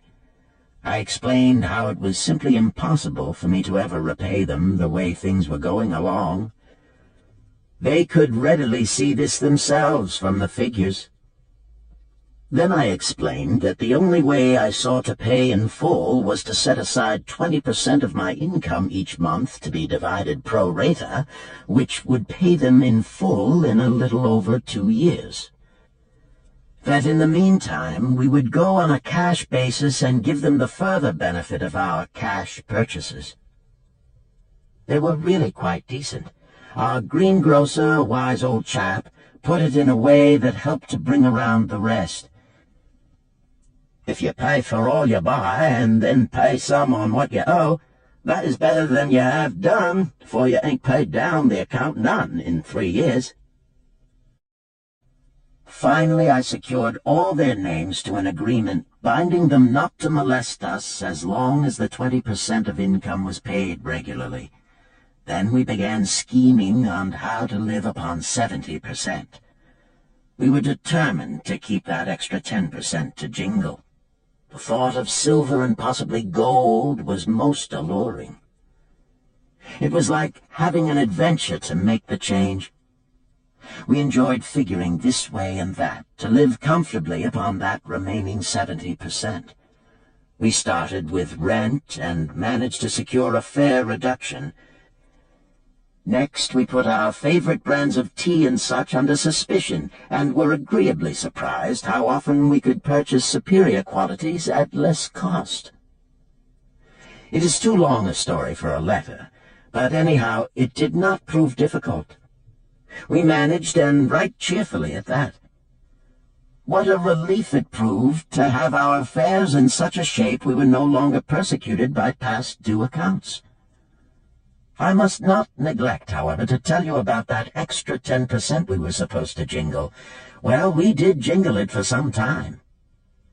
Now, don't laugh too soon. You see, that is the sporty part. It is the real fun to start accumulating money that you do not want to spend. There is more pleasure in running up such a surplus than there could be in spending it. After we had jingled to our heart's content, we found a more profitable use for it. We took up an investment upon which we could pay that 10% each month. This is proving to be the most satisfying part of our regeneration. It is the first thing we pay out of my check. There is a most gratifying sense of security to know our investment is growing steadily. By the time my teaching days are over, it should be a snug sum, large enough so the income will take care of us from then on. All this out of my same old check. Difficult to believe, yet absolutely true. All our debts being gradually paid, and at the same time our investment increasing. Besides, we get along financially even better than before. Who would believe there could be such a difference in results between following a financial plan and just drifting along? At the end of the next year, when all our old bills shall have been paid, we will have more to pay upon our investment besides some extra for travel. We are determined never again to permit our living expenses to exceed 70% of our income. Now you can understand why we would like to extend our personal thanks to that old chap whose plan saved us from our hell on earth. He knew. He had been through it all. He wanted others to benefit from his own bitter experiences. That is why he spent tedious hours carving his message upon the clay. He had a real message for fellow sufferers, a message so important that after 5,000 years it has risen out of the ruins of Babylon just as true and just as vital as the day it was buried. Yours sincerely, Alfred H. Shrewsbury, Department of Archaeology. Chapter 10. The Luckiest Man in Babylon. At the head of his caravan proudly rode Shahrunada, the merchant prince of Babylon. He liked fine cloth and wore rich and becoming robes. He liked fine animals and sat easily upon his spirited Arabian stallion. To look at him, one would hardly have guessed his advanced years. Certainly they would not have suspected that he was inwardly troubled. The journey from Damascus is long, and the hardships of the desert many. These he minded not. The Arab tribes are fierce and eager to loot rich caravans. These he feared not, for his many fleet-mounted guards were a safe protection. About the youth at his side, whom he was bringing from Damascus, was he disturbed. This was Hayden Gula, the grandson of his partner of other years, Arid Gula, to whom he felt he owed a debt of gratitude which could never be repaid. He would like to do something for this grandson, but the more he considered this, the more difficult it seemed because of the youth himself. Eyeing the young man's rings and earrings, he thought to himself, "He thinks jewels are for men. Still, he has his grandfather's strong face. But his grandfather wore no such gaudy robes. Yet I sought him to come, hoping I might help him get a start for himself and get away from the wreck his father has made of their inheritance." Hayden Gula broke in upon his thoughts. "Why dost thou work so hard, riding always with thy caravan upon its long journeys? Dost thou never take time to enjoy life?" Shahrunada smiled. "To enjoy life?" he repeated. "What wouldst thou do to enjoy life if thou wert Shahrunada?" "If I had wealth equal to thine, I would live like a prince. Never across the hot desert would I ride. I would spend the shekels as fast as they came to my purse. I would wear the richest of robes and the rarest of jewels. That would be a life to my liking, a life worth living." Both men laughed. "Thy grandfather wore no jewels." Shahrunada spoke before he thought, then continued jokingly, "Wouldst thou leave no time for work?" "Work was made for slaves," Hayden Gula responded. Shahrunada bit his lip but made no reply, riding in silence until the trail led them to the slope. Here he reined his mount, and pointing to the green valley far away, "See, there is the valley. Look far down, and thou canst faintly see the walls of Babylon. The tower is the temple of Bel. If thine eyes are sharp, thou mayest even see the smoke from the eternal fire upon its crest." "So that is Babylon? Always have I longed to see the wealthiest city in all the world," Hayden Gula commented. "Babylon, where my grandfather started his fortune. Would he were still alive, we would not be so sorely pressed. Why wish his spirit to linger on earth beyond its allotted time? Thou and thy father can well carry on his good work. Alas, of us neither has his gift. Father and myself know not his secret for attracting the golden shekels." Shahrunada did not reply, but gave rein to his mount and rode thoughtfully down the trail to the valley. Behind them followed the caravan in a cloud of reddish dust. Some time later they reached the King's Highway and turned south through the irrigated farms. 3 old men plowing a field caught Shahrunada's attention. They seemed strangely familiar. How ridiculous! One does not pass a field after 40 years and find the same men plowing there. Yet something within him said they were the same.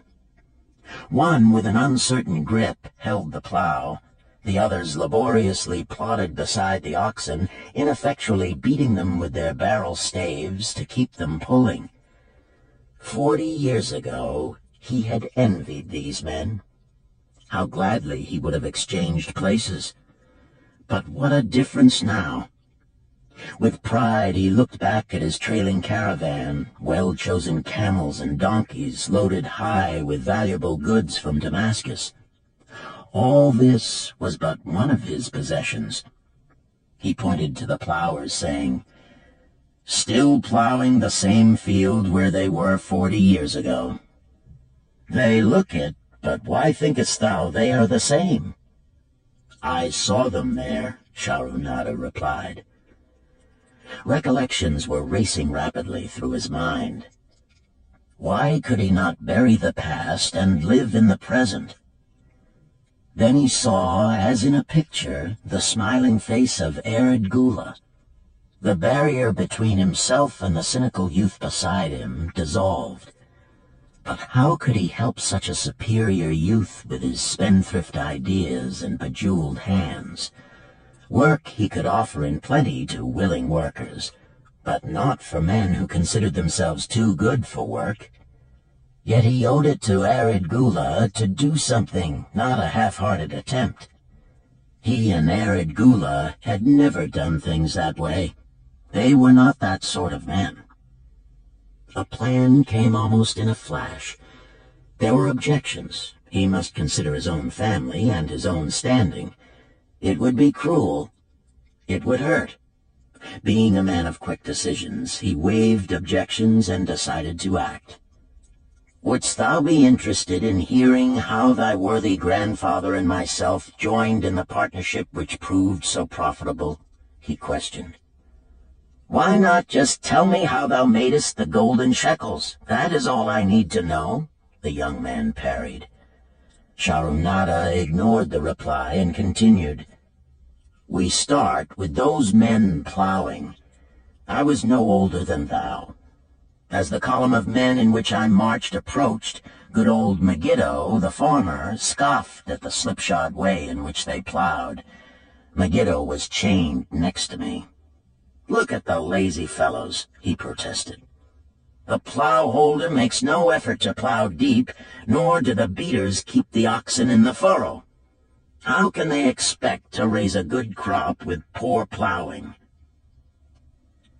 Didst thou say Megiddo was chained to thee? Hayden Gula asked in surprise. Yes, with bronze collars about our necks and a length of heavy chain between us. Next to him was Zabado, the sheep thief. I had known him in Harun. At the end was a man we called Pirate because he told us not his name. We judged him as a sailor as he had entwined serpents tattooed upon his chest in sailor fashion. The column was made up thus, so the men could walk in fours. Thou wert chained as a slave? Hayden Gula asked incredulously. Did not thy grandfather tell thee I was once a slave? He often spoke of thee, but never hinted of this. He was a man thou couldst trust with innermost secrets. Thou, too, are a man I may trust, am I not right? Sharunada looked him squarely in the eye. Thou mayest rely upon my silence, but I am amazed. Tell me, how didst thou come to be a slave? Sharunada shrugged his shoulders. Any man may find himself a slave. It was a gaming house and barley beer that brought me disaster. I was the victim of my brother's indiscretions. In a brawl he killed his friend. I was bonded to the widow by my father, desperate to keep my brother from being prosecuted under the law. When my father could not raise the silver to free me, she in anger sold me to the slave dealer. What a shame and injustice, Hayden Gula protested. But tell me, how didst thou regain freedom? We shall come to that, but not yet. Let us continue my tale. As we passed, the plowers jeered at us. One did doff his ragged hat and bow low, calling out, Welcome to Babylon, guests of the king. He waits for thee on the city walls where the banquet is spread, mud bricks and onion soup. With that, they laughed uproariously. Pirate flew into a rage and cursed them roundly. What do those men mean by the king awaiting us on the walls? I asked him.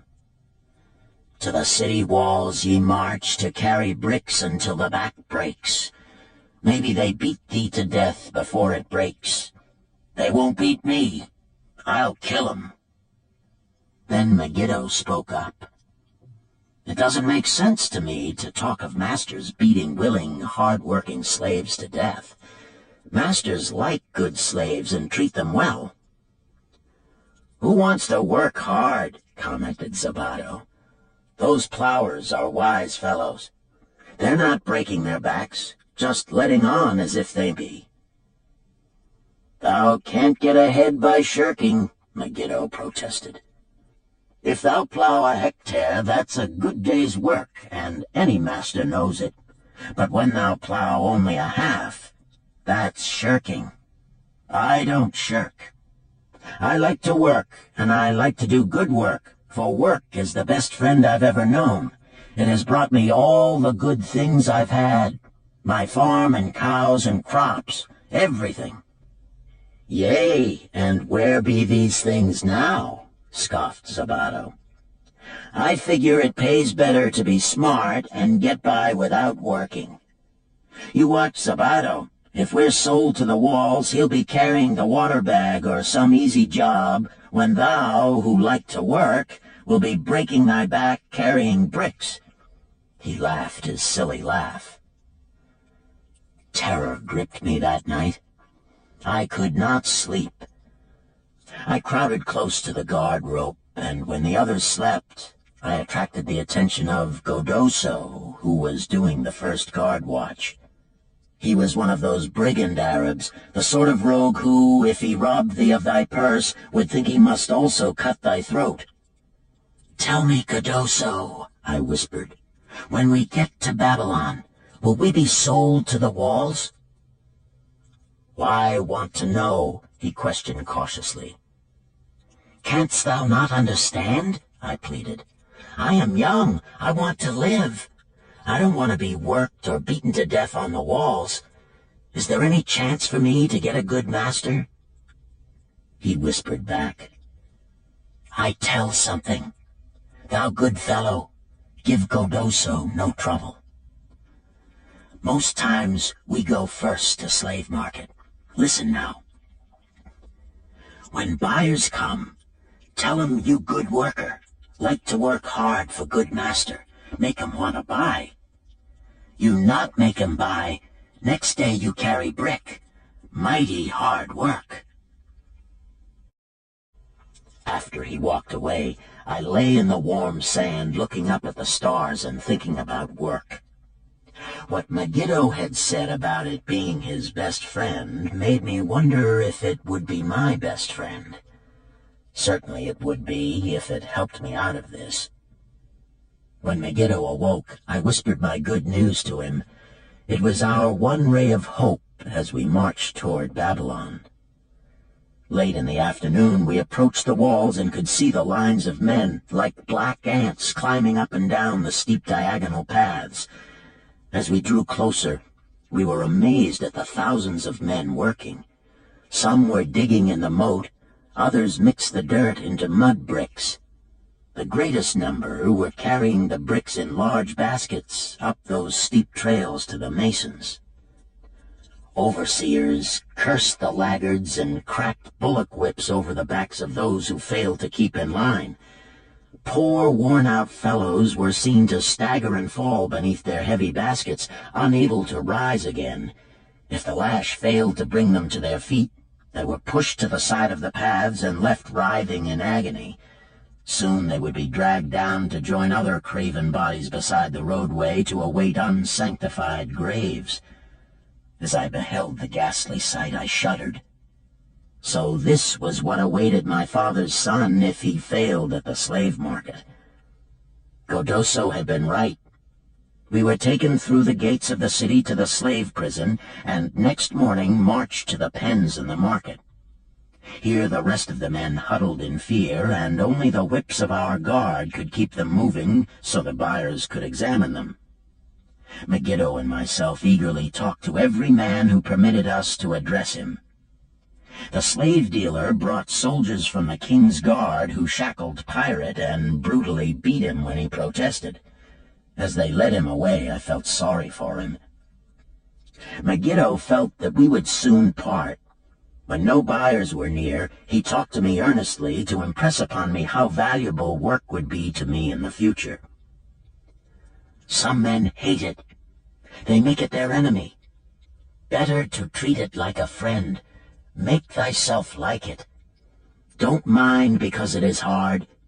If thou thinkest about what a good house thou build, then who cares if the beams are heavy and it is far from the well to carry the water for the plaster? Promise me, boy, if thou get a master, work for him as hard as thou canst. If he does not appreciate all thou do, never mind. Remember, work well done does good to the man who does it. It makes him a better man. He stopped as a burly farmer came to the enclosure and looked at us critically. Megiddo asked about his farm and crops, soon convincing him that he would be a valuable man. After violent bargaining with the slave dealer, the farmer drew a fat purse from beneath his robe, and soon Megiddo had followed his new master out of sight. A few other men were sold during the morning. At noon, Godoso confided to me that the dealer was disgusted and would not stay over another night, but would take all who remained at sundown to the king's buyer. I was becoming desperate when a fat, good-natured man walked up to the wall and inquired if there was a baker among us. I approached him, saying, "Why should a good baker like thyself seek another baker of inferior ways? Would it not be easier to teach a willing man like myself thy skilled ways? Look at me. I am young, strong, and like to work. Give me a chance, and I will do my best to earn gold and silver for thy purse." He was impressed by my willingness, and began bargaining with the dealer, who had never noticed me since he had bought me, but now waxed eloquent on my abilities, good health, and good disposition. I felt like a fat ox being sold to a butcher. At last, much to my joy, the deal was closed. I followed my new master away, thinking I was the luckiest man in Babylon. My new home was much to my liking. Nananeid, my master, taught me how to grind the barley in the stone bowl that stood in the courtyard, how to build the fire in the oven, and then how to grind very fine the sesame flour for the honey cakes. I had a couch in the shed where his grain was stored. The old slave housekeeper, Swasti, fed me well and was pleased at the way I helped her with the heavy tasks. Here was the chance I had longed for to make myself valuable to my master, and, I hoped, to find a way to earn my freedom. I asked Nananeid to show me how to knead the bread and to bake. This he did, much pleased at my willingness. Later, when I could do this well, I asked him to show me how to make the honey cakes, and soon I was doing all the baking. My master was glad to be idle, but Swasti shook her head in disapproval. "No work to do is bad for any man," she declared. I felt it was time for me to think of a way by which I might start to earn coins to buy my freedom. As the baking was finished at noon, I thought Nananeid would approve if I found profitable employment for the afternoons and might share my earnings with me. Then the thought came to me, why not bake more of the honey cakes and peddle them to hungry men upon the streets of the city? I presented my plan to Nananeid this way. "If I can use my afternoons after the baking is finished to earn for thee coins, would it be only fair for thee to share my earnings with me, that I might have money of my own to spend for those things which every man desires and needs?" Fair enough, he admitted. When I told him of my plan to peddle our honey cakes, he was well pleased. "Here is what we will do," he suggested. "Thou sellest them at 2 for a penny, then half of the pennies will be mine to pay for the flour and the honey and the wood to bake them. Of the rest I shall take half, and thou shalt keep half." I was much pleased by this generous offer that I might keep for myself 1/4 of my sales. That night I worked late to make a tray upon which to display them. Nananeid gave me one of his worn robes that I might look well, and Swasti helped me patch it and wash it clean. The next day I baked an extra supply of honey cakes. They looked brown and tempting upon the tray as I went along the street, loudly calling my wares. At first no one seemed interested, and I became discouraged. I kept on, and later in the afternoon, as men became hungry, the cakes began to sell, and soon my tray was empty. Nananeid was well pleased with my success and gladly paid me my share. I was delighted to own pennies. Megiddo had been right when he said a master appreciated good work from his slaves. That night I was so excited over my success I could hardly sleep, and tried to figure how much I could earn in a year and how many years would be required to buy my freedom. As I went forth with my tray of cakes every day, I soon found regular customers. One of these was none other than thy grandfather, Arid Gula. He was a rug merchant and sold to the housewives, going from one end of the city to the other, accompanied by a donkey loaded high with rugs and a black slave to tend it. He would buy 2 cakes for himself and 2 for his slave, always tarrying to talk with me while they ate them. Thy grandfather said something to me one day that I shall always remember. "I like thy cakes, boy. But better still, I like the fine enterprise with which thou offerest them. Such spirit can carry thee far on the road to success." But how canst thou understand, Hayden Gula, what such words of encouragement could mean to a slave boy, lonesome in a great city, struggling with all he had in him to find a way out of his humiliation? As the months went by, I continued to add pennies to my purse. It began to have a comforting weight upon my belt. Work was proving to be my best friend, just as Megiddo had said. I was happy, but Swasti was worried. "Thy master, I fear to have him spend so much time at the gaming houses," she protested. I was overjoyed one day to meet my friend Megiddo upon the street. He was leading 3 donkeys loaded with vegetables to the market. "I am doing mighty well," he said. "My master does appreciate my good work, for now I am a foreman. See, he does trust the marketing to me. And also, he is sending for my family. Work is helping me to recover from my great trouble. Someday it will help me to buy my freedom and once more own a farm of my own." Time went on, and Nananeid became more and more anxious for me to return from selling. He would be waiting when I returned, and would eagerly count and divide our money. He would also urge me to seek further markets and increase my sales. Often I went outside the city gates to solicit the overseers of the slaves building the walls. I hated to return to the disagreeable sights, but found the overseers liberal buyers. One day I was surprised to see Zabado waiting in line to fill his basket with bricks. He was gaunt and bent, and his back was covered with welts and sores from the whips of the overseers. I was sorry for him, and handed him a cake which he crushed into his mouth like a hungry animal. Seeing the greedy look in his eyes, I ran before he could grab my tray. "Why dost thou work so hard?" Arid Gula said to me one day. "Almost the same question thou asked of me today, dost thou remember?" I told him what Megiddo had said about work, and how it was proving to be my best friend. I showed him with pride my wallet of pennies, and explained how I was saving them to buy my freedom. "When thou art free, what wilt thou do?" he inquired.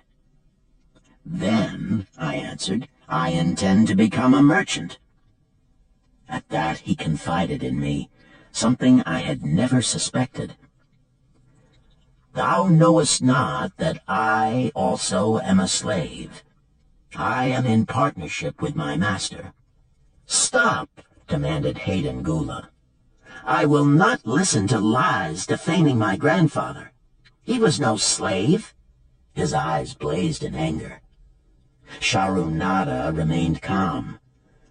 I honor him for rising above his misfortune and becoming a leading citizen of Damascus.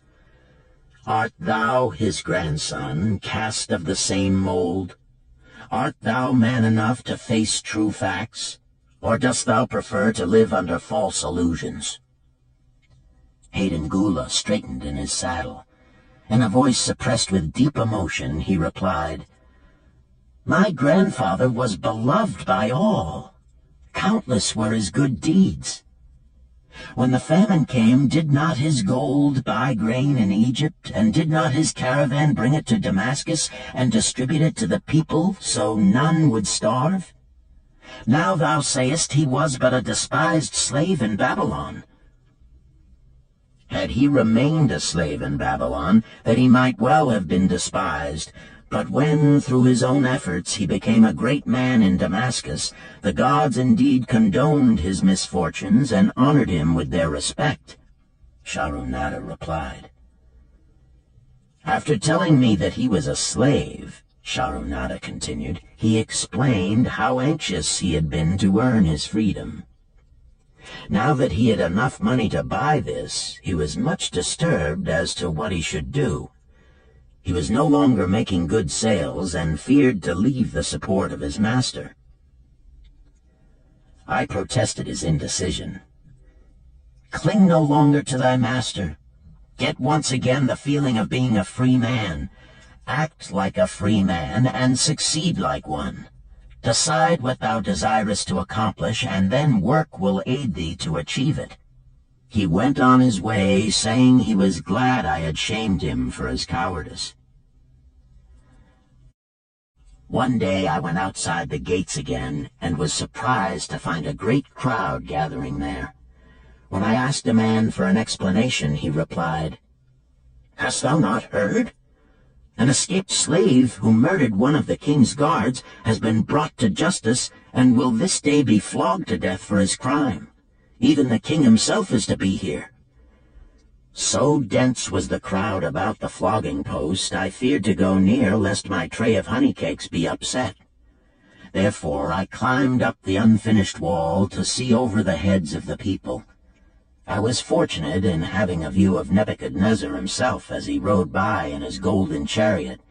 Never had I beheld such grandeur, such robes and hangings of gold cloth and velvet. I could not see the flogging, though I could hear the shrieks of the poor slave.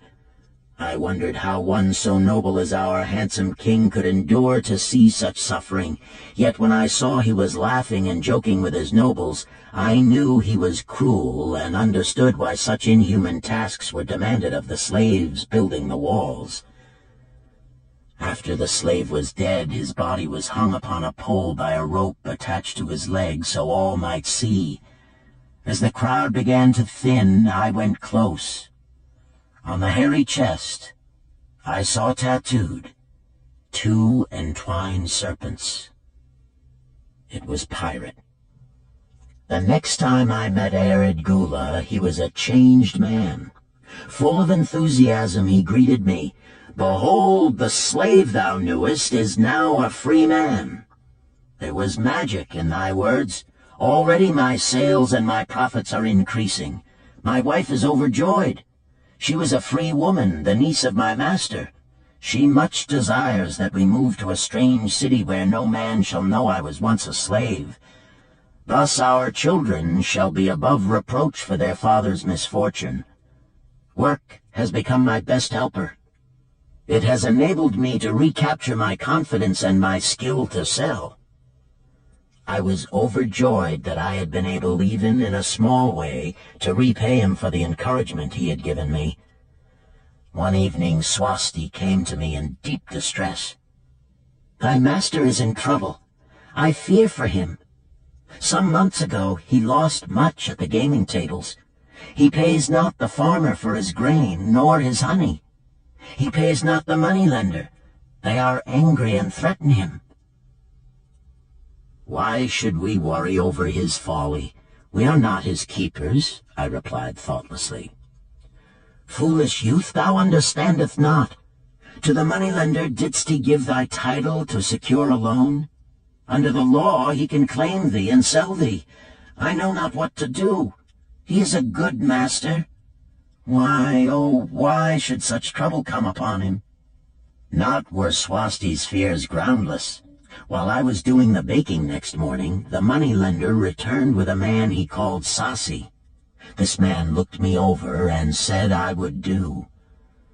The moneylender waited not for my master to return, but told Swasti to tell him he had taken me. With only the robe on my back and the purse of pennies hanging safely from my belt, I was hurried away from the unfinished baking. I was whirled away from my dearest hopes as the hurricane snatches the tree from the forest and casts it into the surging sea. Again a gaming house and barley beer had caused me disaster. Sasi was a blunt, gruff man. As he led me across the city, I told him of the good work I had been doing for Nananeid, and said I hoped to do good work for him. His reply offered no encouragement. I like not this work. My master likes it not. The king has told him to send me to build a section of the Grand Canal. Master tells Sasi to buy more slaves, work hard, and finish quick. Bah! How can any man finish a big job quick? Picture a desert with not a tree, just low shrubs and a sun burning with such fury the water in our barrels became so hot we could scarcely drink it. Then picture rows of men going down into the deep excavation and lugging heavy baskets of dirt up soft, dusty trails from daylight until dark. Picture food served in open troughs from which we helped ourselves like swine. We had no tents, no straw for beds. That was the situation in which I found myself. I buried my wallet in a marked spot, wondering if I would ever dig it up again. At first I worked with good will, but as the months dragged on, I felt my spirit breaking. Then the heat fever took hold of my weary body. I lost my appetite and could scarcely eat the mutton and vegetables. At night I would toss in unhappy wakefulness. In my misery I wondered if Zabado had not the best plan, to shirk and keep his back from being broken in work. Then I recalled my last sight of him and knew his plan was not good. I thought of Pirate with his bitterness and wondered if it might be just as well to fight and kill. The memory of his bleeding body reminded me that his plan was also useless. Then I remembered my last sight of Megiddo. His hands were deeply calloused from hard work, but his heart was light and there was happiness on his face. His was the best plan. Yet I was just as willing to work as Megiddo.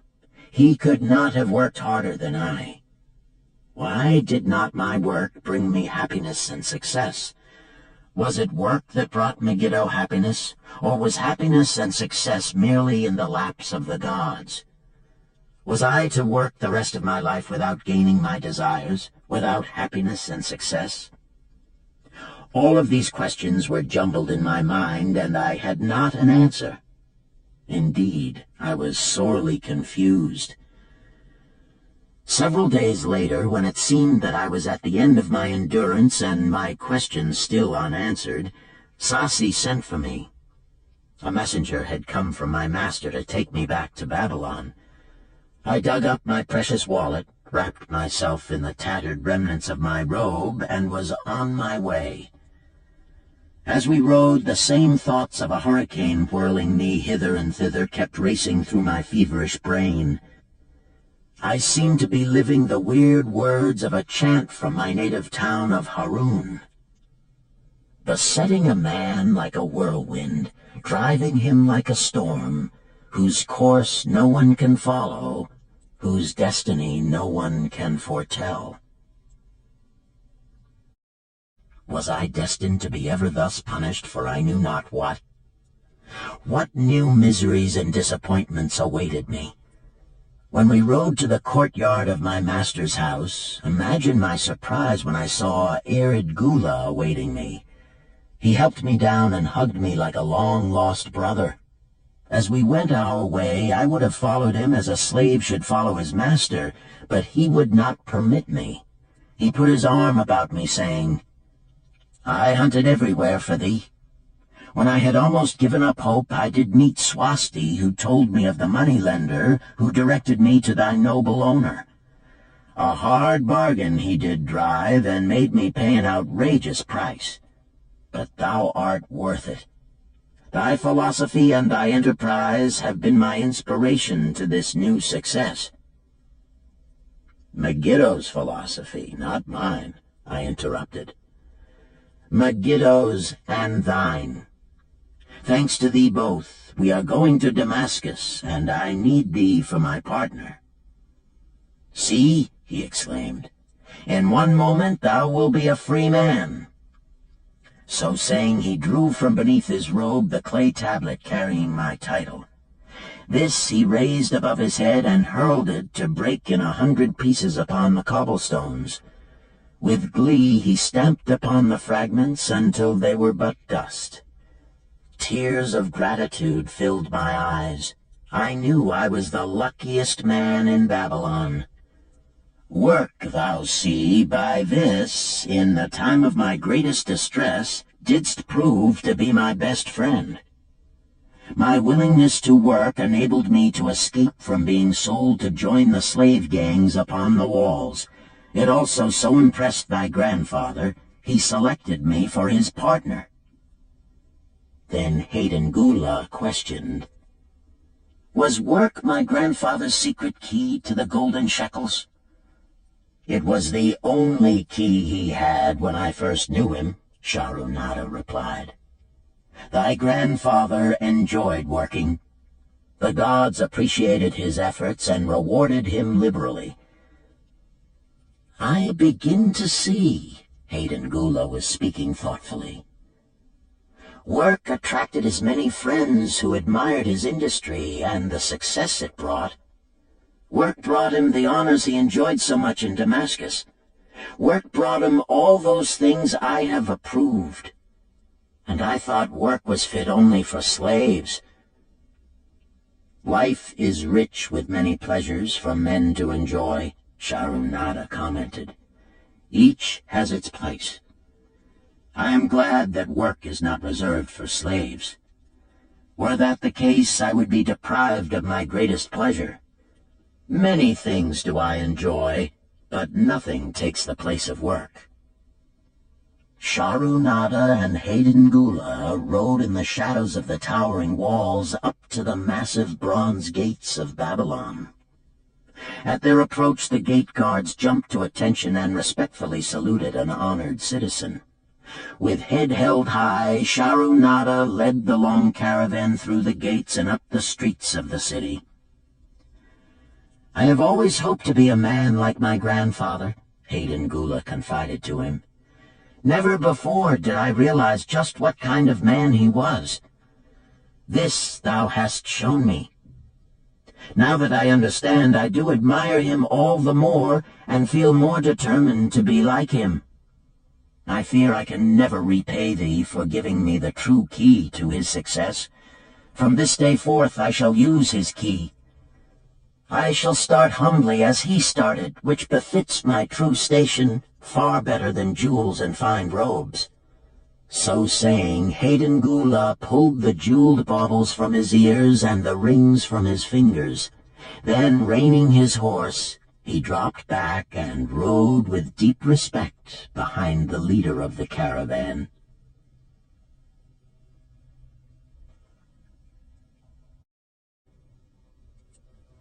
Chapter 11. An Historical Sketch of Babylon.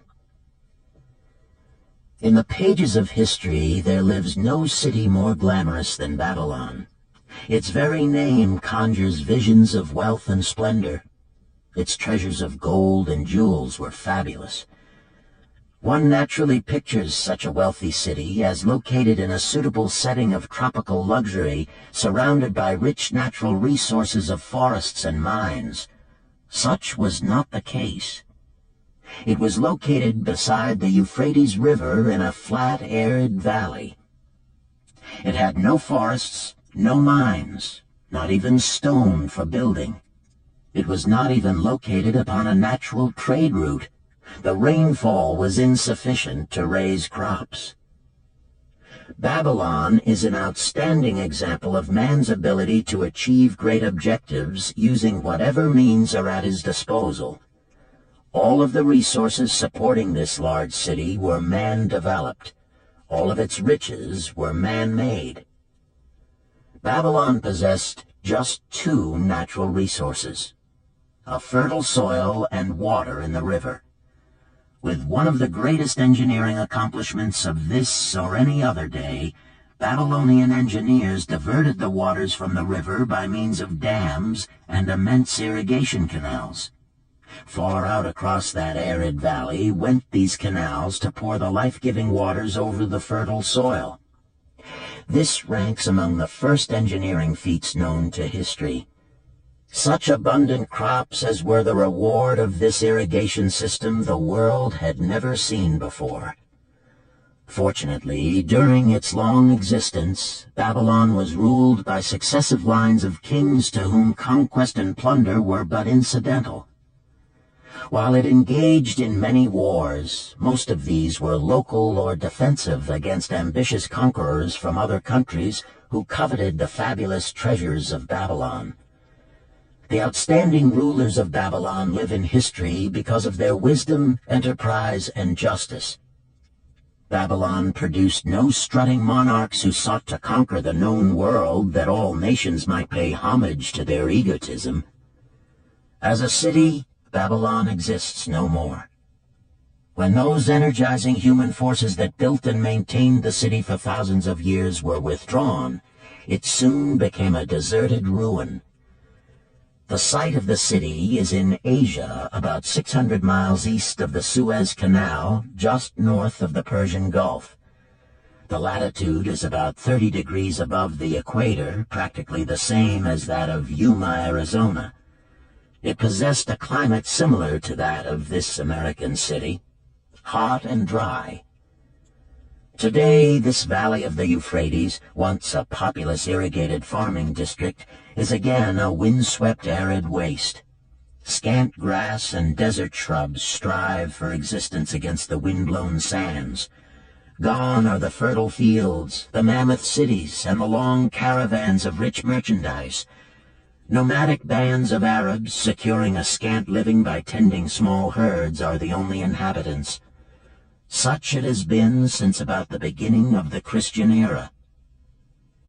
Dotting this valley are earthen hills. For centuries they were considered by travelers to be nothing else. The attention of archaeologists were finally attracted to them because of broken pieces of pottery and brick washed down by the occasional rainstorms. Expeditions, financed by European and American museums, were sent here to excavate and see what could be found. Picks and shovels soon proved these hills to be ancient cities. City graves, they might well be called. Babylon was one of these. Over it for something like 20 centuries, the winds had scattered the desert dust. Built originally of brick, all exposed walls had disintegrated and gone back to earth once more. Such is Babylon, the wealthy city, today. A heap of dirt, so long abandoned that no living person even knew its name until it was discovered by carefully removing the refuse of centuries from the streets and the fallen wreckage of its noble temples and palaces. Many scientists consider the civilization of Babylon and other cities in this valley to be the oldest of which there is a definite record. Positive dates have been proved reaching back 8,000 years. An interesting fact in this connection is the means used to determine these dates. Uncovered in the ruins of Babylon were descriptions of an eclipse of the sun. Modern astronomers readily computed the time when such an eclipse, visible in Babylon, occurred, and thus established a known relationship between their calendar and our own. In this way, we have proved that 8,000 years ago, the Sumerites who inhabited Babylonia were living in walled cities. One can only conjecture for how many centuries previous such cities had existed. Their inhabitants were not mere barbarians living within protecting walls. They were an educated and enlightened people. So far as written history goes, they were the first engineers, the first astronomers, the first mathematicians, the first financiers, and the first people to have a written language. Mention has already been made of the irrigation systems which transformed the arid valley into an agricultural paradise. The remains of these canals can still be traced, although they are mostly filled with accumulated sand. Some of them were of such size that, when empty of water, a dozen horses could be ridden abreast along their bottoms. In size they compare favorably with the largest canals in Colorado and Utah. In addition to irrigating the valley lands, Babylonian engineers completed another project of similar magnitude. By means of an elaborate drainage system, they reclaimed an immense area of swampland at the mouths of the Euphrates and Tigris rivers and put this also under cultivation. Herodotus, the Greek traveler and historian, visited Babylon while it was in its prime and has given us the only known description by an outsider. His writings give a graphic description of the city and some of the unusual customs of its people. He mentions the remarkable fertility of the soil and the bountiful harvest of wheat and barley which they produced. The glory of Babylon has faded, but its wisdom has been preserved for us. For this we are indebted to their form of records. In that distant day, the use of paper had not been invented. Instead, they laboriously engraved their writing upon tablets of moist clay. When completed, these were baked and became hard tile. In size, they were about 6 by 8 inches and an inch in thickness. These clay tablets, as they are commonly called, were used much as we use modern forms of writing. Upon them were engraved legends, poetry, history, transcriptions of royal decrees, the laws of the land, titles to property, promissory notes, and even letters which were dispatched by messengers to distant cities. From these clay tablets we are permitted an insight into the intimate personal affairs of the people. For example, one tablet, evidently from the records of a country storekeeper, relates that upon the given date, a certain named customer brought in a cow and exchanged it for 7 sacks of wheat, 3 being delivered at the time, and the other 4 to await the customer's pleasure. Safely buried in the wrecked cities, archaeologists have recovered entire libraries of these tablets, hundreds of thousands of them. One of the outstanding wonders of Babylon was the immense walls surrounding the city. The ancients ranked them with the Great Pyramid of Egypt as belonging to the 7 wonders of the world. Queen Semiramis is credited with having erected the first walls during the early history of the city. Modern excavators have been unable to find any trace of the original walls, nor is their exact height known. From mention made by early writers, it is estimated they were about 50 to 60 feet high, faced on the outer side with burnt brick, and further protected by a deep moat of water. The later and more famous walls were started about 600 years before the time of Christ by King Nabopolassar. Upon such a gigantic scale did he plan the rebuilding, he did not live to see the work finished. This was left to his son Nebuchadnezzar, whose name is familiar in biblical history. The height and length of these later walls staggers belief. They are reported upon reliable authority to have been about 160 feet high, the equivalent of the height of a modern 15-story office building. The total length is estimated as between 9 and 11 miles. So wide was the top that a 6-horse chariot could be driven around them. Of this tremendous structure, little now remains except portions of the foundations and the moat. In addition to the ravages of the elements, the Arabs completed the destruction by quarrying the brick for building purposes elsewhere. Against the walls of Babylon marched, in turn, the victorious armies of almost every conqueror of that age of wars of conquest. A host of kings laid siege to Babylon, but always in vain. Invading armies of that day were not to be considered lightly. Historians speak of such units as 10,000 horsemen, 25,000 chariots, 1,200 regiments of foot soldiers with 1,000 men to the regiment. Often 2 or 3 years of preparation would be required to assemble war materials and depots of food along the proposed line of march. The city of Babylon was organized much like a modern city. There were streets and shops. Peddlers offered their wares through residential districts. Priests officiated in magnificent temples. Within the city was an inner enclosure for the royal palaces. The walls about this were said to have been higher than those about the city. The Babylonians were skilled in the arts. These included sculpture, painting, weaving, gold working, and the manufacture of metal weapons and agricultural implements. Their jewelers created most artistic jewelry. Many samples have been recovered from the graves of its wealthy citizens and are now on exhibition in the leading museums of the world. At a very early period, when the rest of the world was still hacking at trees with stone-headed axes, or hunting and fighting with flint-pointed spears and arrows, the Babylonians were using axes, spears, and arrows with metal heads. The Babylonians were clever financiers and traders. So far as we know, they were the original inventors of money as a means of exchange, of promissory notes, and written titles to property. Babylon was never entered by hostile armies until about 540 years before the birth of Christ. Even then, the walls were not captured. The story of the fall of Babylon is most unusual. Cyrus, one of the great conquerors of that period, intended to attack the city and hoped to take its impregnable walls. Advisors of Nabonidus, the king of Babylon, persuaded him to go forth to meet Cyrus and give him battle without waiting for the city to be besieged. In the succeeding defeat to the Babylonian army, it fled away from the city. Cyrus thereupon entered the open gates and took possession without resistance.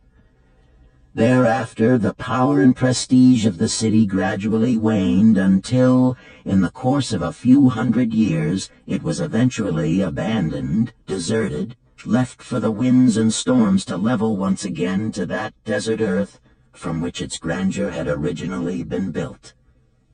Babylon had fallen, never to rise again, but to it civilization owes much.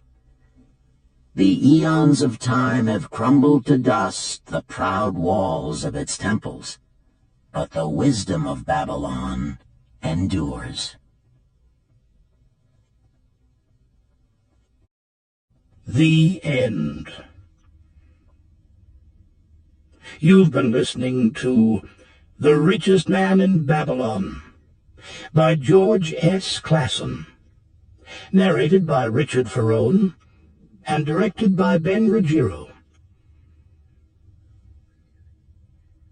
If you've enjoyed this book and this performance, Recorded Books recommends The Art of War by Sun Tzu, narrated by Joe Mantegna. This classic of military strategy includes a detailed introduction and commentary on the history of Chinese warfare and military thought. We also recommend Nickel and Dimed by Barbara Ehrenreich, narrated by Christine McMurdo Wallace. Nickel and Dimed reveals low-wage America in all its tenacity, anxiety, and surprising generosity. A land of big boxes, fast food, and 1,000 desperate stratagems for survival. You'll find a wide selection of titles in the Recorded Books catalog, including bestsellers, mysteries, classics, histories, and more. So to order another recorded book, or for a copy of our latest listing, please call the toll-free number found on the back of this book. Don't forget to ask about easy 30-day rentals by mail. On our website, you can browse our catalog, place orders, hear about our latest releases, or tune into narrator profiles and author interviews. So visit us there at www.recordedbooks.com. And thank you for being a Recorded Books reader.